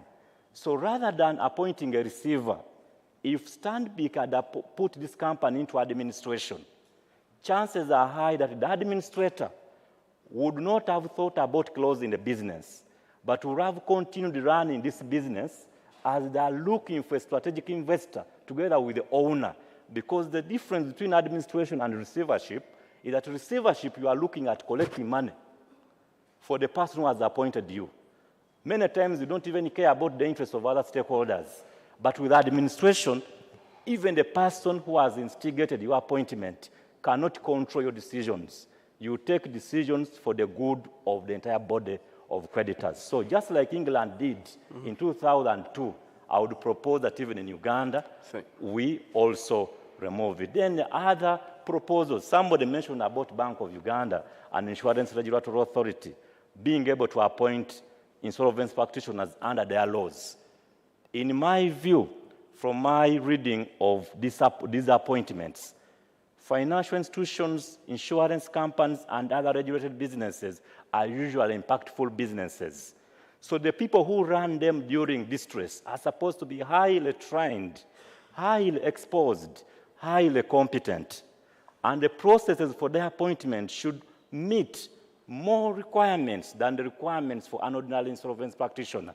So if we are saying that an insolvency practitioner for a small SM in Chikubo should be licensed by URSB, should have undergone some training, How about an insolvency practitioner that you are appointing to take over a bank? That person should have even more qualifications, more proven expertise than this ordinary insolvency practitioner. So in my thesis, my proposal is that even as Bank of Uganda and Insurance Regulatory Authority can retain their mandate to appoint these insolvency practitioners, they should only appoint people that have been registered by URSB and who meet the threshold set under the law. By doing so, URSB will have control over them in such a way that if you take liquidation for 10 years, then as the regulator will call you to order and say, how come you're taking 10 years in liquidation? Because at the end of the day, I mean, we've all asked questions. How long should the Greenland be in liquidation? And who was the liquidator of Greenland? What were they? I don't know. So because of that, it is better that we subject all this to the control of the regulator, who we think is acting for the good of everybody. There are many proposals. I invite you, if you want to read about some of the proposals I made in my thesis as part of the study, because my thesis was about the strengths and weaknesses of the South African corporate rescue measure as a potential benchmark for Uganda. South Africa in Africa is one of the countries with the most attractive rescue frameworks. So if you want to study more about corporate rescue in Africa, you cannot miss South Africa. So I invite you to read more about it. And thank you. Maybe what we'll do is we'll have Dr. Waiswa's thesis. It's a soft copy circulated in maybe WhatsApp groups.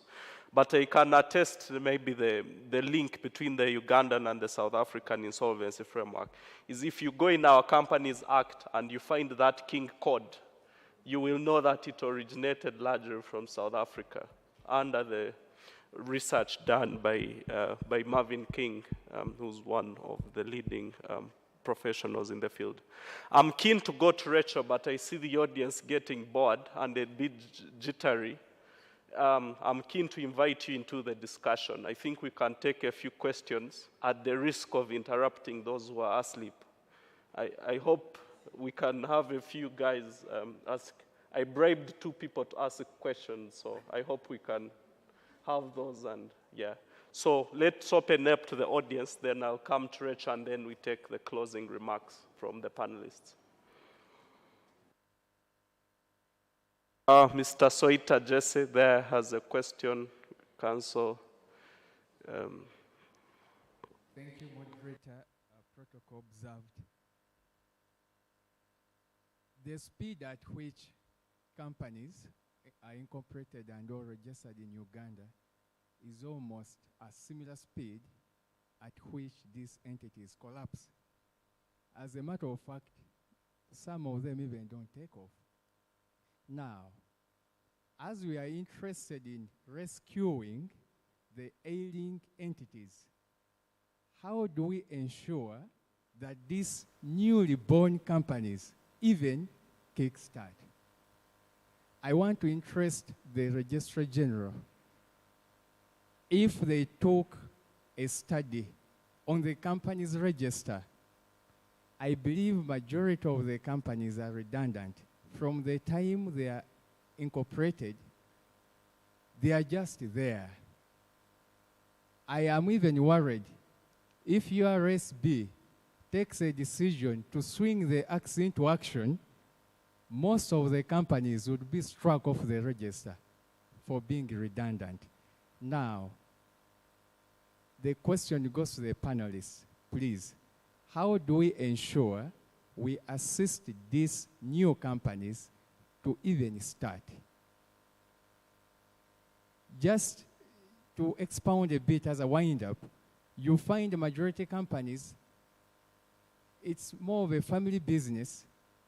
Some people are the shareholders, family, they are the directors, secretary, and I think it's one of the issues why they don't even kickstart.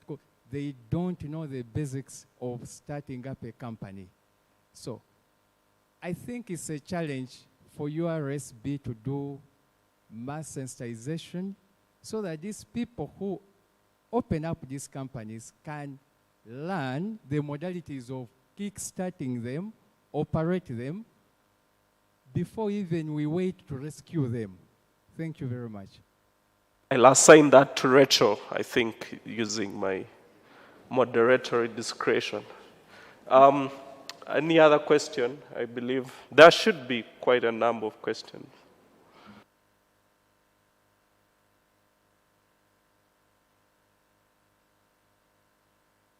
Looks like all is fine for now. Is there any other hand? No, we've not gagged anyone.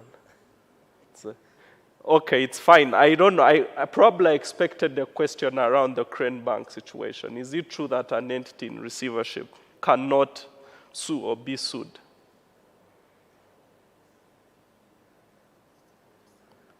Is it still a company? So I do not know if we followed that, but maybe I'll come to you, Rachel. You answer that question, and then if any other question arises, it can be brought to my attention. If it's not, then I'll bring this to a close in the next 5 minutes. All right, thank you, Silva. I didn't get the gentleman's name, but... Jesse. Joseph, yes.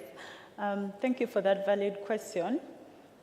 As an office, we have also taken interest in most of the business entities that are registering, and we have started a drive of sensitizing them on some of the things that they can do to be able to revive their businesses, to be able to run their businesses, to be able to manage their businesses in a way that sustains them. Actually, last week we were at Africana, where we had Mr. Natif, as he said, sharing some of these ideas of how he managed to revive his business and open up all these branches. So we've been educating the business community about corporate governance skills, about the law that is involved, the laws that they have to comply with, filing returns with URSB, filing returns with URA. So we, as a regulator, we are not seated, we are doing, but of course it takes a concerted effort. Each of us has a role to play because we also interface with these clients.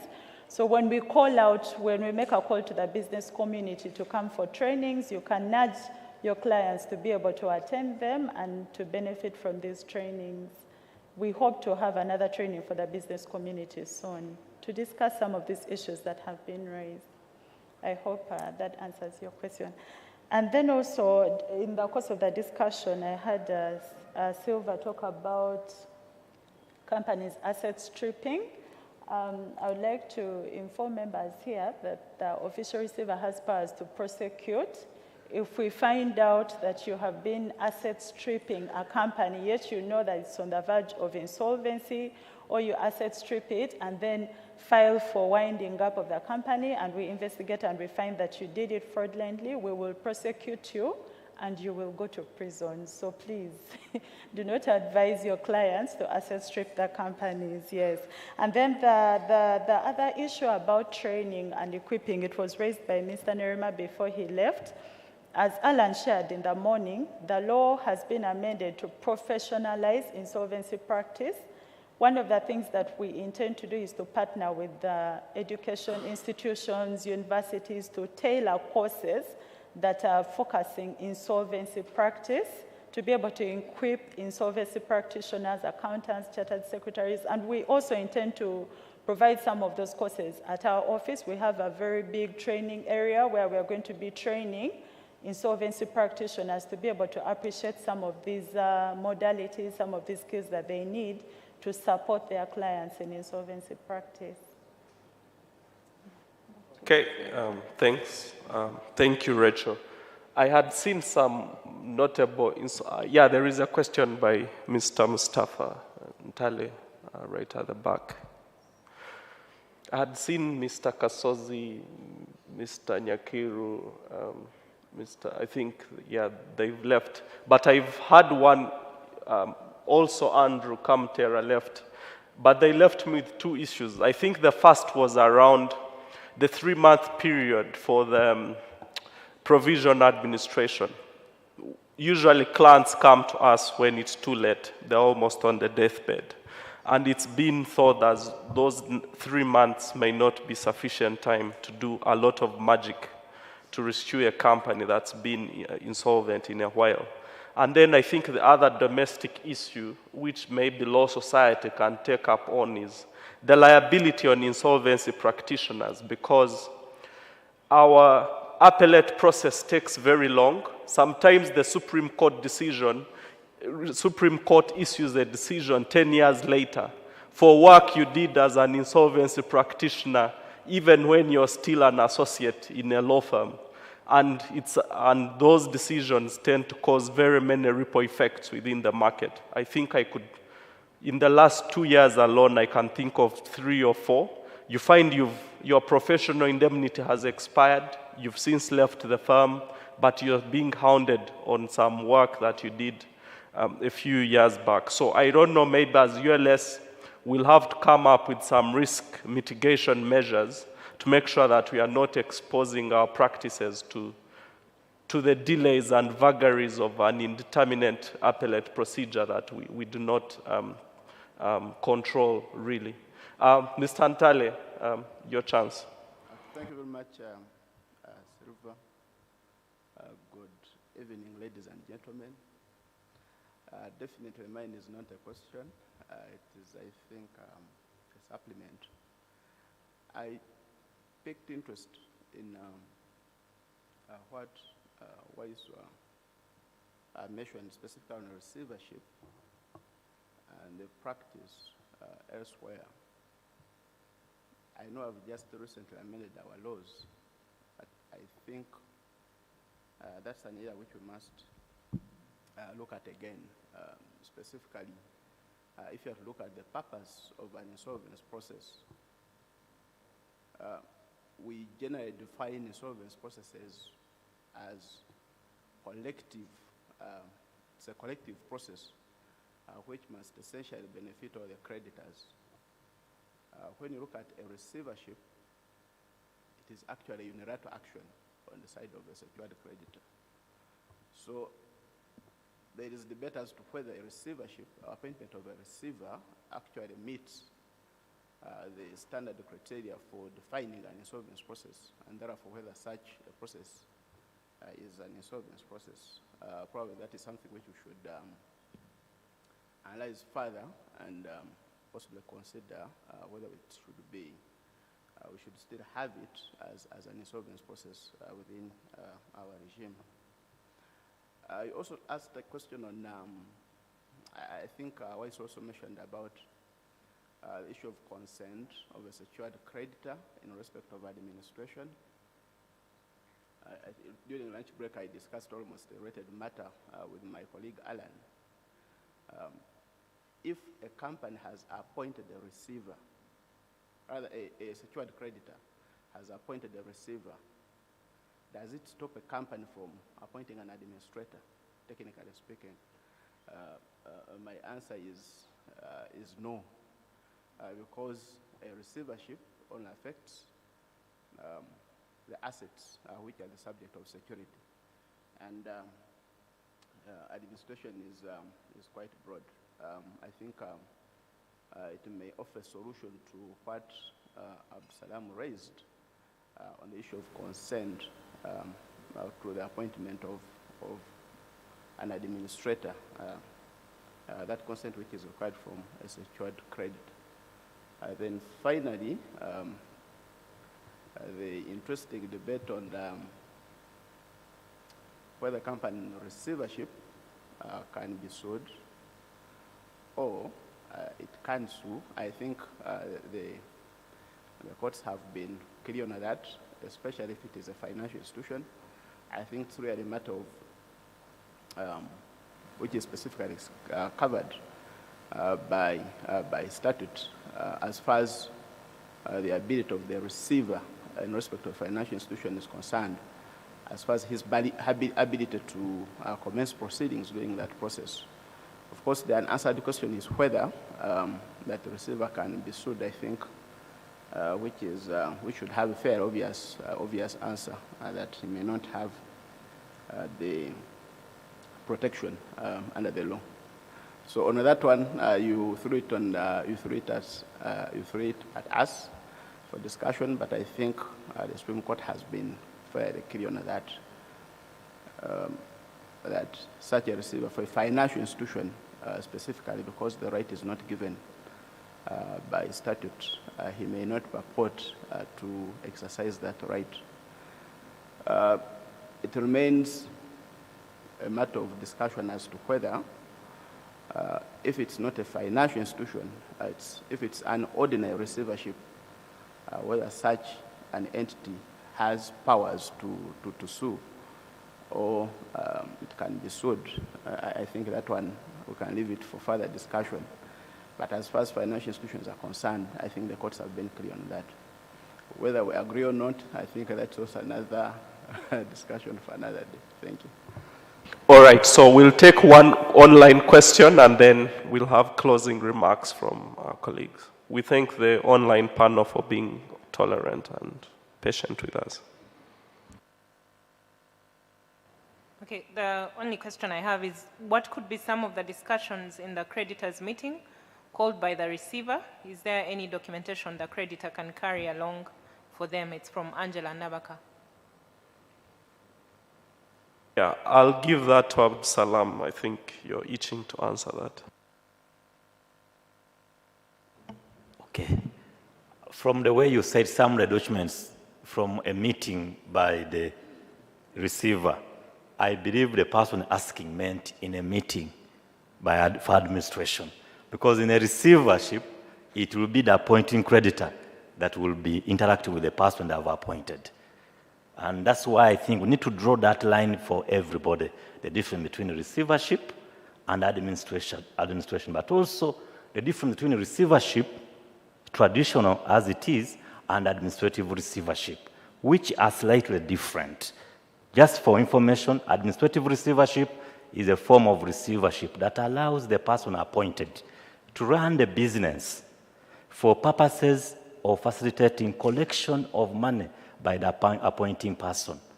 And it usually becomes necessary where the asset that was pledged as security for a loan is the primary business asset for that company. And this, in most cases, is the answer. Most businesses in Uganda, when they go to borrow, they will sign a floating charge and a fixed charge. Usually a fixed charge will talk about the asset, the one car, the building, and all that. Then they will sign a floating charge, hovering over all the assets of the company, so much that when they appoint a receiver, he has almost authority over all the valuable assets of the company. And that's why even the question that Mr. Antale raised of whether you can have a receiver and an administrator appointed at the same time, legally speaking, it is possible. But practically, you'll find that the receiver is controlling all the assets of the company. So the administrator has nothing to do. And that's why in most jurisdictions, appointment of an administrator suspends the actions of a receiver. And if the receiver wants to justify remaining in office, they must apply to court and show cause why they should be left to continue doing what they are doing without undermining the role and the mandate of the administrator, who is seen as working for everybody, as opposed to the receiver, who is working for just the person who has appointed them. So the question to the online participant, what are some of the documents that you should go for such a meeting? Certainly, you need to go with your evidence of claim as a creditor, because usually in the creditors' meeting, you need to prove that you are indeed a creditor. As a gate pass, they will not allow you in the meeting if you cannot prove that you are actually a creditor. 2, before you attend the meeting, you must have filed your notice of a claim or proof of debt, which entitles you to participate in the meeting. But 2, another point is you prepare to look at the profile of the person they are proposing to either be appointed as an administrator or even auditor in that business. Because remember, when you are called as creditors in that first meeting, in most cases they will present the preliminary report, the agnostic report, and the proposal for appointment of an administrator. Sometimes they will even attach an administration deed. So you must be able to say, who is this person that we are going to entrust with the running of this business for our joint benefit. Many times the company shareholders and directors will have a preferred person. But as creditors, you must ask yourself, is this person capable of defending our interests? Because sometimes the directors of the company or the shareholders of the company are the same people that stripped the company. So if you allow a shareholder, director, proposed administrator to be in office, sometimes they may not serve fully your interest. So it might be convenient for you to either, if you are to approve that shareholder, director, proposed administrator, to also appoint your own, that you have a joint appointment. That way you are able to have your leg into the discussion on how the process should undergo. Because at the end of the day, as a creditor, your primary interest may not be survival of the company, but your money. In 2016, I did a master's, and my thesis was on the efficacy of insolvency proceedings as a debt collection tool. I compared the UK model and the Ugandan model. My research findings were that actually insolvency proceedings are the most aggressive and effective modes of collection of debt. But as you're collecting your debt as a lender, you are killing businesses. And that's why, even as you use insolvency proceedings as a debt collector, you must always remember, am I killing business? Am I creating more trouble? But again, I argued in my thesis and in some article that debt collection is not a moral contest. It's about collecting money for your client. So as professionals, we must juggle through. Indeed, some practitioners have argued that resources should be taken away from the most inefficient farms and be reallocated to the most efficient farms who can utilize them. I think I'll come to you, Rachel, for a closing remark, but I think we have one question online.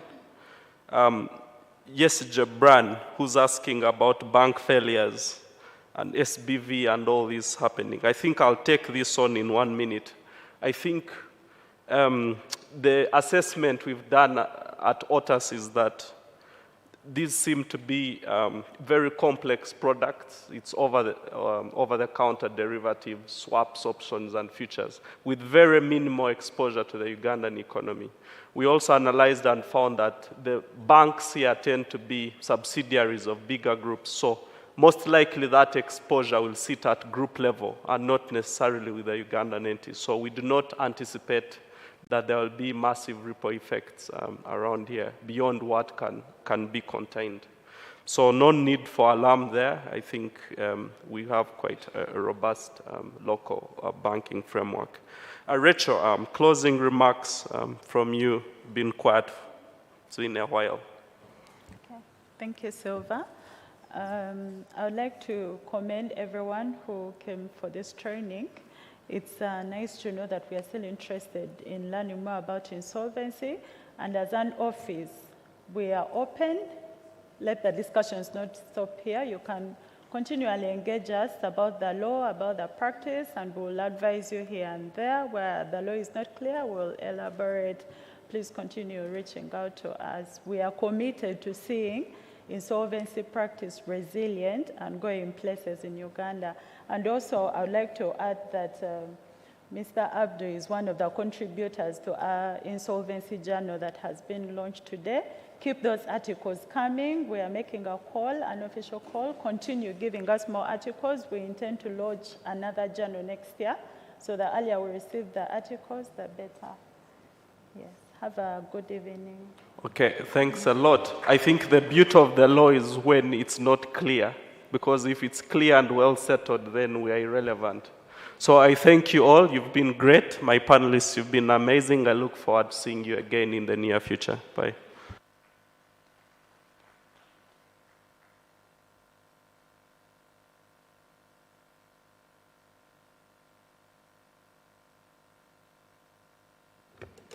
Thank you very much, our panel. Please help me appreciate them. Thank you, Rachel. Thank you, our moderator, Silva Kayondo. Thank you, Waso Abdul Salam, and Mr. Nerima, who has left. I would like to take this opportunity to appreciate you all, our participants today, in person and online. Thank you for your patience. Thank you for staying with us the whole day. I trust that you have learned, that you have unlearned and relearned. And I believe that we have built capacity today and will continue to do so. Just allow me a few minutes to make some announcements, but before that, I would like to just recap some of the takeaways that we've had.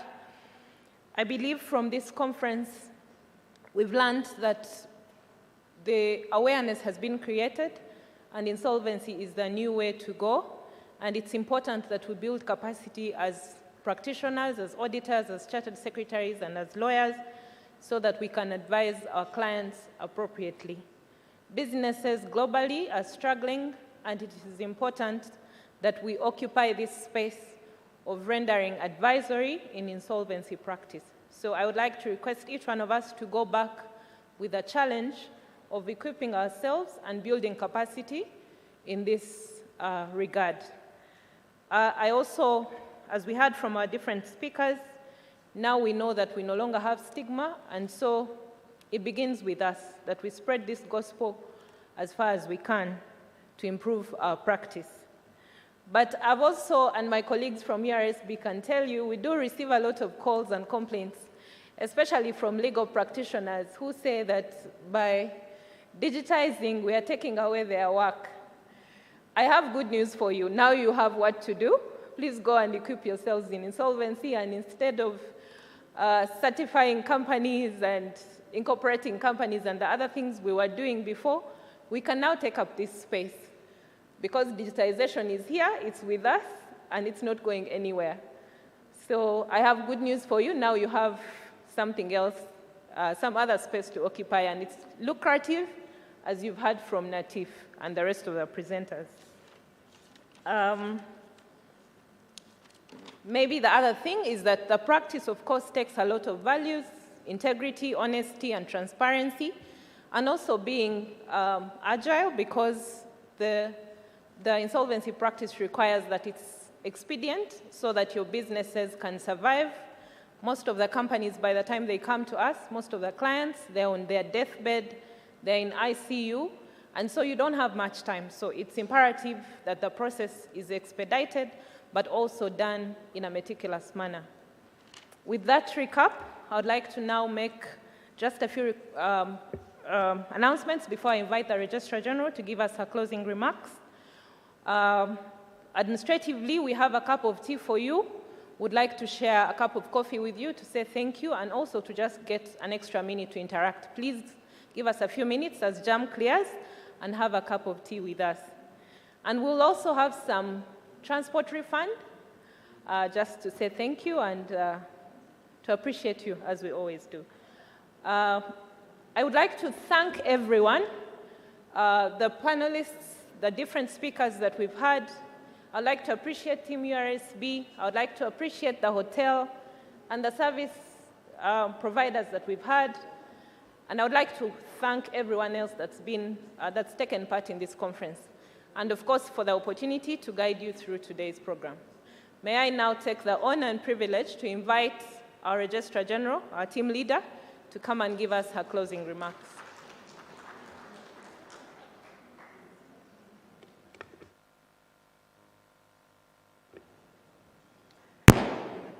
I do not want to be the reason between your tea and transport refund. I associate with the discussions that have been made here since morning by our facilitators. It was amazing hearing all these presentations from our facilitators, Alan, Ronald, and Natif, our dear panelists, Dr. Waiswa, Mr. Nelson, Narima, Rachel, Silva, moderator, and all of you, the participants. It has been a day of, indeed, cross-fertilization of ideas, models, and solutions. as we all know that the economic strength of any country is dependent on the strength of the resilience of businesses. I thank you very much, and I declare this conference closed. Safe journey.